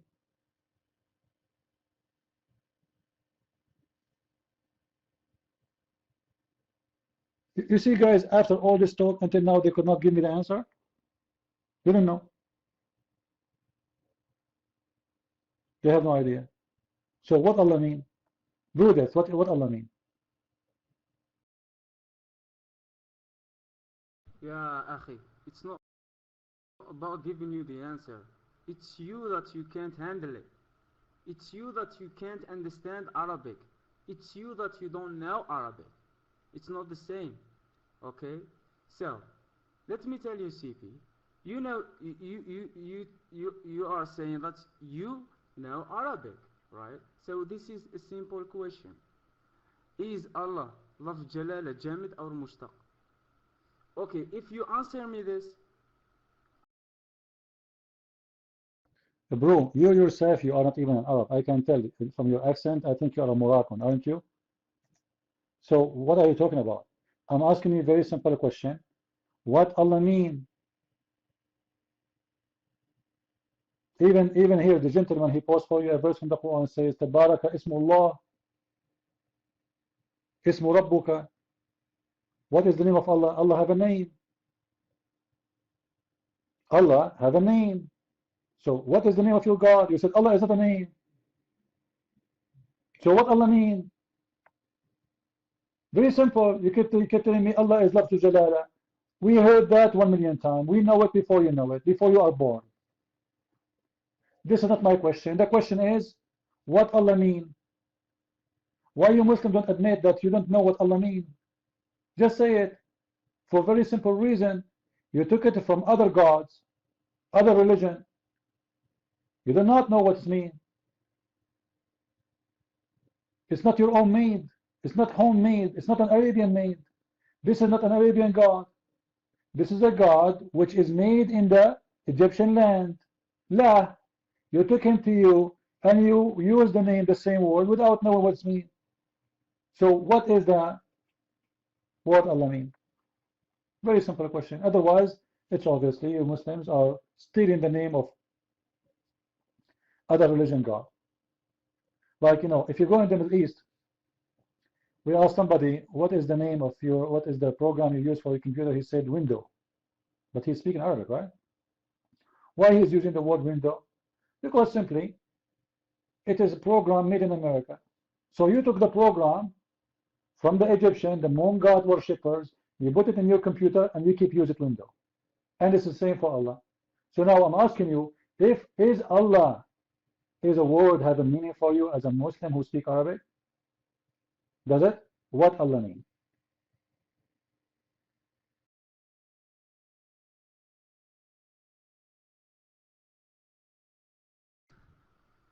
funny how your brain is working.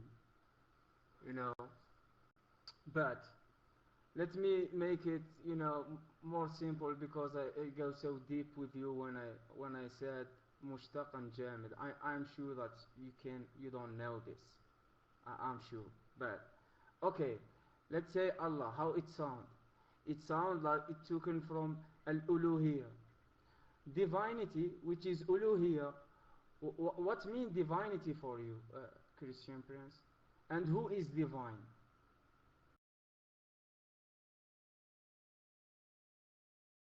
Guys, did he say it looked like it's taken from? Did he say that? Did you hear him saying that? It looked like, are you going to give me like a surgery now?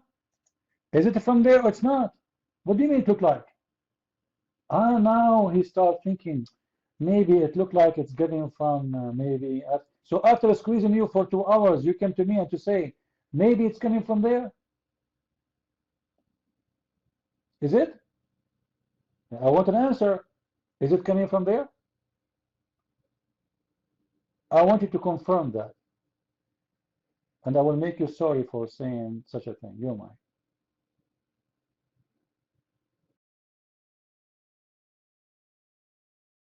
You can't admit. This is your problem. You can't admit. And you take the mic and start commenting what I'm saying.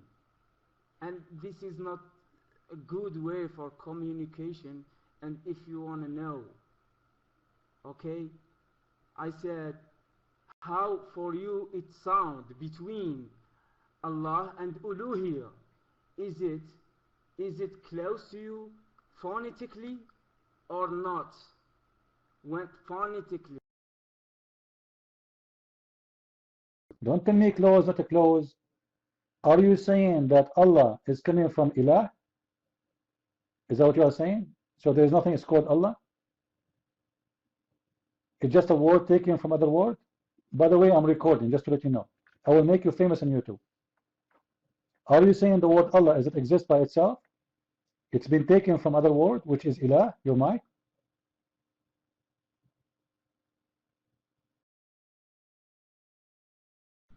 This is why I asked you if love jalala is mushtaq or jamid. But you don't know. You don't have. Teach me, Abdul. So are you saying the name of Allah is coming from the word ilah? Yes or no? And as I said, I'm recording you. Is the word Allah not exist by itself and it's just a word taken from other word? You're mine.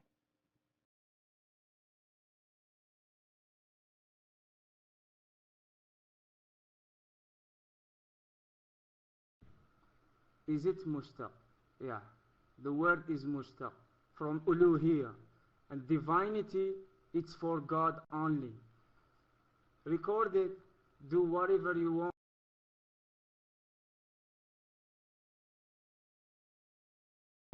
So you are saying the word Allah is not important. It's just a word taken from other word. Correct?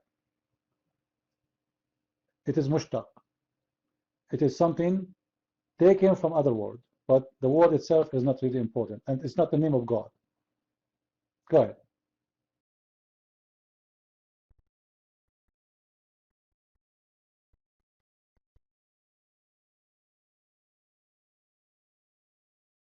Why after this all you say you got it? Why after the, I'm trying to explain to you because you don't know what. Do you know what monem and phonem mean in languages?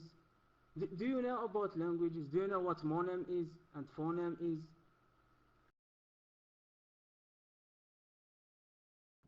You see, after all what we said, you are saying that to me. Isn't it funny? Bro, death. So what we learn from you that Allah is not the name of your God. And actually, this is what I will name the video. I will post it on YouTube, and I will call it a new discovery. Allah is not the name of the God of Islam. And Muslims do not worship Allah because Allah is just a word, mean divine, according to you. Or let's say you don't even know the meaning. It's saying coming from the word divine. So how Muslims, they say we worship Allah? How you know which one is Allah? Is it a name Or it's just a word mean God? You said it's a word mean God. Well, everybody says I worship God. So you are worshiping the God of the who? You have no answer. Now let me ask you, Buddha, as long your God, Allah, has no name, He have attribute, as you said. Allah has no name. How you recognize your God? Listen carefully for the question. How will you recognize your God? Your mic. Okay, CP, let's forget about Allah. You have a big issue with that word. I'm gonna say هذا ربي وربكم فاعبدوه. هذا ربي وربكم فاعبدوه, which mean God. Rabbi mean God. Yeah, but you said this is my God and your God. When you say this is, it's mean you are pointing your finger at someone, right? Who is this is? Correct, guys? This is my God and your God. Who? Who is this is? This is who? Who? Your mic. Okay, good. When it's come to who, I'm gonna say the creator of the universe, the creator of Adam and Eve. Well, not the Quran doesn't say that. The Quran says Allah is our God, not the creator. It mentioned in the verse that He is a creator, as He claimed, but always use the word Allah. Dude, let me ask you a very straight question. Is it true that the Quran says it is He, Allah, who created the world? Is that true? It is He, Allah, who created the world? Your mic?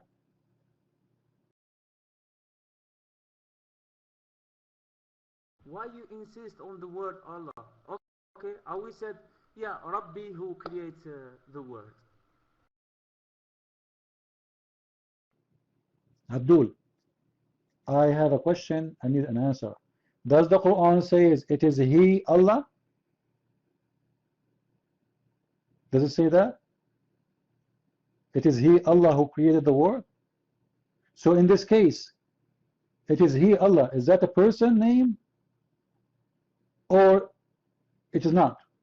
If it's not, how you say it is He? Correct, people? If the word Allah means just God, you don't need to say it is He. You say God is the one who created the universe. There's only one God.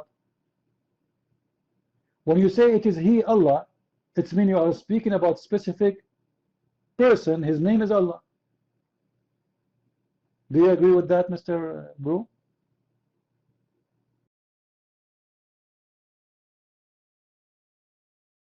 So here you are touching the divinity of God, because no one knows how God looks like, if it's a person or not. You believe that God is a person because you believe Jesus is a man. So Don't change the topic. Your God is a person too. Actually, before you come, we have another Muslim. He was here, and we were showing him a proof that your God, Allah, is a person. Here we go. Let us give it to you. All right? Allah will come to the Muslims in a shape. Who is the one saying that? Muhammad. Okay. If Allah is a word, mean God, why then it says Allah will come to them and will say, I am your God? Isn't it funny that it says, you are saying that it's mean God, and then He will say, the God will come to them and He will say, I am God? And He is coming to them in a shape. Who is the one is coming? Who is the one is coming? Allah. Allah come to them in a shape. So Allah must be a person. You're mine.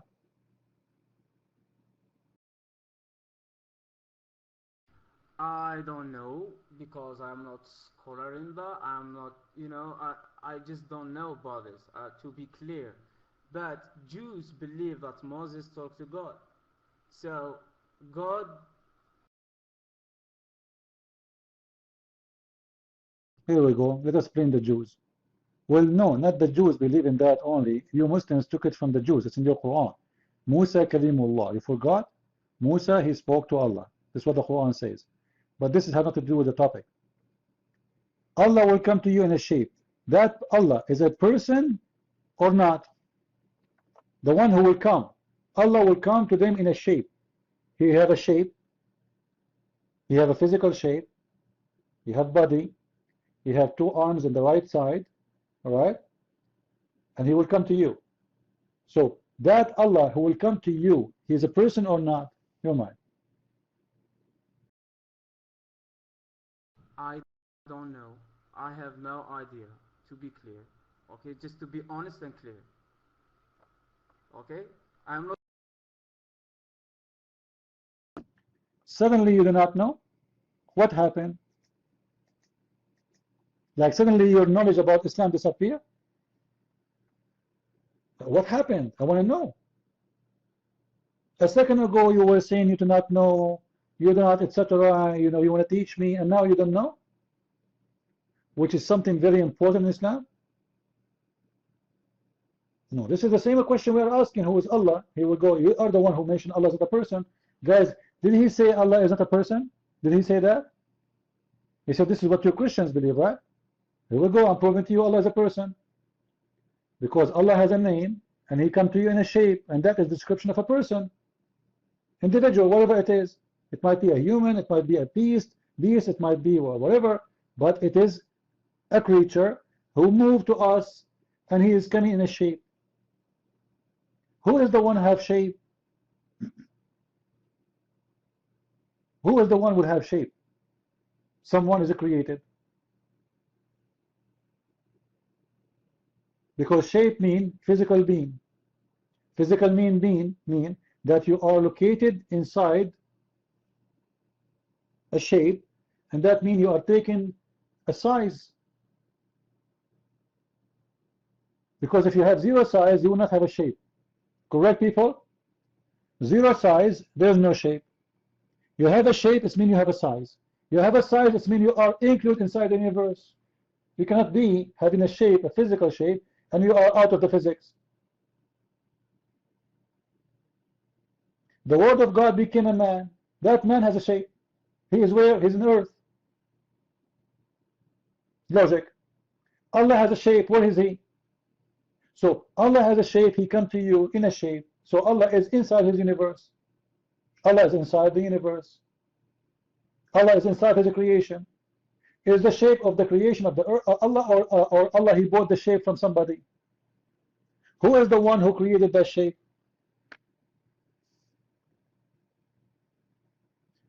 Your mic, Mr. London. Maybe Mr. London he have an answer. Go ahead, Mr. London. Thanks very much. My name is Mr. London, and I am the gay representative of Islam, and may Allah hasten the return of Imam Mahdi for next year's gay parade. And the thing is, I don't know why everyone is insulting Islam at the moment. Our Prophet Muhammad, he went to Mount Hira, he was meditating. He was 30 years old, by the way. He was 30 years old. When he hit 50, he started to meditate, and then all of a sudden, something came. Yeah, the angel Jibreel is calling you from the gay club. Brudeth. So your God Allah will come in a shape. He has a physical shape and he's a person. Don't tell me I do not know. I need an answer. You are the Muslim, not me. You're mine. First, CP, we was discussing about the word Allah. So I didn't personalize God and said it's person or not.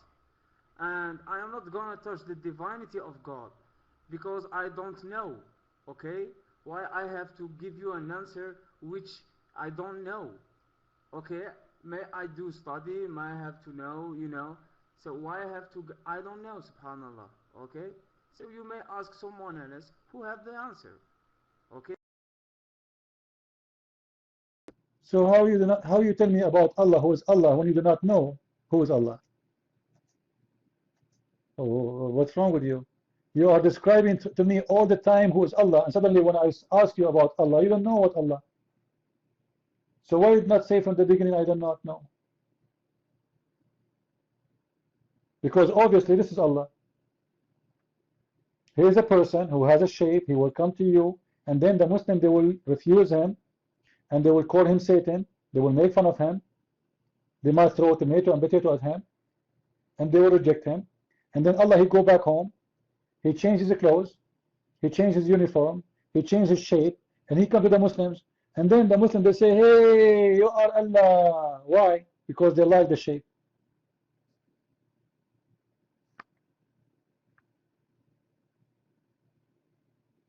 You have no answer. Let us hear what Gabara, your mind.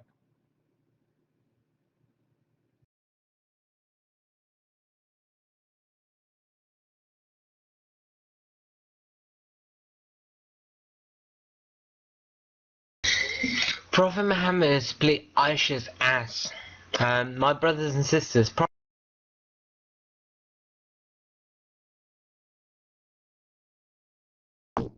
London, you know, this is not a gay room. All right, you can speak about those things in this way in different places. You want to speak in our room, you are welcome. But don't go filthy. Gabora, your mic.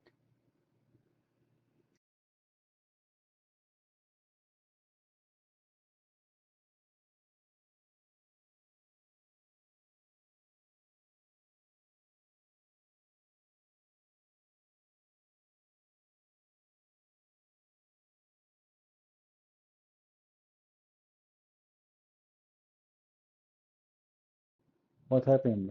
Six Bora, something, I don't know what his name. 3-6, your mind.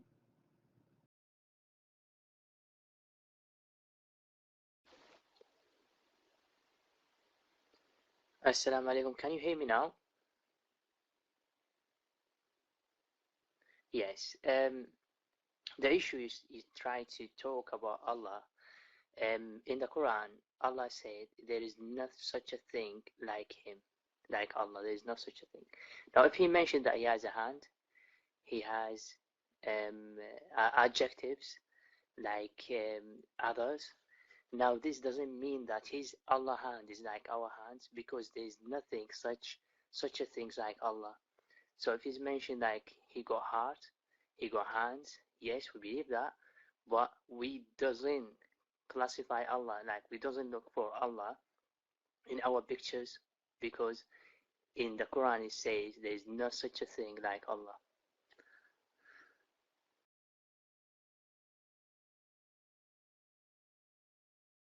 You see, guys, the amazing answer of Muslims. Okay, Allah have hands, Allah have legs, but there's nothing like Allah. Well, how come Allah then he is saying I have hands when the hand is a hand? When Allah he used the word hand, listen to me carefully, people. If I say to you I have hand, I mean that I have hand, right? So when you say to me there's nothing like Allah, but Allah himself who chose the word hand, not me. So why he chose to describe his whatever part he had by a hand if it's not a hand? Or you want to say to me that Allah hand is a leg and Allah leg is a neck?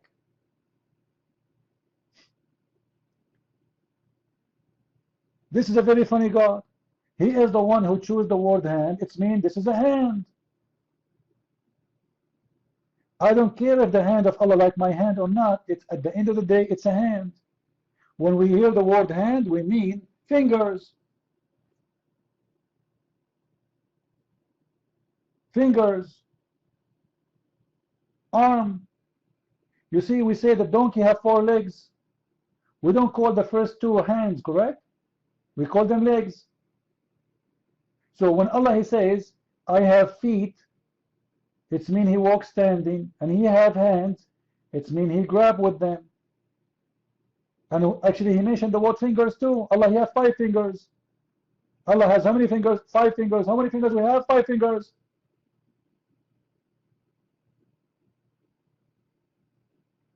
So your God have a face, Allah have a lips, Allah have eyes, Allah have fingers, Allah have a hand, Allah have a foot. Or what you are saying to me, oh, the hands of Allah is not like anything. Doesn't matter. He is a physical being. Who is the one who created the hands of Allah?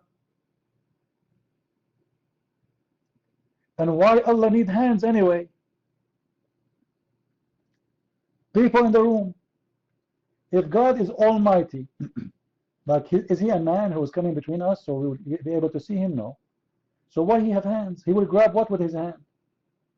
He want to eat soup? Drink soup? He want to use his hand to wash himself? Why Allah has a hand? Hands is what, guys? Hand is a tool to use. God, He created our hands so we can use them, correct? In able to survive. Why the Almighty have hands? We need to know. Don't tell me He have hands but He don't use them.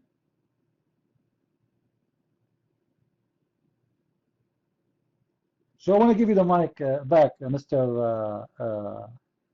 What his name was? Bora? Is that the name? It was him talking? Okay, Bora. Bara. The mic, Bara. Mic yours. Why Allah has hands and feet and fingers? 5 fingers. Your mic. Why He have them?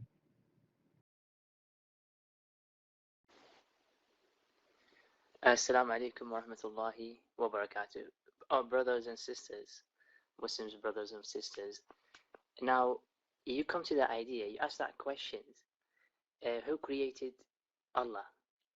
Now, how, I'm not going to say you are an idiot, but Allah is the creator. You have to think about it logically. If he's the creator, how? Mr. Bara, I'm not asking you who created Allah. I'm saying who is the one who created the hands of Allah. You said everybody heard you. Allah have hands. Allah have legs. Allah have fingers. Right? Okay, who is the one who created the hand of Allah? I'm not asking you who created Allah. The hands of Allah, who created them? The fingers of Allah, who created them? Your mind.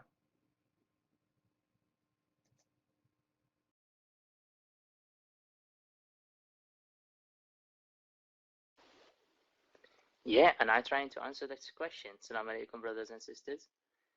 The question is wrong because Allah is the creator. It doesn't have to be created by someone else. You have to think about. Alright, just to make it simple, not to waste our time. You are saying Allah, He created His own hands? Allah is the creator, correct, guys? Allah is the creator. Allah has hands. So Allah, He created His own hands. Is that what you are saying, your mind?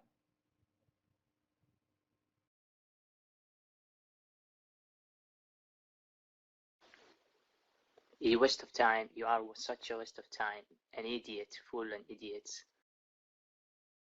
And you are trying to run, that's all. Take the mic and answer me. Allah has hands. Who is the one who created them? The mic is yours.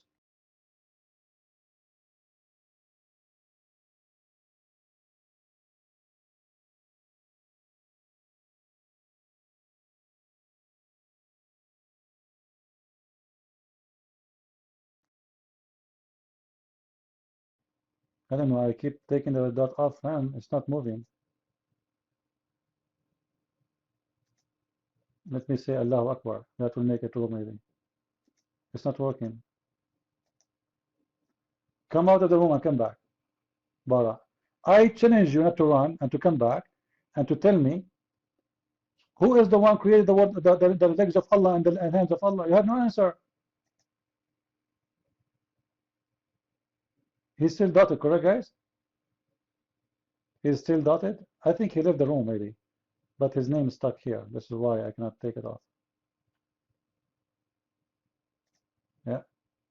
You see, guys, how they play games? It's gone? No, for me, I see it still. Oh, he's gone, you are saying.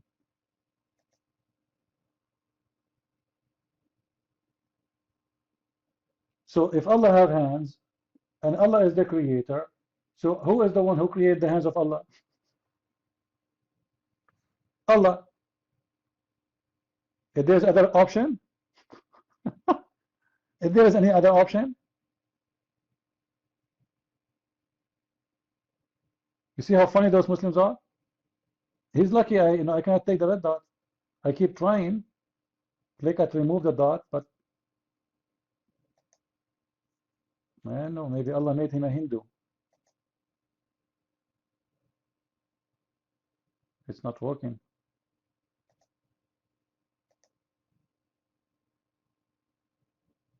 Maybe if I go out of the room and come back, I will be able to do it.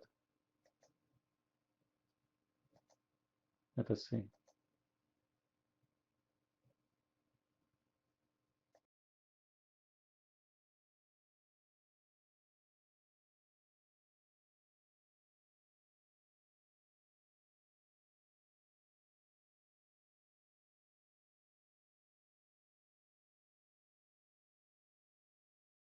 All right. Is he still in the room? See, he's not here. Not for me. Something wrong in Paltalk. You see, for me, he's not here.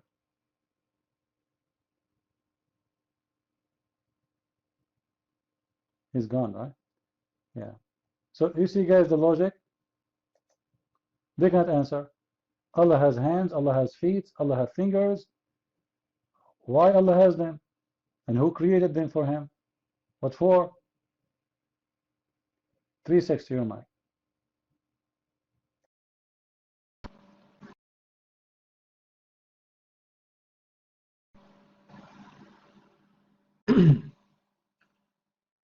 Yes, seeing as though your room is called Answering Quran and Science in Depth, CP, I have a question with regards to that from an Islamic perspective, and also this also has a perspective on Christianity as well, as we know it.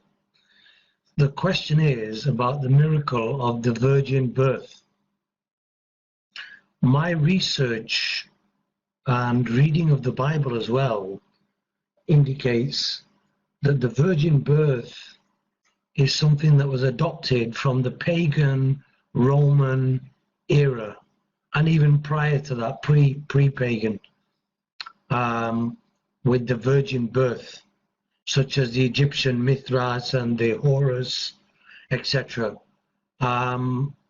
You're probably familiar with this, and I hope you don't mind me bringing up this topic, but like you said, it's better to discuss it with everybody, so everybody hears about it, improve their knowledge, and add to the knowledge as well, for the sake of truth, yeah? So what do you think to this, Christian Prince?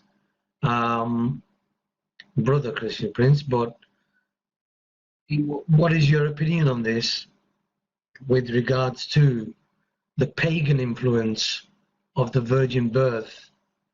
And therefore, if that is false and there was no virgin birth, that means Islam is false.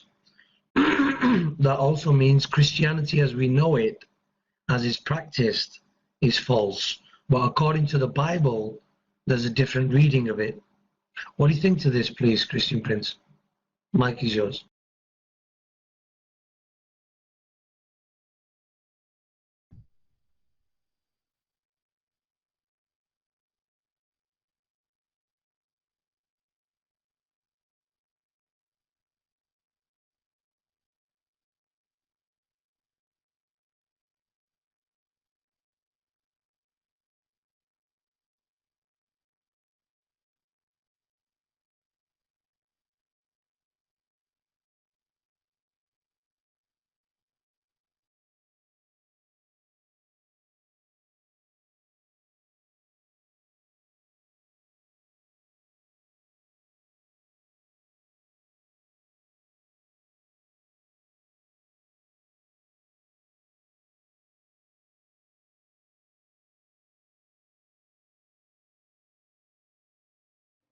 All right, maybe Steve here, problem.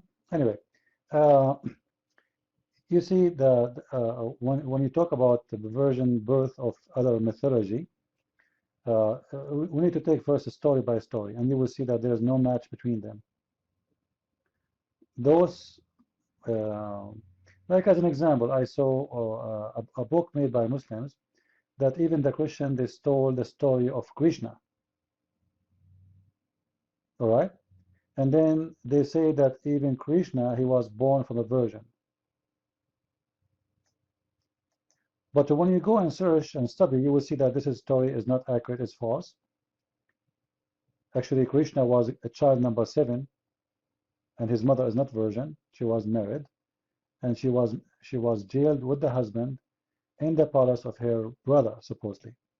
So there's many people, they come with false stories in order to make you suspect the belief. However, for us, the virginity of Mary, it is not only something happening for real, it is something proven to be true. Why? Jesus, through his life, as a man between us, he never committed sin. Never. And we challenge anyone to come to us with anything against Jesus. That is what the virginity is about. Otherwise, what the benefit of a woman she has been a virgin or not? So what if she is a virgin? Like, what a big deal? Virgin or not, who cares? You know? Same time, when Jesus proved to us by his act and life that he is pure, he did prove that his mother, she was a virgin too, because simply if she was a virgin or not, nobody can find out. My mother, she can come to you and says, I gave birth to my son and I was virgin. Can you prove it? Can you disapprove it? Nothing. Anyone, your mother can claim the same.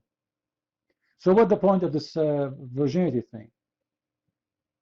It's about the purity. So let us see the fuel of this, the fruit of this virginity, which is Jesus. Who is Jesus, the one we are talking about? If the mother of Muhammad said, I was a virgin and I gave birth to Muhammad, so look how filthy Muhammad is. So what's the point of your mother being virgin? There's no point. So we need to ask ourselves why the Christians, let us say they are claiming such a thing. Let us say it's not true. Why the Christians claim that Mary, she was virgin? And can they support that with any evidence? For sure, nobody can support it as an evidence with Mary because, as I said, this is something private, nobody can know. However, the son of this woman, he proved to us that he is unique. He is not like any man. He was pure. He was without sin, without guilt. He was a great teacher. He was an amazing person. He healed people. He made miracles. He had a unique power. So everything about him is unique. So why we will not accept that his mother, she was unique too? The unique is coming from the unique. Everything about him is unique.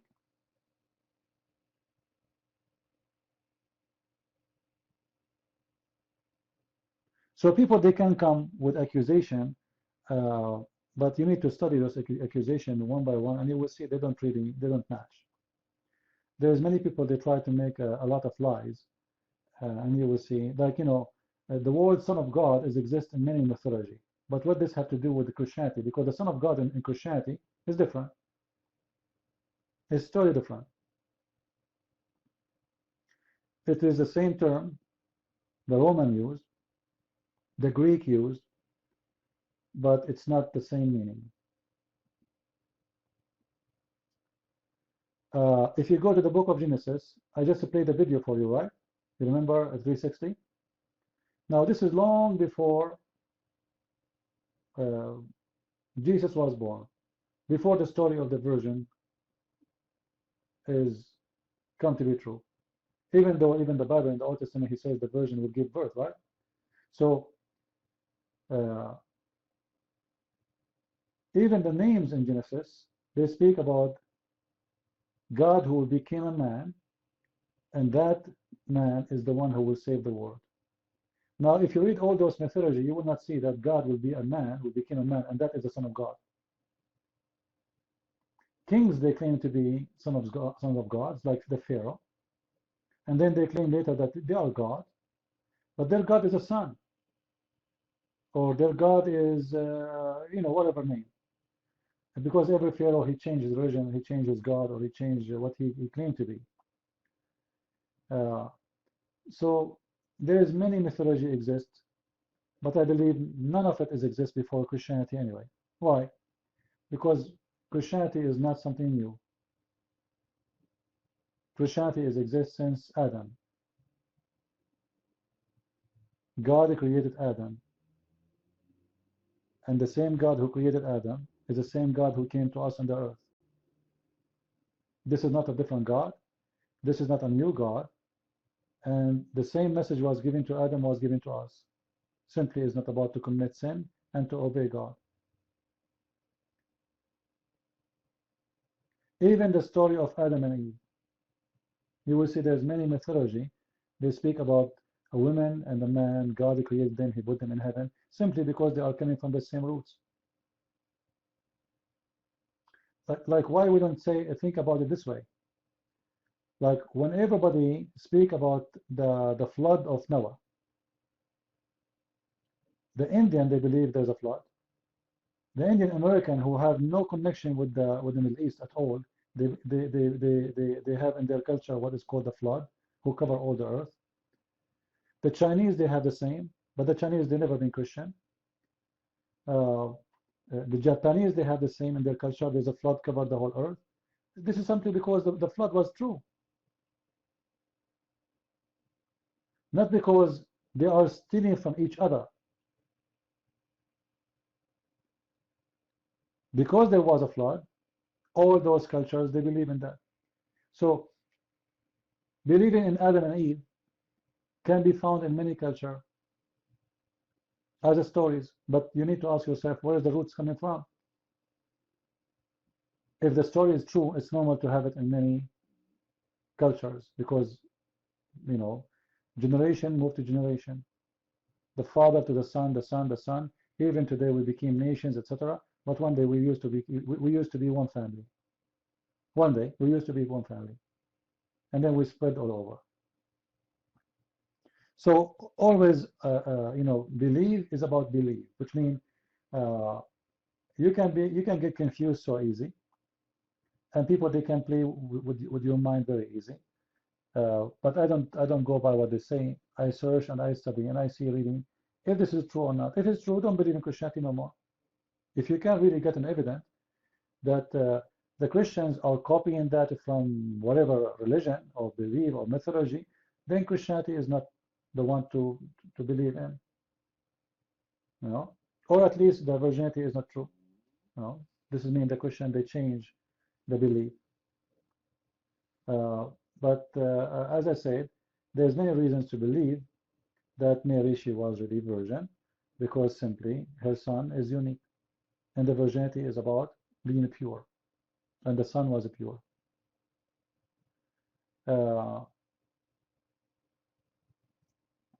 know, people always, they concentrate in certain things to debunk who is the Messiah. Like they say, how God can be a man. So they remember only that he is a man, but they don't remember that this man can raise people from death. They remember that he used to sleep, but they don't remember that he can control the storms even when he's asleep. They remember that he has an eyes and hands, but they don't remember that this guy who have, or the person who have a hands and eyes, he can, people by touching him, they can be healed. He can walk in water. So either you remember everything about him or don't remember anything. And Mary is just one of many amazing things about Jesus. The question is, how those all things became exist? Either Jesus' story, all of it is fake, and then we need to ask ourselves, then how come those who came after Jesus, they can do miracles? Okay, Jesus is fake. Mary is fake. They are not holy, they are not, etc., whatever. And then we see that even their apostles, they are doing miracles. What happened? Until now, there's people, they can do miracles in the name of the Messiah. Until now. What happened? You don't see those miracles happening in Islam. You don't see in the Shia. You don't see in the Sunni. You don't see those things. You see it only with the Christians. Then we need to ask ourselves why.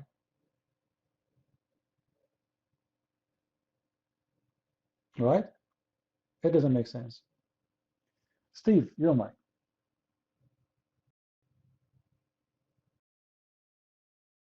Thanks, CP. Hopefully you can hear me now. I think thanks. No, 360. I did put it in the text after I got frustrated because I had my mic set wrong. If you Google a video, it should still be around, called Zeitgeist Exposed. Some of the stuff you're quoting from the Zeitgeist stuff, but as the guy shows, not only did they get their facts, well, basically the Zeitgeist stuff, he quoted various so-called gods or Egyptian stuff, and actually they actually twisted which god it was that did what. But you know, there's a very simple way, if you have a heart for the truth, there is. Oops, I've got to put something in front of the link. Hang on, sorry. There's a list there of 365 different prophecies going back thousands of years in the Old Testament.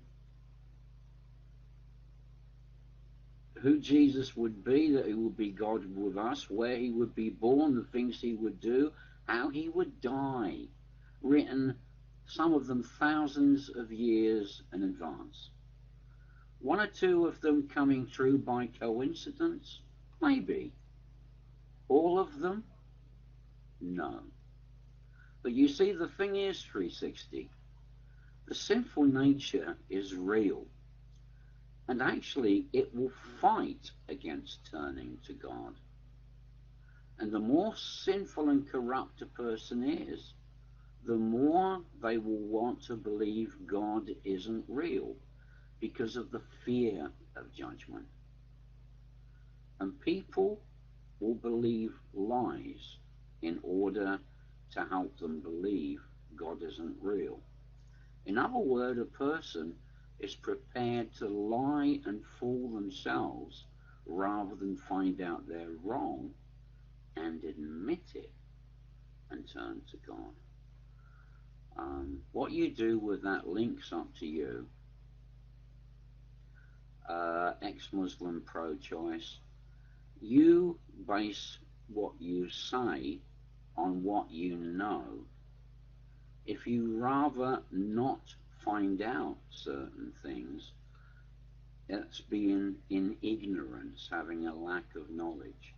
If you make statements based on ignorance, then you make lying statements. As I put in the text, demons are still cast out in the name of Jesus Christ. And there are lots of Muslims that are tormented by the things that are going on in their mind, and Allah can't do anything. A lot of Muslims are going to Christians to get the demons they got from Islam cast out. And does anybody believe that they remain Muslims after only the power of Jesus Christ can cast out demons? Abu Hassan is Muslim shoot fighting.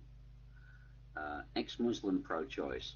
What sort of person has to ignore everything that proves they're wrong so they can think they're right? Mike free. Thanks, CP.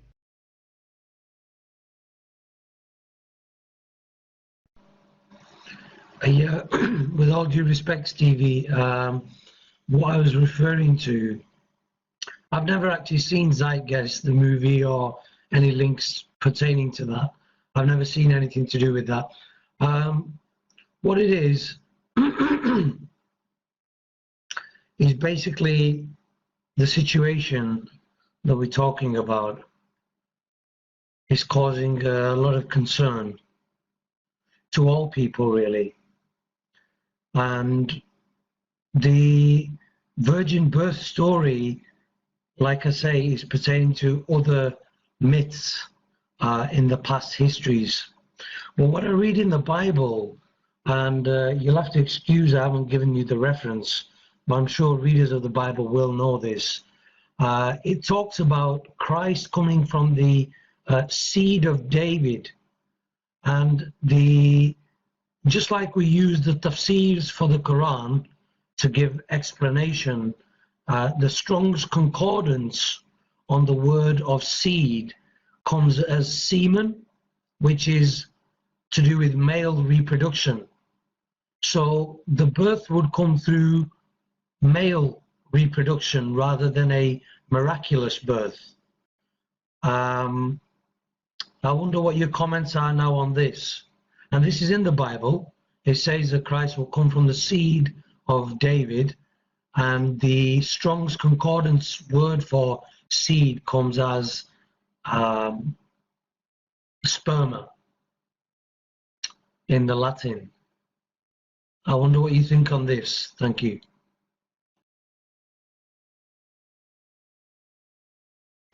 I mentioned that you were quoting things from the Zeitgeist stuff, and I recommended you search for a video called Zeitgeist Exposed, so that you didn't quote stuff as fact that are actually proven lies.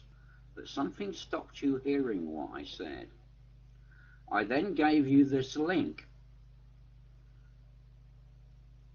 353 prophecies, many of them written thousands of years ago, and some hundreds and hundreds of years before Jesus arrived on this earth.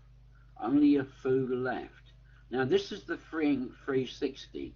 If you had any one, rather than show yourself to be ignorant and in fact lying, a decent, honest person would have thought, hang on, I'd better check that out in case there's something I don't know. So basically, 360, you're still arguing against God to suit your sinful, corrupt nature. And so I'll say to you, what sort of person has to ignore everything that proves they're wrong so they can think they're right? Your agenda here is not truth. Your agenda here is because you fear God is real, knowing the bad things you've done and that you will face judgment, you're prepared to lie not only to yourself, but everybody else in this room. Fear of God, fearing judgment, you reject things that can not only show you've been wrong, but lead you to the truth. In a way, if you carry on in your preferred ignorance, you are the one that actually sends you to the lake of fire for eternity. Although God will pass that sentence. Mike 3.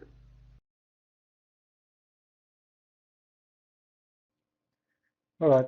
Let us not to go hard on 360. He's just asking questions, and he want to know. All right. Now, 360. When you say that the Bible says that Jesus is from the seed of David, simply what about Mary? Is she from the seed of David?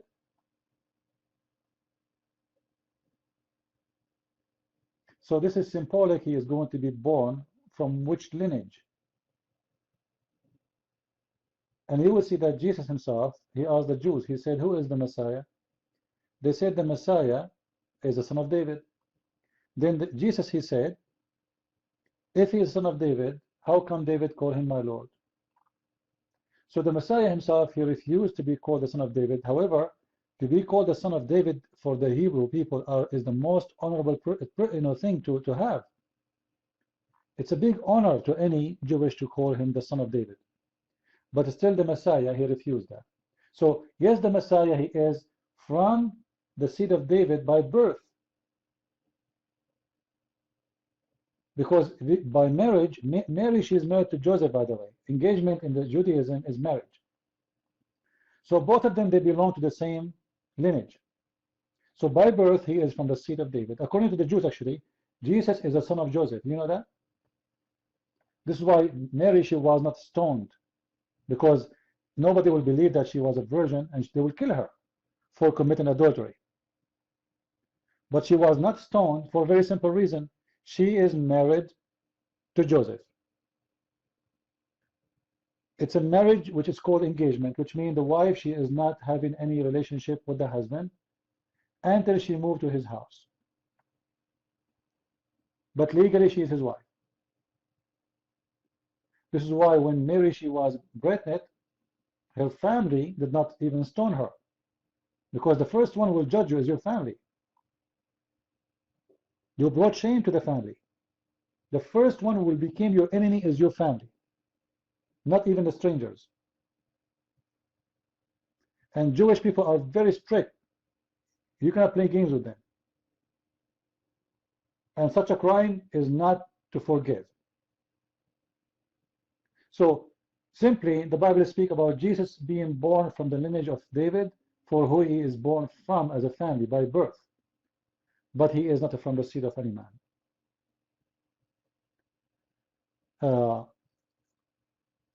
Same time, actually, he is not from Mary. He is not from Mary. So what the seed there, actually, this is a wrong translation, by the way. It's the lineage of David, not the seeds.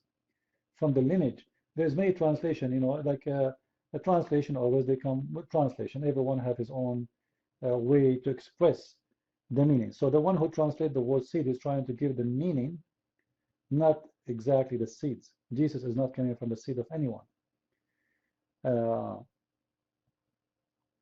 Same time, Jesus himself, he refused to be called the son of David.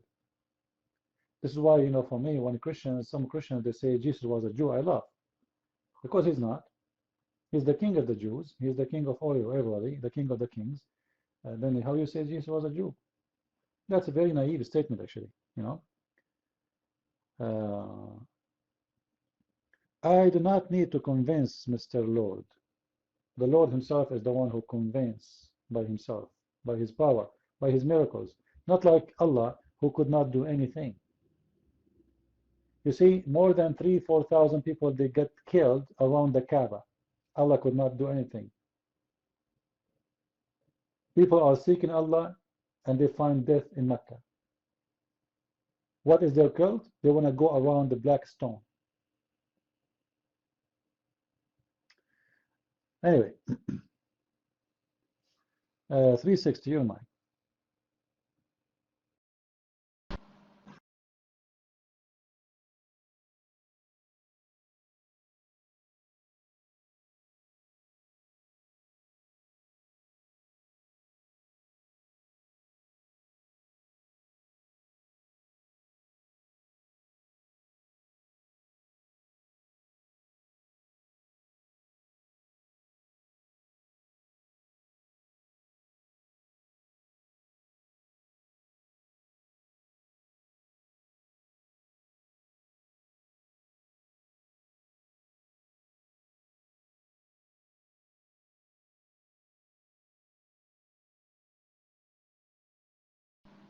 CP, I have a question for you, if you don't mind, please.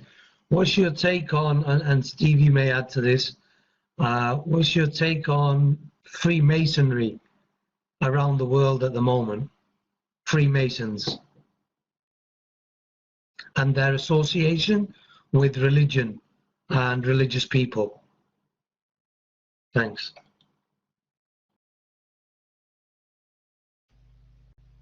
With respect, I'm wondering what's that got to do with finding out enough information so you can make a rational decision about whether God is real or not.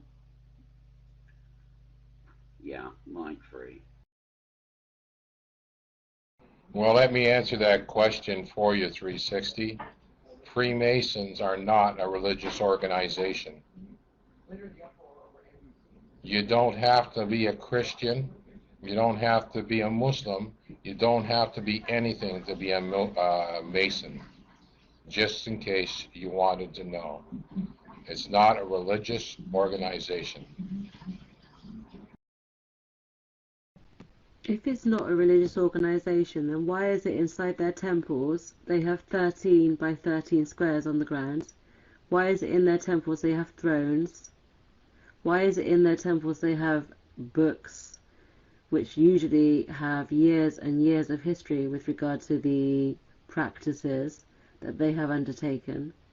Why is it that they have special rituals? And why is it that they actually follow a Kabbalic type belief system and invoke the great architect of the universe. And I would hazard a guess that most of you here have not actually been inside A, like a lodge, and B, a temple. And I would address that to the men, of course. Your mic. Yeah, I agree with Interlude. Sorry. Hold on, guys. Let me take the mic. I'm trying to take the mic. I cannot take it. You see? Okay. You see what we have to do with the Messianic anyway. There is you go to San Francisco. There is a church. It's called the Church of Satan. Is that correct, guys?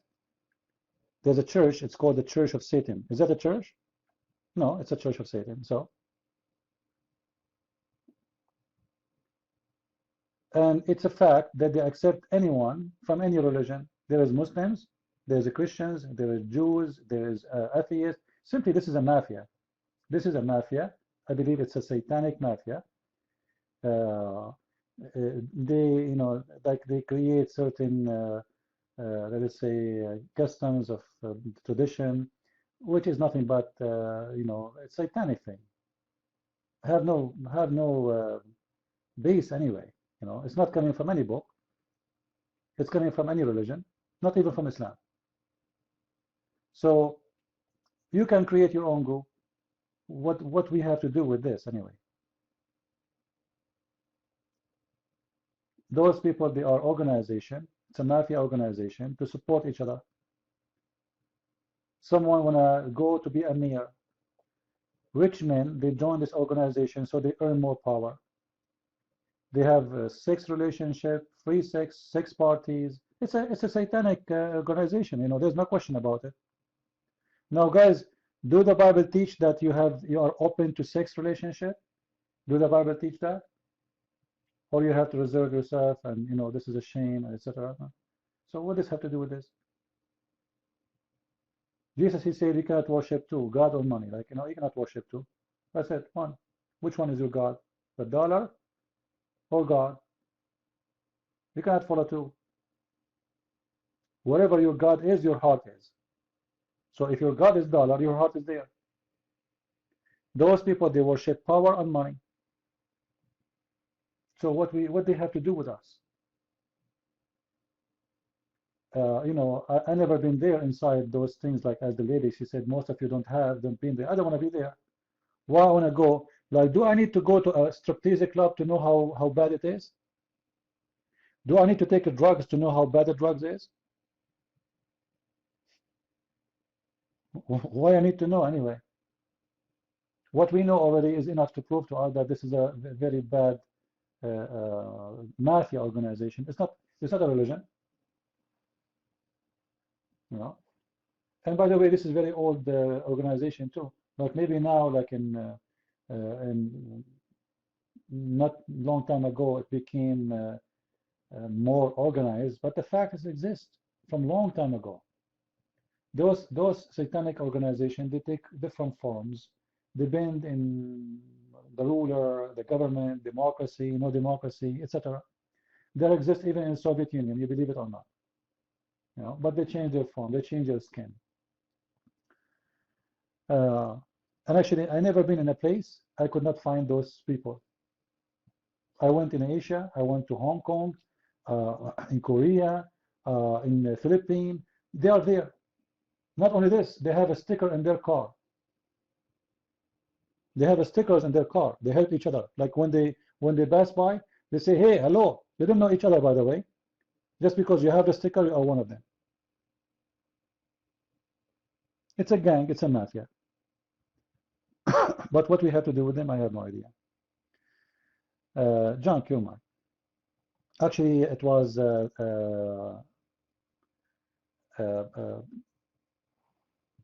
36. It was your turn, right? Yeah, 360. You're mine.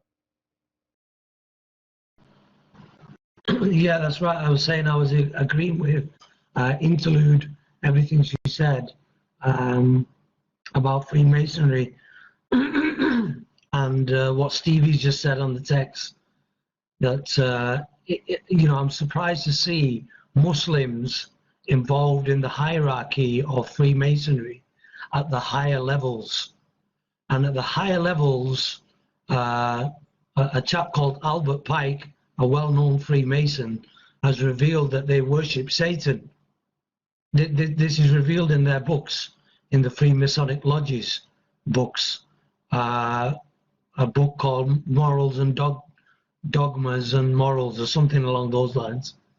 So, you know, these things are important, CP, and we need to discuss these as well to make people aware, to stay away from these faculties, which are satanic in origin and causing mass problems around the world.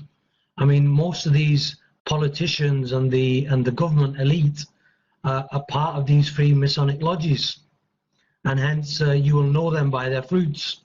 And what have we got? Warfare everywhere, and deceit and lies. So it's important that we touch on this topic, and I hope that's accepted by all. Thanks. Well, first of all, the religious aspects of Freemasonry are to the individual, but yes, there are rituals in the Masons. But what we have is we have a bunch of anti-Zionists running around the world and running around a Paltalk, trying to link Freemasonry, okay, with Zionism.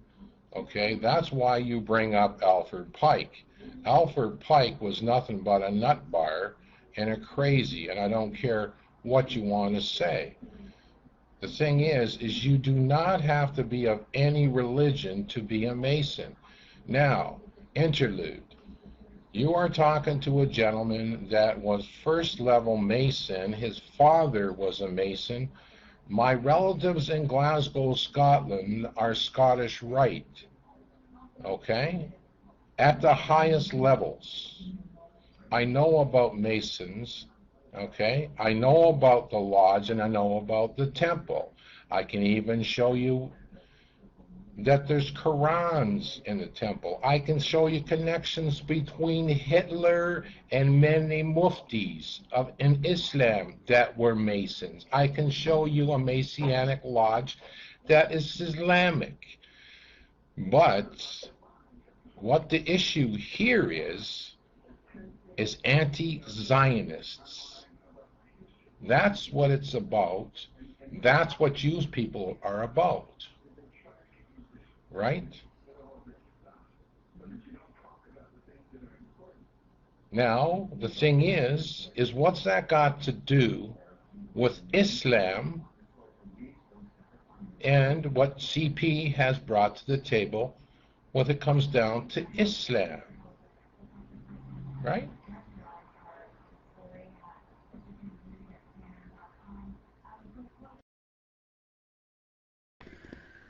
Well, thank you, Junker Jim. That's very interesting. And I will respond by saying to you that 2 or 3 years ago I attended a dinner with a whole group full of Freemasons at their annual evening presentation.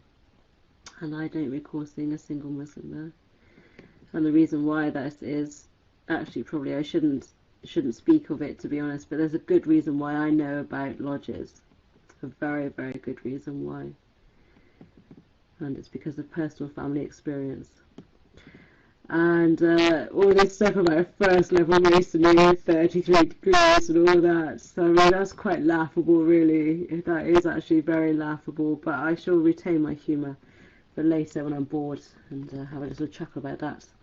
With regard to what you're saying about anti-Zionism, I did say it was secondhand. I think I did mention about Kabbalah, but I certainly didn't mention, which is of course the esoteric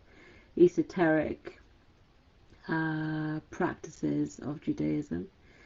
And also, I think I never mentioned about Zionism, but it's very interesting that you're trying to draw a comparison between those two threads of belief.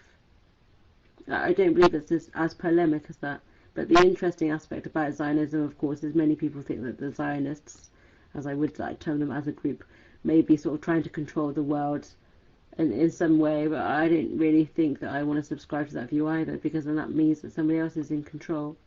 I don't really like that. I don't really like the thought and I won't accept it. Why should I? Who's going to be like puppeteering me? I don't want to be a puppet. But going back to Stevie, you didn't say. I don't think I said. I saw your word, Stevie, with regard to the Satanistic aspect of Freemasonry. I'd very much like to hear what you think about that. Thank you. Islam for Dummies, your mic.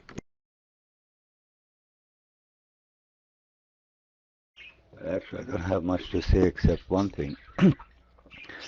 Zionism is anti-Christianity. So what is the problem with that, Junker Jim? Ask anybody. Zionism of today is anti-Christianity. The Zionism that you talk about has nothing to do with Zionism in the Bible or of the Bible. Okay? So if somebody says, again, I'm against Zionism, that doesn't mean he's against Jews. You have to understand what the term Zionism refers to and how it is used today for you to understand why Zionism is anti-Christ. And if you are supporting anti-Christ, you cannot be a Christian. Simple as that. Mic free.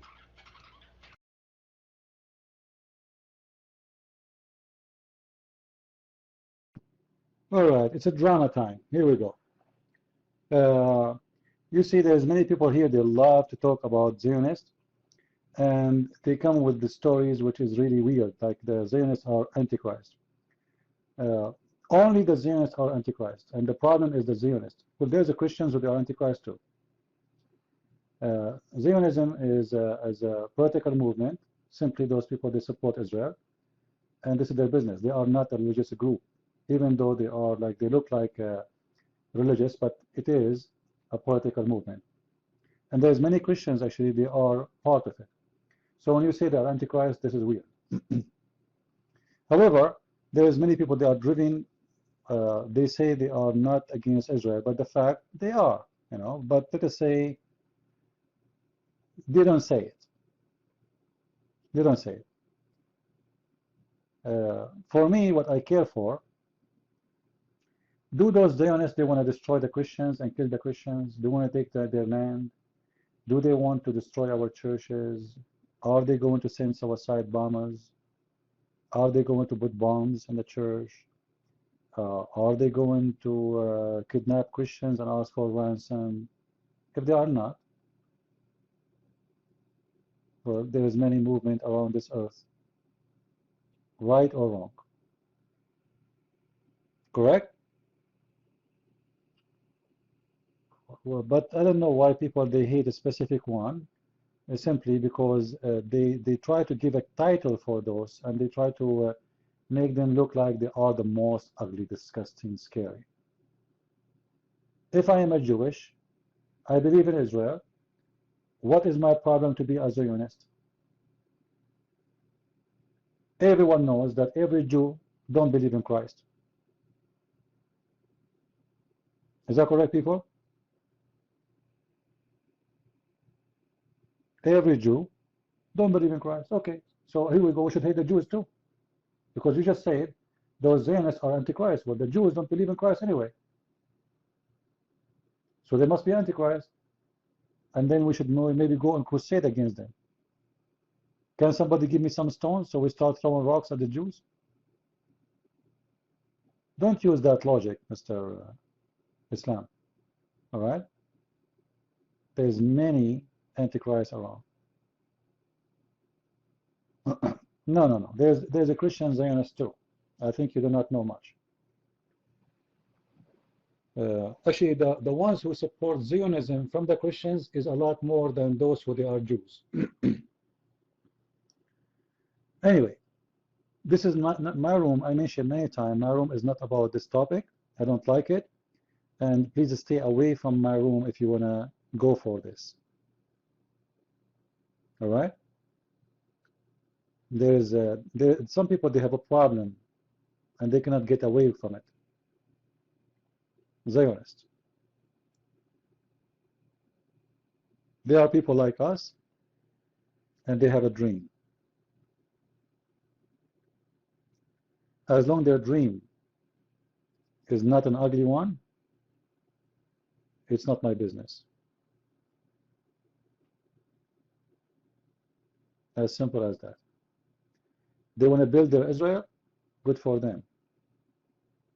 You know, better than the Arab Christians who they lost their land and they don't, they forgot even the name of their God. You go in the Middle East right now, you will see the Christians in their Bible, they are using the word Allah. How they got this word Allah, I have no idea. But yet we want to teach the Jews who is their God and what to worship. We cannot even teach our own family in the Middle East how much they are lost.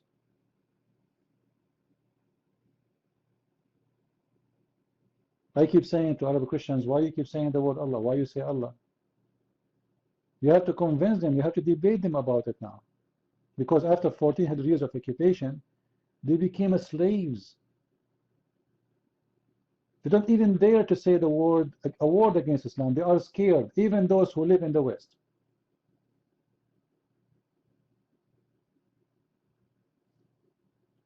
Juku, don't put your camera, please. We know that you are handsome. I am the only handsome in the room is allowed to put his camera on. Sorry for that. You believe it or not, my mother, she believes I am handsome. You believe it? Amazing. Anyway, mothers. Can I give Vu attention? Who is Vu? Who is Vu?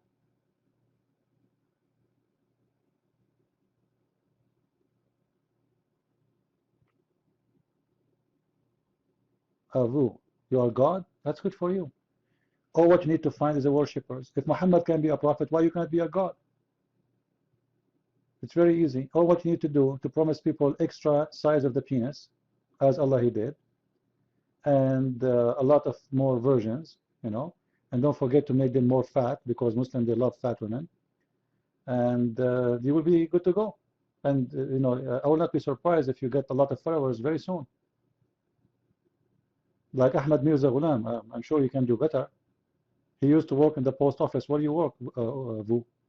Do you work in the post office? Because if you work in the post office, you have a future. This way you can read all the letters of people and then you glue it again and then you make a prophecy before people read the letter. You go to the guy at his home, he says, I am Allah. In this letter, you will receive a letter, it says, etc. And then deliver the letter tomorrow. And then he will worship you. 360, the mic is yours.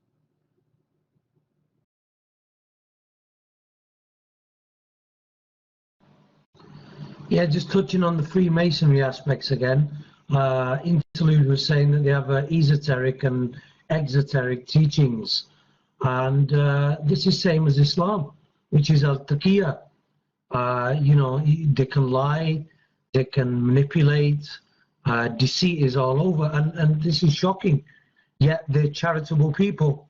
They're well-respected people in the society.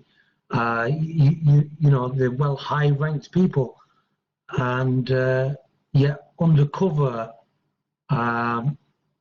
esoterically, these things are happening. And they're under an oath where they won't reveal these things, but things get out. And again, I encourage people to check on all these things and not just take my word for it. But I'm sure a lot of people are aware of this already. Mike's passed over to Jocko 50.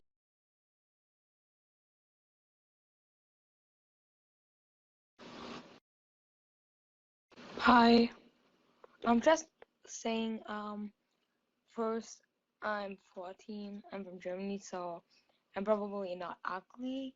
And the second one is Christians are a different part than Jewish people.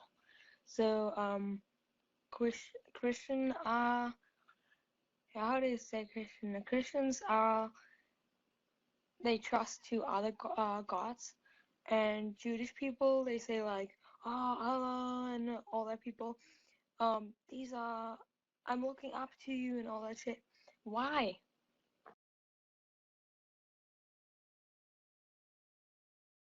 I think she's 14, she says.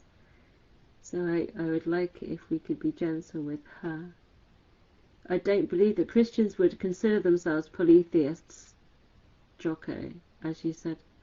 But I know that some other people might say that. But I don't know. I'm not going to be getting into that. 360. You're right in a lot of the things you're saying, but unfortunately, a lot of the information that comes from the sources that people have about Freemasonry is like Dan Brown and, the Brotherhood books and things like that. And I think Freemasonry is quite interesting, but what about the Bilderbergers? Like the Bilderbergs? What about, you could get into the Illuminati and stuff, couldn't you? Just get sort of conspiracy kind of BS, really. And I don't know, you can't say that the Freemasons don't exist because they do.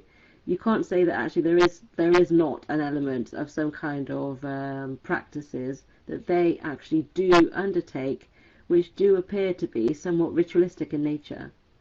And I believe that there are many, with regard to the correlations between Islam and Freemasonry, I can't really accept that, except for the one thing that they actually have with regard to the great architect of the universe, which they understand to be, as I understand it, to be the creational aspect. But then again, to carry out the practices they do in the way that they do, I wouldn't subscribe to that as anything like Islam. But maybe I'm wrong. I don't mind if you bring proof for that. I don't mind being corrected. But I don't believe that it's Islamic in basis or in nature. Your mic. Well, surprisingly, the temples and lodges are all faced east, and the prayers are all done in east, towards east in Islam as well. Also in Judaism, I must add. But I think either Stevie or Junker Jim were saying earlier, talking about Freemasons and how the rituals that they undertake, are definitely satanic. And, we just have to go back to the words of Christ. As he said, you will know them by their fruits. And the fruits around the world, what they're doing, and the false flags, the deception, the lies, there's so much hidden that they're not revealing. And they're causing panic and chaos amongst people and hatred, and we don't need that. Sir Stevie, I am Christian. I'm also Hebrew as well. I'm not playing no games, Mr. Stevie. Sorry about this. So yeah, it gets deeper and deeper. And I'm sure Christian Prince could add on this and tell us, what he thinks with regards to the Freemasonry and lodges, and include, well, I must add, to spot a Muslim in a lodge doesn't necessarily mean that you have to spot the colored person. A Muslim could be any color. I agree. Mike 3.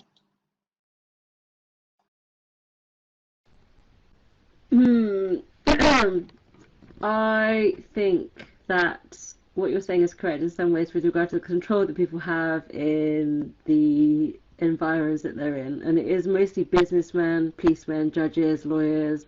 Those kinds of people are the kinds of people that are Freemasons. And so therefore, like if you're in a sticky situation, sometimes you can indeed. I mean, do you know the Freemasonry handshake? But the thing is, they give quite a lot to charity as well. But then so did Jimmy Savile, didn't he? Let's face it. I think that you might be ascribing too much control. Especially when you look at, I think you're just ascribing too much control to these people. I don't know. Jocko, your mic. Why did Hitler kill Jewish people and not other people? Because he just killed Jewish people with blonde hair, who were a man, looked like him, because he was only the person who could have blonde hair. And he was more like, I need to be the person, the important person who has only blonde hair and is Jewish. But then why did he have the Nazi symbol on his ticket everywhere? Joko, you're so innocent. I don't know what you're doing in this chat room. Like, really, is there nowhere else you could go and be? Like, I don't want to send you off to Facebook or anything, but... Oh dear. It's a guy? What? Christian Prince, please you take the mic. Thank you. All right, thank you. Jocko, this is a room for adult. You are in the G-rated, but this is not good for you. All right? And here we use a language that's not suitable for your age. But before you leave, I want to give you some advices. In this program, I'm talking to you as a young sister of mine. In this program, there's a lot of evil people, bad people. So you have to be careful. You said you are 14, right? You are 14. Okay, be careful. This is a very, very, very bad program. Don't trust people. Don't take files from them. Don't open cameras. They'll give you a real name. I'm giving you advice. I don't care if it's a Joko is a girl or a boy. However, you don't fit in my room. So Joko, I'm asking you to leave the room nicely, if you don't mind. All right? This is not a good room for you. And here we speak about topics doesn't fit with your age. All right? I'm waiting you for to leave. Now, about the Masonic, simply, they are just an organization. Islam actually is the same organization. It's a gang system. You support me, I support you. We have one target is to seek power. All of them they seek power, correct? They seek money, they seek power, they seek sex, etc. So simply it's the same as Islam. The difference between them and those they accept anyone want to join, especially if you are rich. However, even if you are not, they can join, and you'll be obedience to their rules, and as a return, they'll support you when you need them. All right, it's Islam. Muslims they support Muslims everywhere. Muslims have a duty to support the Muslim even if he's wrong.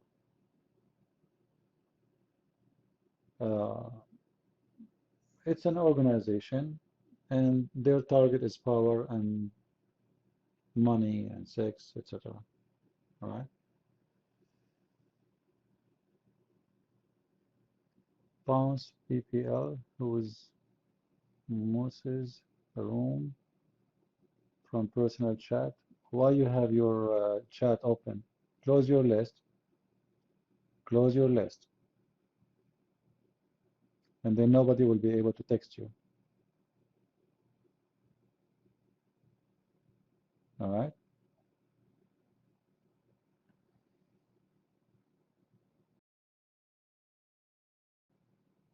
Who's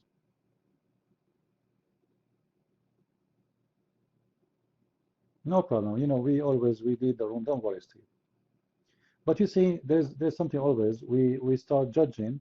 If somebody he says something we don't agree with, we start assuming that he is playing games. Just wait. Have some patience.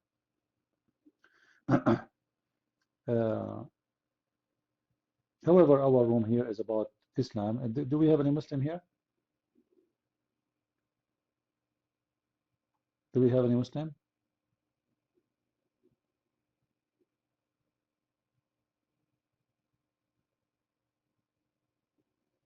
Anyone?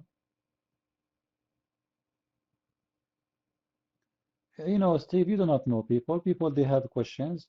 Why you assume that everybody have the answer like you? Why you assume that everybody is smart like you? Like you know the answer. You are educated. Some people don't. They have questions. It's okay. All right. By time you can tell about people who they are, what they're trying to accomplish. However, they ask the question, we can give the answer, right? You see, questions is a threat to religion like Islam. Questions for us is not a threat. Correct? Sex and drugs in Western world. So why you live in the Western world, Nefertiti? Why you don't go to Somalia? Take your bag, buy a ticket, and go back. Why you live in this dirty world? It's why you stay here. You are being hypocrite. It sounds like you like it. Well, you know, in the West, there are people of honesty at least. At least the Western, if they do something, they don't claim to be gods, and they are people of God, and then they go and do everything ugly. The Muslims are the opposite. Correct?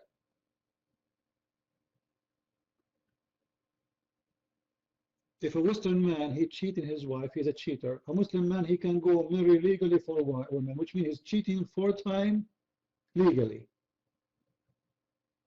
He can start dating women even when he's married legally. According to Islam, he's not a cheater. Western men are dirty. So how you explain to me, Nefertiti, that your people are the most people who attend jail? If we go right now to jail, we will find most of people who they are in jail, they are from your countries and like the Middle East, Somalia, etc. How come #1 pirate in the world they are Somalia? By the way, guys, I have a scholarship to Somalia in case any one of you would like to go. They send me a scholarship from pirate school. They will teach you how to be a pirate for free, and you will attack ships and you will make a lot of money very fast. So if you're interested, just send me your resume. All right. Or what you need to do, by the way, you need the recommendation from Nefertiti. She have to sign your application because we need a recommendation from someone from Somalia. You see the hypocrites who come to the West and they speak against the West, but they kiss the shoes to come to America. They kiss the shoes to come to Canada. Go back to your heaven. Hypocrites. False people. Very false. They come to America to wash dishes. Go live like a king in your country.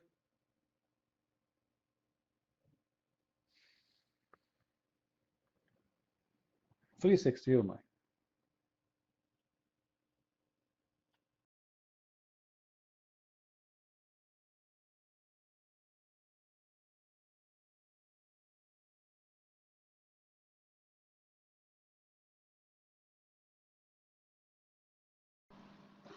Yeah, CP just had a message to keep the topic Quran related. So I've got a topic on Surah Maryam, which is the 19th surah. And it says on there that all Muslims will go to hell. Is that true? What is the tafsir according to that? And what is the situation? If you can answer that, please. Christian Prince, thank you.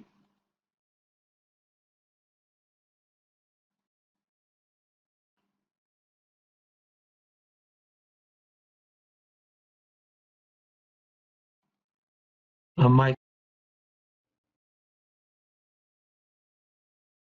Your mic stuck. I will answer you after we hear those. Their hand is up. I will go back to you. Jam your mic. Just curious, have you always hated Islam? It's just a religion. If you don't like it, just leave it alone. Okay, well, I have a question for you. If we leave Islam alone, do Islam leave us alone? Do you mind? It leaves me alone. It matters more with political stuff.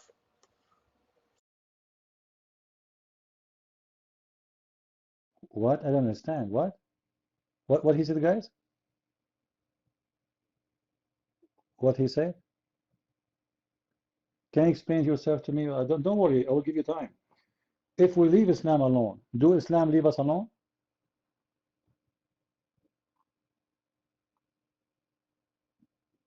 I want an answer. Because Muhammad is the one who said, fight those who don't believe. Fight to kill them. So in Islam, if you leave Islam alone or not, still they'll have to fight you and kill you. So what we will do now? Okay, I want to leave Islam alone. But Islam is a religion who teach Muslims not to leave you alone. What we will do? Do you have a solution in your mind? Normally, if you go to a shopping place and you leave people alone, they will leave you alone.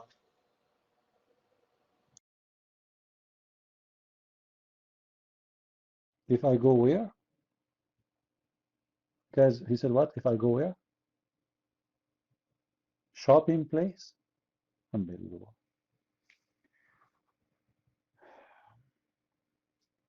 You see, Jan, I think I'm going to make you an admin because all my life I was waiting for someone like you. I'm waiting for someone very educated, very intelligent, and I could not really waste my time to make an admin. Yeah, not only an admin, I will make you. You will be a teacher. I'm going to leave soon. You start teaching those people here because they cannot wait. They cannot wait for your wisdom. You know, let me ask you a question. If we go to the shopping place, Muslims, they leave us alone? It's not true. I can show you many incidents where Muslims, they go to the shopping place and they shoot people and say Allahu Akbar. In school, just 2 weeks ago, a guy in the school, he killed many people.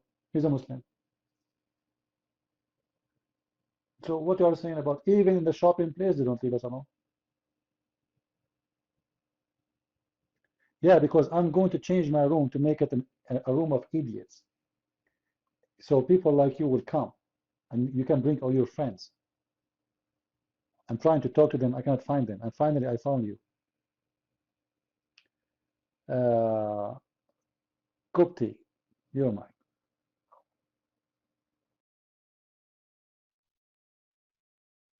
According to Christian Prince's false god, he is a god of unspeakable terror and genocide. All right, and what we find in Islam is that it actually condemns genocide and terrorism, and that's the difference between Islam and Christianity. What better topic? At least use your voice, you idiot. You are using the voice of the idiot Nader Ahmed. Come on, at least bring me a smart guy. By the way, did he fought with Osama Abdullah or not? I saw his email. He want to break his bones. Did they break the bones of each other? Stupid idiot. Aslan, the mic is yours.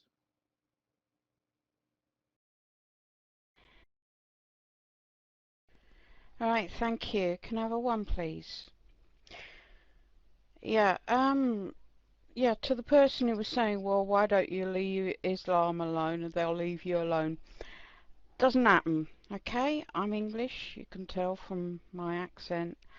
I've had Muslims, I was minding my own business in my country, okay?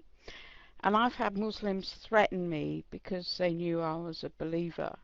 Now, they didn't leave, I left them alone, they didn't leave me alone, you know? And I did wonder if that was just one deranged individual, but no, I've found out that that's actually what Islam teaches, that you're to harass and intimidate people when you can get away with it. And the idea is to put people who they call infidels, that's non-Muslims, on the back foot, okay? And the whole idea is to dominate, and you know, the idea is world domination.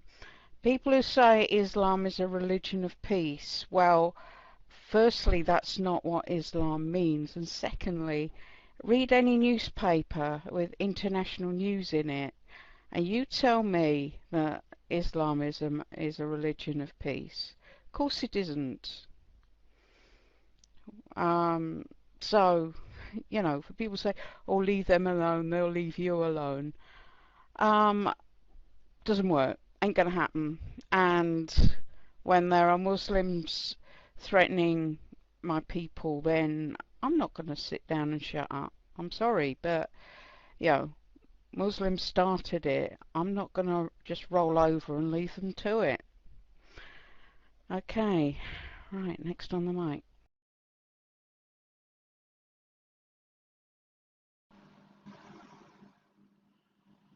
Yeah, I agree with Aslan there, what she's saying and the comments she's making. I take it from the accent, you're from UK, so am I. And It'd be surprising to find if the royal family and the government politicians were Muslims as well, secret closet Muslims. It'd be surprising. Mike's onto Jamvan.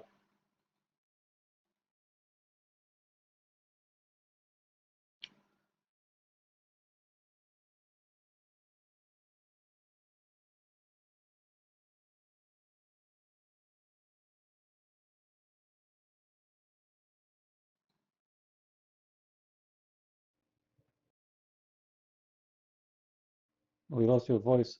Am I heard, guys? Am I heard? You know, guys, do you remember that gay who made a video that says, "Leave Britney alone"? Yeah, it's Cocker alone. Leave him alone. He is just a human. He has ideas and he knows are important and opinions that people should hear about other people. Is the voice coming? Was it coming clear or no? All right. So leave Muhammad alone. Anyway, you know the funny about many people, they try to make themselves that they are nice and modern, and you know, you guys, you are teaching hate, etc. And all what we see around us is Muslims are killing, hating. You know, watch all the videos Muslims make, slaughtering, raping. Nobody is doing slavery except Muslims. Do we have a problem just because of this religion? We do. Big, huge problem. But actually the problem is not the Muslims, the problem is the idiots who they are Western who support Islam in the West. This is a bigger problem. Because I understand if a Muslim supports his religion, but I don't understand those idiots who support Islam. Right? Only you, Mike. Thank you, Prince. Actually, I want to ask you a question. Do you know the verse? You've seen it many times, but can you just confirm this? Because I know you speak Arabic. And read this verse. What does the word قاتلوا mean? Does it mean fight or does it mean kill? I want confirmation. Okay, mic's free. Well, it means both, because the word qatil is coming from the word kill, which means fight to kill. Like how people go in war, like what they use. They use their spoon, they use a sword. So when you use a sword in that fight, what you are doing, you are killing, right? Yeah. But I know what you are trying to say. Many people will say that this is about just a fight.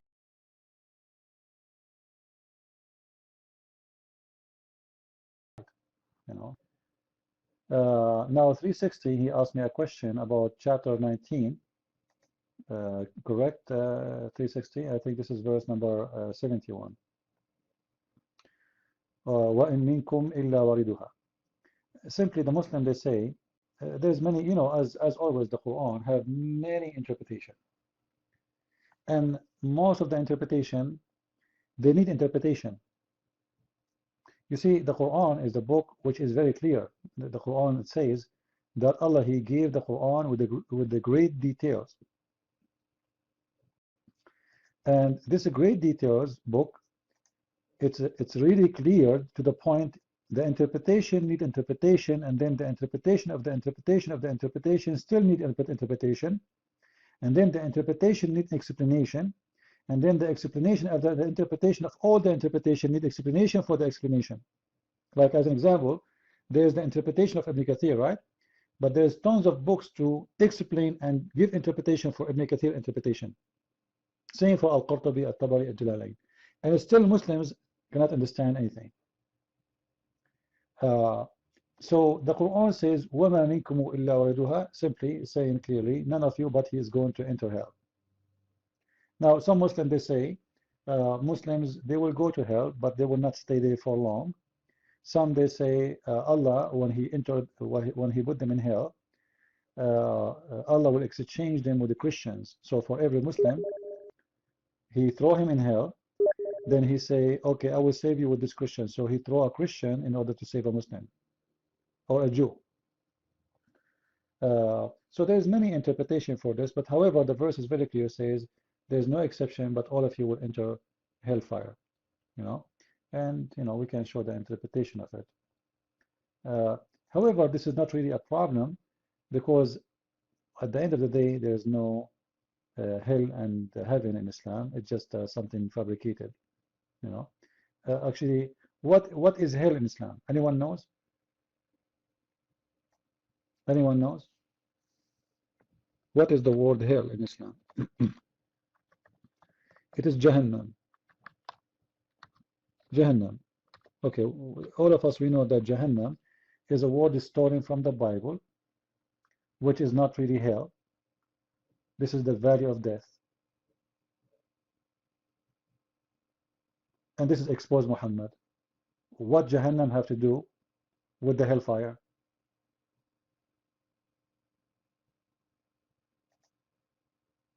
Additional to this, Muhammad, he said that his Qur'an is a pure Arabic. So what the word Jahannam is doing there? If the Qur'an is a pure Arabic, where he got Jahannam from? You can go to many verses in the Quran, you will see the word Jahannam appear. Chapter 2, verse 2 or 6, chapter 3, verse 12, etc. Allah will send you to Jahannam. Okay, where is Jahannam? It's a valley. This is not hellfire.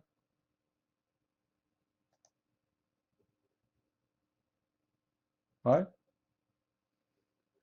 ISIS present Islam? No, ISIS don't present Islam, because ISIS are very nice. Islam is more aggressive, actually. So ISIS need to do more aggression in order to really represent Islam. As an example, ISIS, they burn people alive, but ISIS did not split people alive yet. You see, Muhammad, he used to tie people by 2 camels, and he split them alive. Until now, ISIS did not do that. So I think ISIS is still missing the point. They need to do more aggression and more ugly crimes. Then we can say they represent Islam.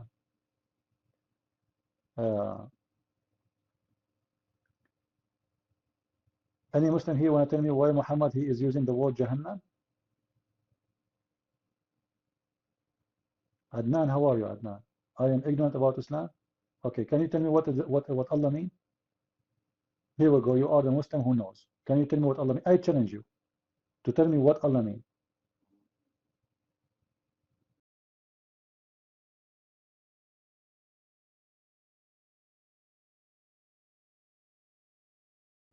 Can you?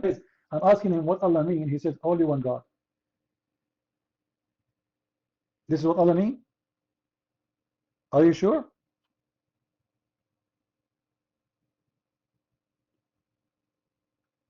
You notice how the answer changed? The Muslim before him, he said there's no meaning. The one before him, he said it's not important. None of them was able to give the answer. And now Allah is only one God. Hey, Blue, how are you? Any Abdul when I come to the mic? Wa alaykum as-salam, Blue. How are you? By the way, do you know that Muhammad even he took as-salamu alaykum from the Jews? Do you know that? This is not an Arabic greeting. This has nothing to do with the Arabic. No, as-salamu alaykum as it is. If you go right now to Israel, you will hear the Jews greeting each other, say as-salamu alaykum. This is a Jewish greeting.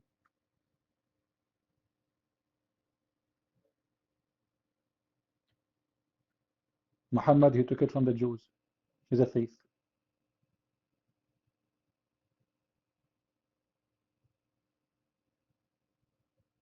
No, not only shalom. They say shalom and they say salam. Salam. Salam alaykum.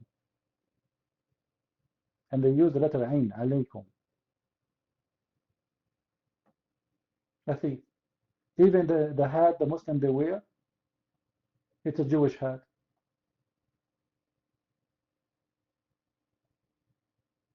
He stole a lot of things from the Jews. He's a thief. What do you mean where I got this from? Can you tell me where you got the hat from? When you go to Hajj, you wear a small hat in the top of your head. Where do you get this from? Do the Arab wear hats? Since when? Correct, guys? Since when the Arab they wear hats? You tell me from where you get this. Everybody knows that the Jewish they wear a small hat in the top of their head. Where do you get the hat from? Tell me.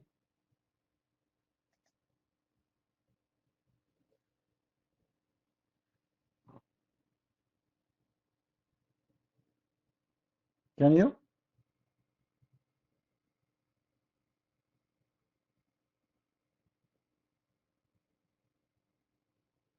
Yeah, you took their land and now they are living in peace. Yeah, right, right. You see, guys, the Muslim, they live in our land in peace. They occupy your land. They kill most of you. They force you to pay jizya for the last 1400 years. And you are a second-hand citizen in the country, but you live in peace.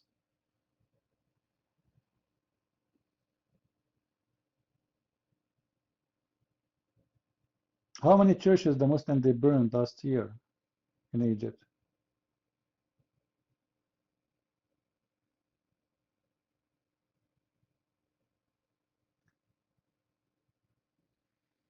Any Abdul want to come to the mic?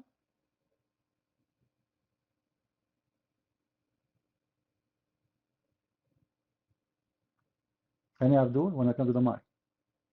Your mic, Mr. Blue. You go ahead.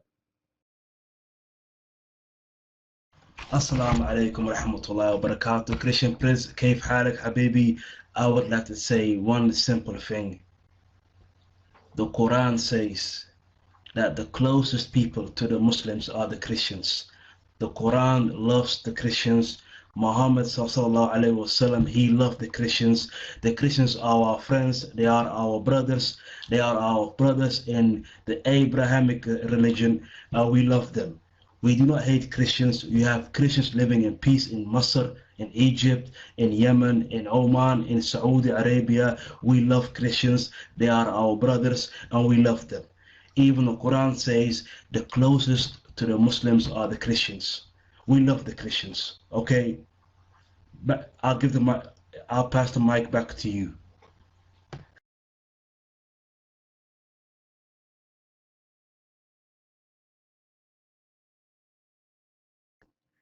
You see, Blue, I wish what you are saying is true. Correct, guys? Honestly, we wish. I'm not against that. Absolutely. I wish that this is absolutely true. That will make me very happy. Actually, this is true. I will close my room. Seriously, honest to my God. Honest to my Lord, the Messiah. If this is true, I will never open my chat room. But is it true? Can you read for me chapter 5, verse number 14, Mr. Blue? Can you read it for us? Chapter 5, verse 14. I want to see how much your God loved the Christians. Your mind. Chapter 5. Let me type it for you, so you don't say I did not tell you. 14. It's in the front of you in the text. Thank you, only. The mic is yours.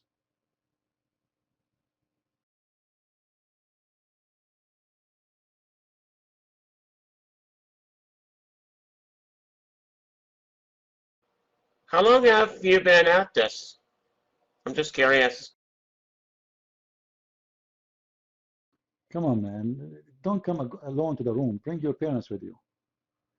Blue, take the mic and read for me, please. As much your God love us too much, man. Your God told us we are brothers? Are you serious? Okay, read for us. Your mic.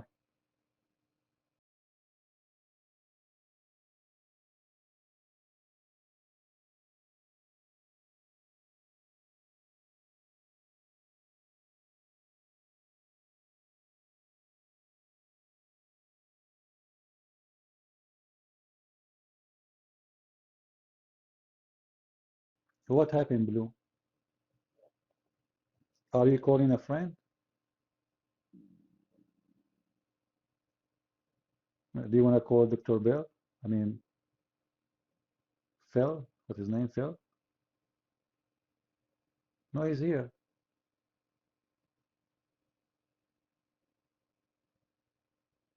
Christians, Muslims, they love you. Even the verse he is saying to us, by the way, the Quran says that the most close people to you is the Christian. Well, the Christians are the close to you, not you closing to them, which means the Christians are very nice. And even that verse is teaching hate. It's saying the most ugly one you hate or they hate you is the Jews.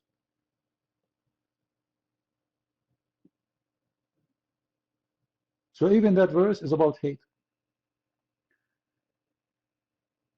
The same chapter we are quoting from, Mr. Blue. Yeah, right. And what about the rest? The most people who hate you is the Jews, right? So this is a verse teach hate. Your prophet was trying to make a division between the Christian and the Jews. That's all. He was not able to be successful, so later he changed his mind. Now, can you post for me from the same chapter? Chapter 5, verse 14. Same chapter, I'm not even changing. Can you? Blue, are you there?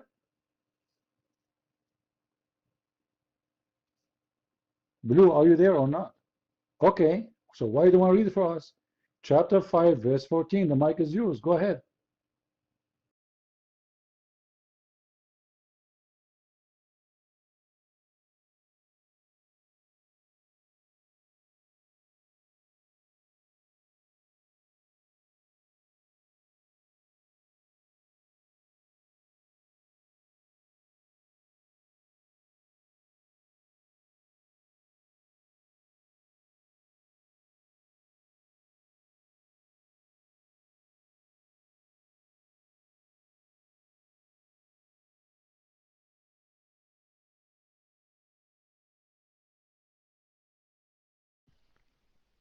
I just wanted to say I'm not sure how we're brothers and sisters in faith with Muslims when the Quran has got a different God to the God of Abraham. The God of the Quran is the father of no one in any sense, but the God of Abraham is the spiritual father of his people.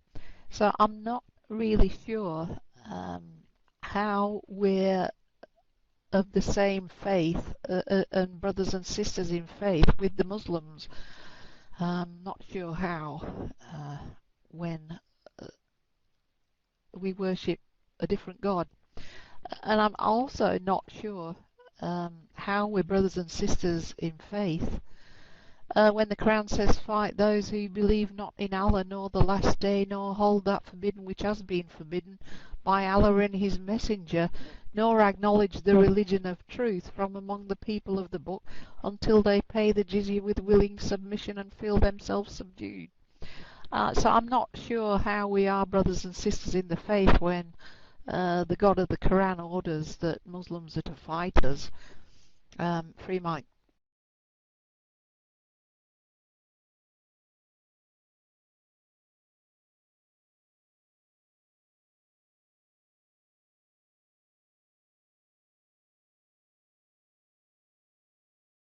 Yeah, but you know, Carol, you need to understand that the Muslims, if they kill you with sharp knife. They will not make you suffer much. They're very nice. And not only this, they will record you in a tape for free. And they will put you in YouTube. We are, for sure, we are brothers and sisters. What are you talking about? There's no question about that. How many Christians the Prophet he killed? He killed them because they are brothers and sisters. Right? So what the verse you post for us, this is about Judgment Day. This is a proof that Jesus is God. Don't you believe that in Judgment Day people be judged by God? This is about God in Judgment Day, which is the Messiah. He is going to judge you. He will tell who? He will tell the angels. He will tell who? The angels. Read it. The angels will bring people to him and he will judge them. The verse you posted to prove the Quran to be false. This is number one. Number two, Jesus never killed anyone. Did Jesus say to his apostle, bring anyone and slaughter him? No. It's about Judgment Day. So now we explain to you. Can you explain to us why your prophet was killing people left and right? Can you explain to us why your God says will spread hate and enmity between the Christians? You don't have explanation, right? I want actually every Christian to remember the verse he posted. This is a verse proof. Muslim, they ask you, Do you have a proof that Jesus is God? Well, the verse you posted is a proof, because the one who will bring the people in front of the Messiah is the angels.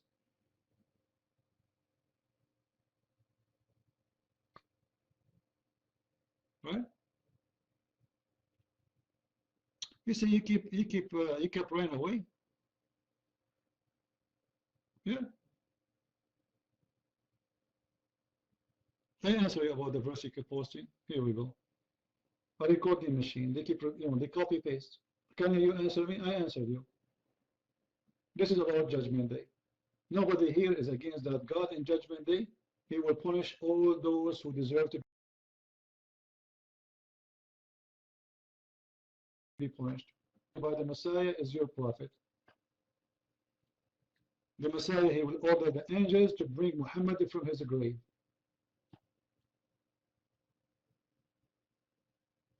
They will drag him down in the front of the throne of the Messiah,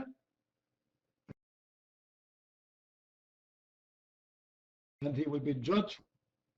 Don't talk about hate. Allah has said in the Qur'an, I will spread the hate and enmity between the Christians.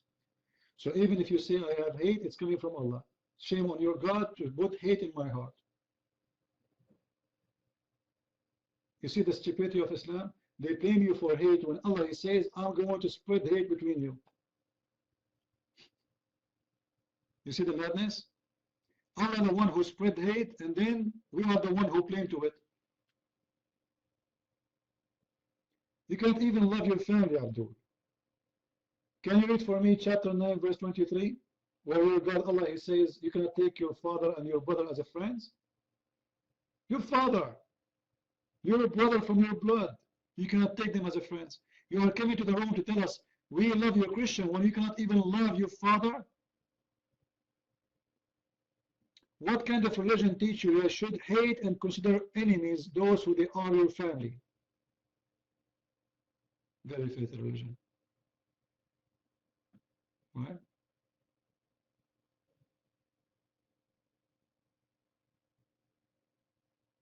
Yeah, thank you, Blue.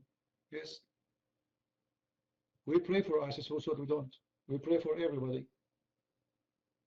Because Muslims, the same as ISIS, there's no difference. There's people who they have a knife in their hand. There's people who they wish to do it. There's people they are coward to do it. Very simple. But all of you believe in the same thing. All of you are ISIS. And you believe it or not, I believe strongly that ISIS is the best thing happened in the last century.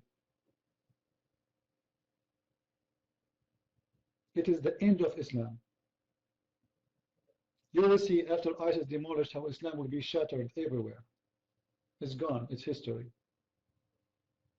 Oil is dying. Wealth is gone. ISIS will be demolished and Islam will be history. Especially with our education for everybody. I advise you to read my books and see how many Muslims are reading them and leaving Islam. In the coming 5 years, Saudi Arabia might face bankruptcy. All this is over. Saudi Arabia is not #1 producer for oil. And actually many countries do not need oil as before because many countries discover oil. You are dead. Your religion have a revolution because of the oil. The oil now is going. Oil will not help you no more. We in USA, we are #1 producer for oil in the world. Soon you Muslims will buy oil from us.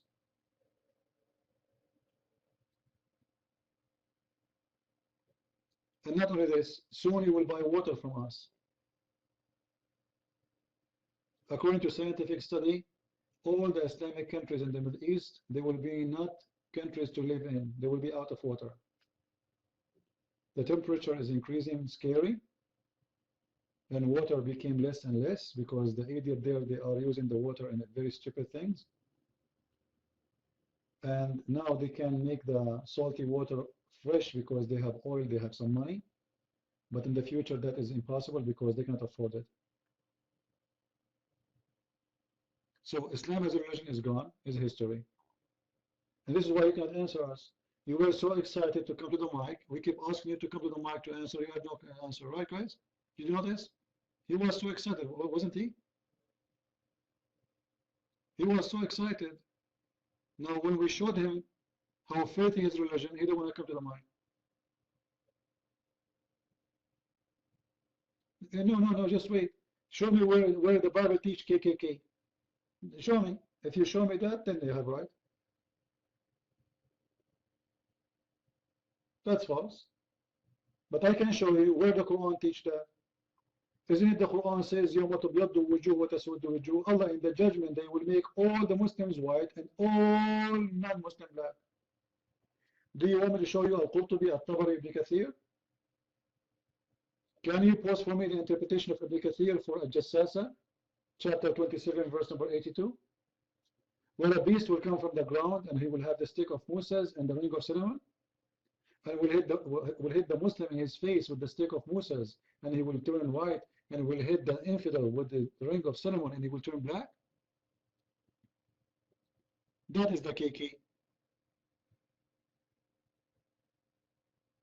Why all Muslims will turn white? Can you tell me? That's false. This is a verse Muslim they keep using, but the fact this is not about Muslim, they will not force you into Islam.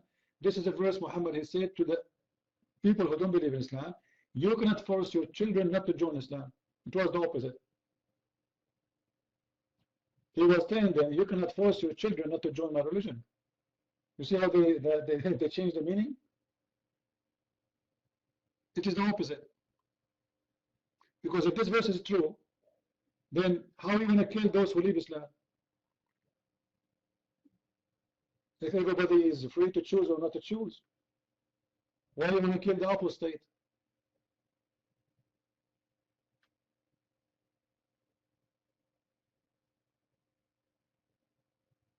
Where? Can you show me? Isn't it your prophet who said, who changed his religion, kill him? Man baddala dinahu faqtuluh? Or I'm making things up. Do you want to show you the hadith? Isn't it Abu Bakr who made the war apostate? Or Abu Bakr must be a bad Muslim? You see, Blue, you see those Americans here? You see them? Honestly, seriously. Any one of them, he knows a lot more than you about Islam. You will be surprised. All this is over. Where people know nothing about your religion. I can give the mic to anyone here. You see this lady Carol? The Muslim accused Muslim. They say women are hard to bring. Correct, guys? Do they say that? Okay, I have a challenge for you to debate her. Let's see who is the one who have the heart of brain. You, the Muslim, or her? Do you dare?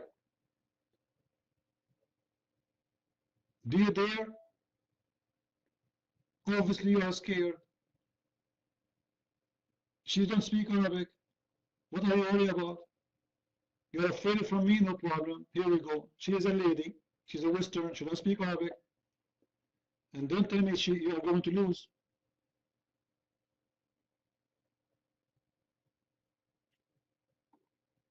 Do you notice, guys, how scared he is? Carol, with my respect to you, you have victory. You won the debate before we started. The guy is terrified. Obviously, your half of brain is scary, and his full brain is not helping him out. You're my Carol.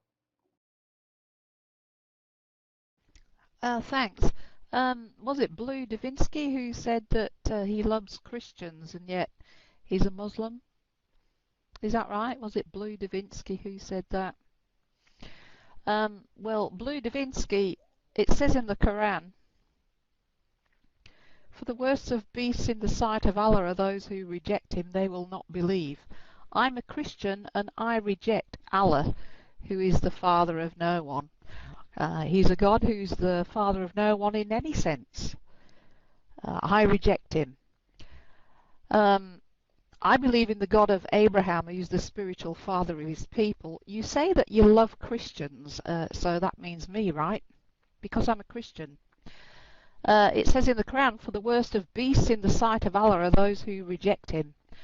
So, Blue Davinsky, do you believe that me being a Christian is the worst of beasts? That me who rejects the God of the Quran is the worst of beasts?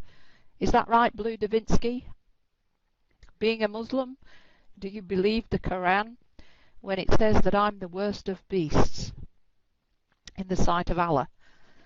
Is that what you believe, Blue Davinsky?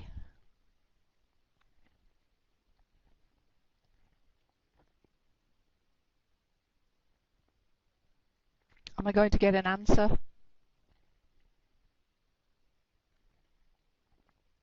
Blue Davinsky, you said that you love Christians.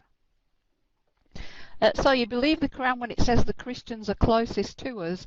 Do you believe Surah 8, verse 55, Davinsky?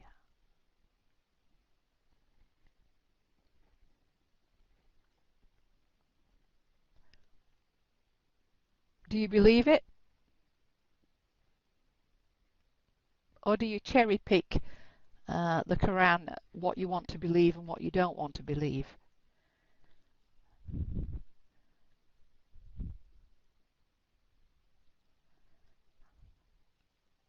Let's see who it applies to. I've said that I reject Allah, who is a God who is the father of no one. So what's that saying about me? It says I'm the worst of beasts in the sight of Allah because why? I reject him. I reject a God who's the father of no one. You say that it's not about Christians. Well, hey, any Christians in here who accepts a God who is the father of no one? Do any of you Christians accept Allah as God? No. There you go. Lots of Christians say no. I say no as well. I reject Allah as God. I don't accept him as God. And we're all Christians. See all the no's there? They're all Christians. And they reject Allah. I reject Allah.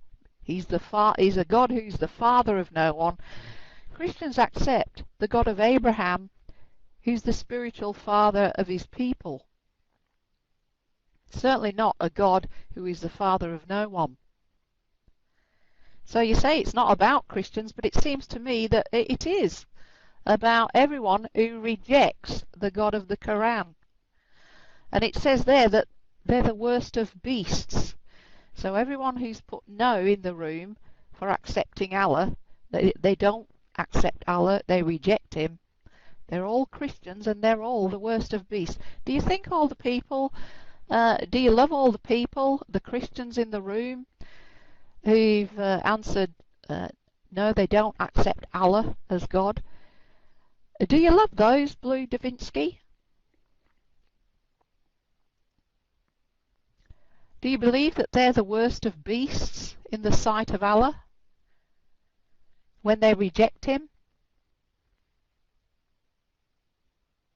Well, obviously, you don't hate Christians, so your love then is greater than Allah's. Is that right? Your love then is greater than Allah's, Blue Davinsky. Because he said you love Christians, where in the sight of Allah, Christians are the worst of beasts. So your love is greater than Allah's. Great. Free mic.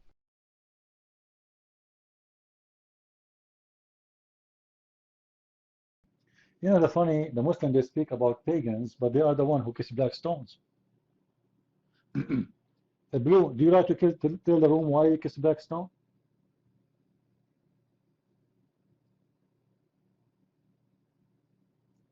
Isn't this what the pagans do? Why your prophet kissed the black stone?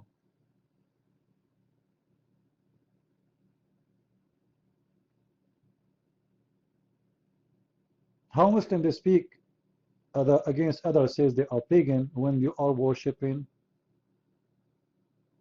a God who everything about him, the holiness about your God is a stone. The holy Kaaba, the holy stone. Can you tell me?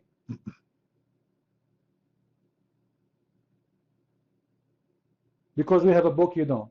As simple as that. The Satan have to admit that we are the truth. You see, the Quran divide people to two kinds when it's come to religion. People who have a book, and that is us, which means we are the truthful one. You don't have a book. Can you tell me why Allah did not call you people of the book too? Why? If you are coming from Allah, and according to Allah, Allah is the one who sent the Torah and the Injil, so how come we are the people of the book, you are not? You are not. We are the people of the book. You are not. The Quran called the Muslims Ummiyin. Even Muhammad is Ummi. What Ummi mean? You don't have a book. Pagan. The pagan Muhammad and the pagan followers. The Muslim, they say to you, the word Ummiyin, it means you don't know how to write, how to read. This is false. Because how you say that the people of the book and the Ummiyin, all the Christians, they know how to write, how to read? No. Especially at that time. It's impossible. And all those who they are not Christians and Jews, all of them do not know how to write, how to read? No, it's impossible. So what the word Ummiyin mean? It means those who don't know God. Your prophet is one of them. Yeah, during the time of the prophet, after the prophet he came, everybody is dead. Thank you very much. So all the time the Jews, the Christian lived there. What happened after your prophet he came? He killed everybody. Thank you very much for saying that. Correct? Where is the Christian now in Saudi Arabia?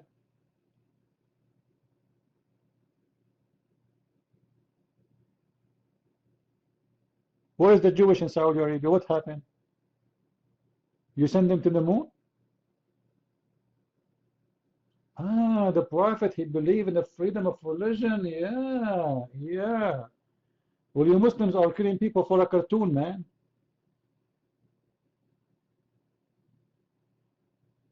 This is our land. What do you mean you have a Christian in Egypt, guys? They took our land, they stole it from us, and then you have a Christian in Egypt. He's doing us a favor. You have a Christian in Egypt. We killed most of them. There's only 10% left. Like, what do you want more? You have a Christian in Turkey. We killed most of them. There is now 5% left. You have a Christian in Syria. We killed most of them. There's 15% left. Amazing. Beautiful. They attack your land. They take your land, and then they say to you, you see, there's a Christian there. We did not kill them all. We killed the most of them.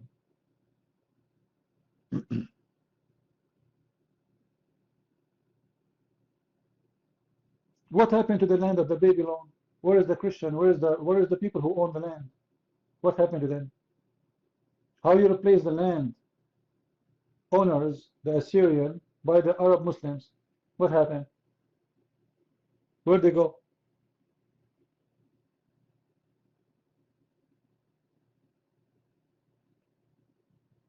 No, we don't see any light in Islam. What light, man? The only light I see in Islam is the hadith where it says that when the mother of Muhammad, she gave birth to him, a light came out of her vagina. Sorry for the language. Is that true? And this light reached all the way to Syria. However, I never saw anything like this. This is unbelievable. A light is coming from the vagina of Muhammad's mother. Why?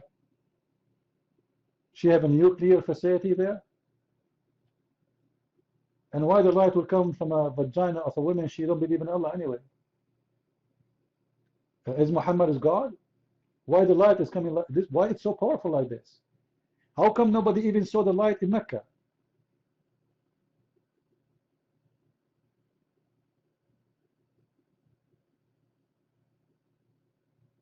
How women they treated before Islam? Yeah, they were treated as queens.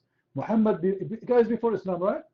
Is it true that Muhammad himself used to work for a woman, her Khadija, before Islam? So women before Islam, they are business women. Men, they work for them. Your prophet, he have a boss, she is a woman. How do you explain that? After Islam, she became what? A slave. Half a brain, stupid. Your prophet himself was working for a boss, and the boss was a woman. So tell me about it. What do you mean I'm a liar? Isn't it Khadija was the boss of Muhammad? Are you saying it's not true?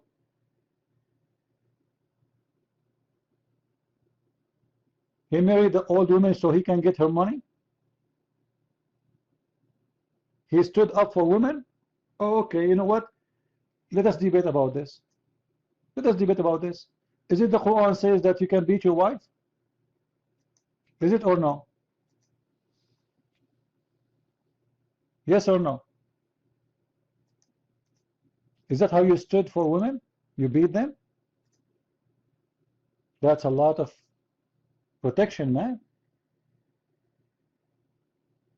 Yeah, Muhammad's wife was a businesswoman before Islam, not after Islam. After Islam, she became nothing. Can you name for me the businesswomen after Islam? Who are they? Beat them. How a businesswoman you can beat her? Do you like to come to the mic and explain the logic of beating your wife?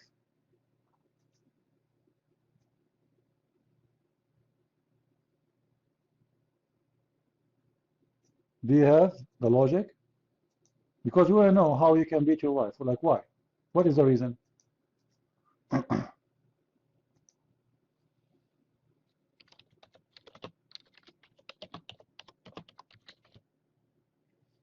Any Abdul?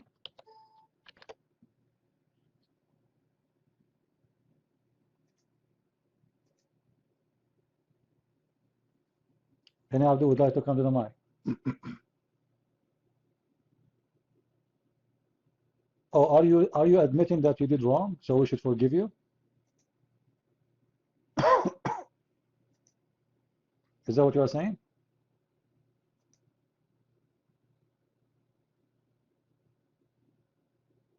You know, we can forgive, but God, he will judge anyway. No, I'm not from Egypt. However, you Muslims occupy all those lands. None of them is yours.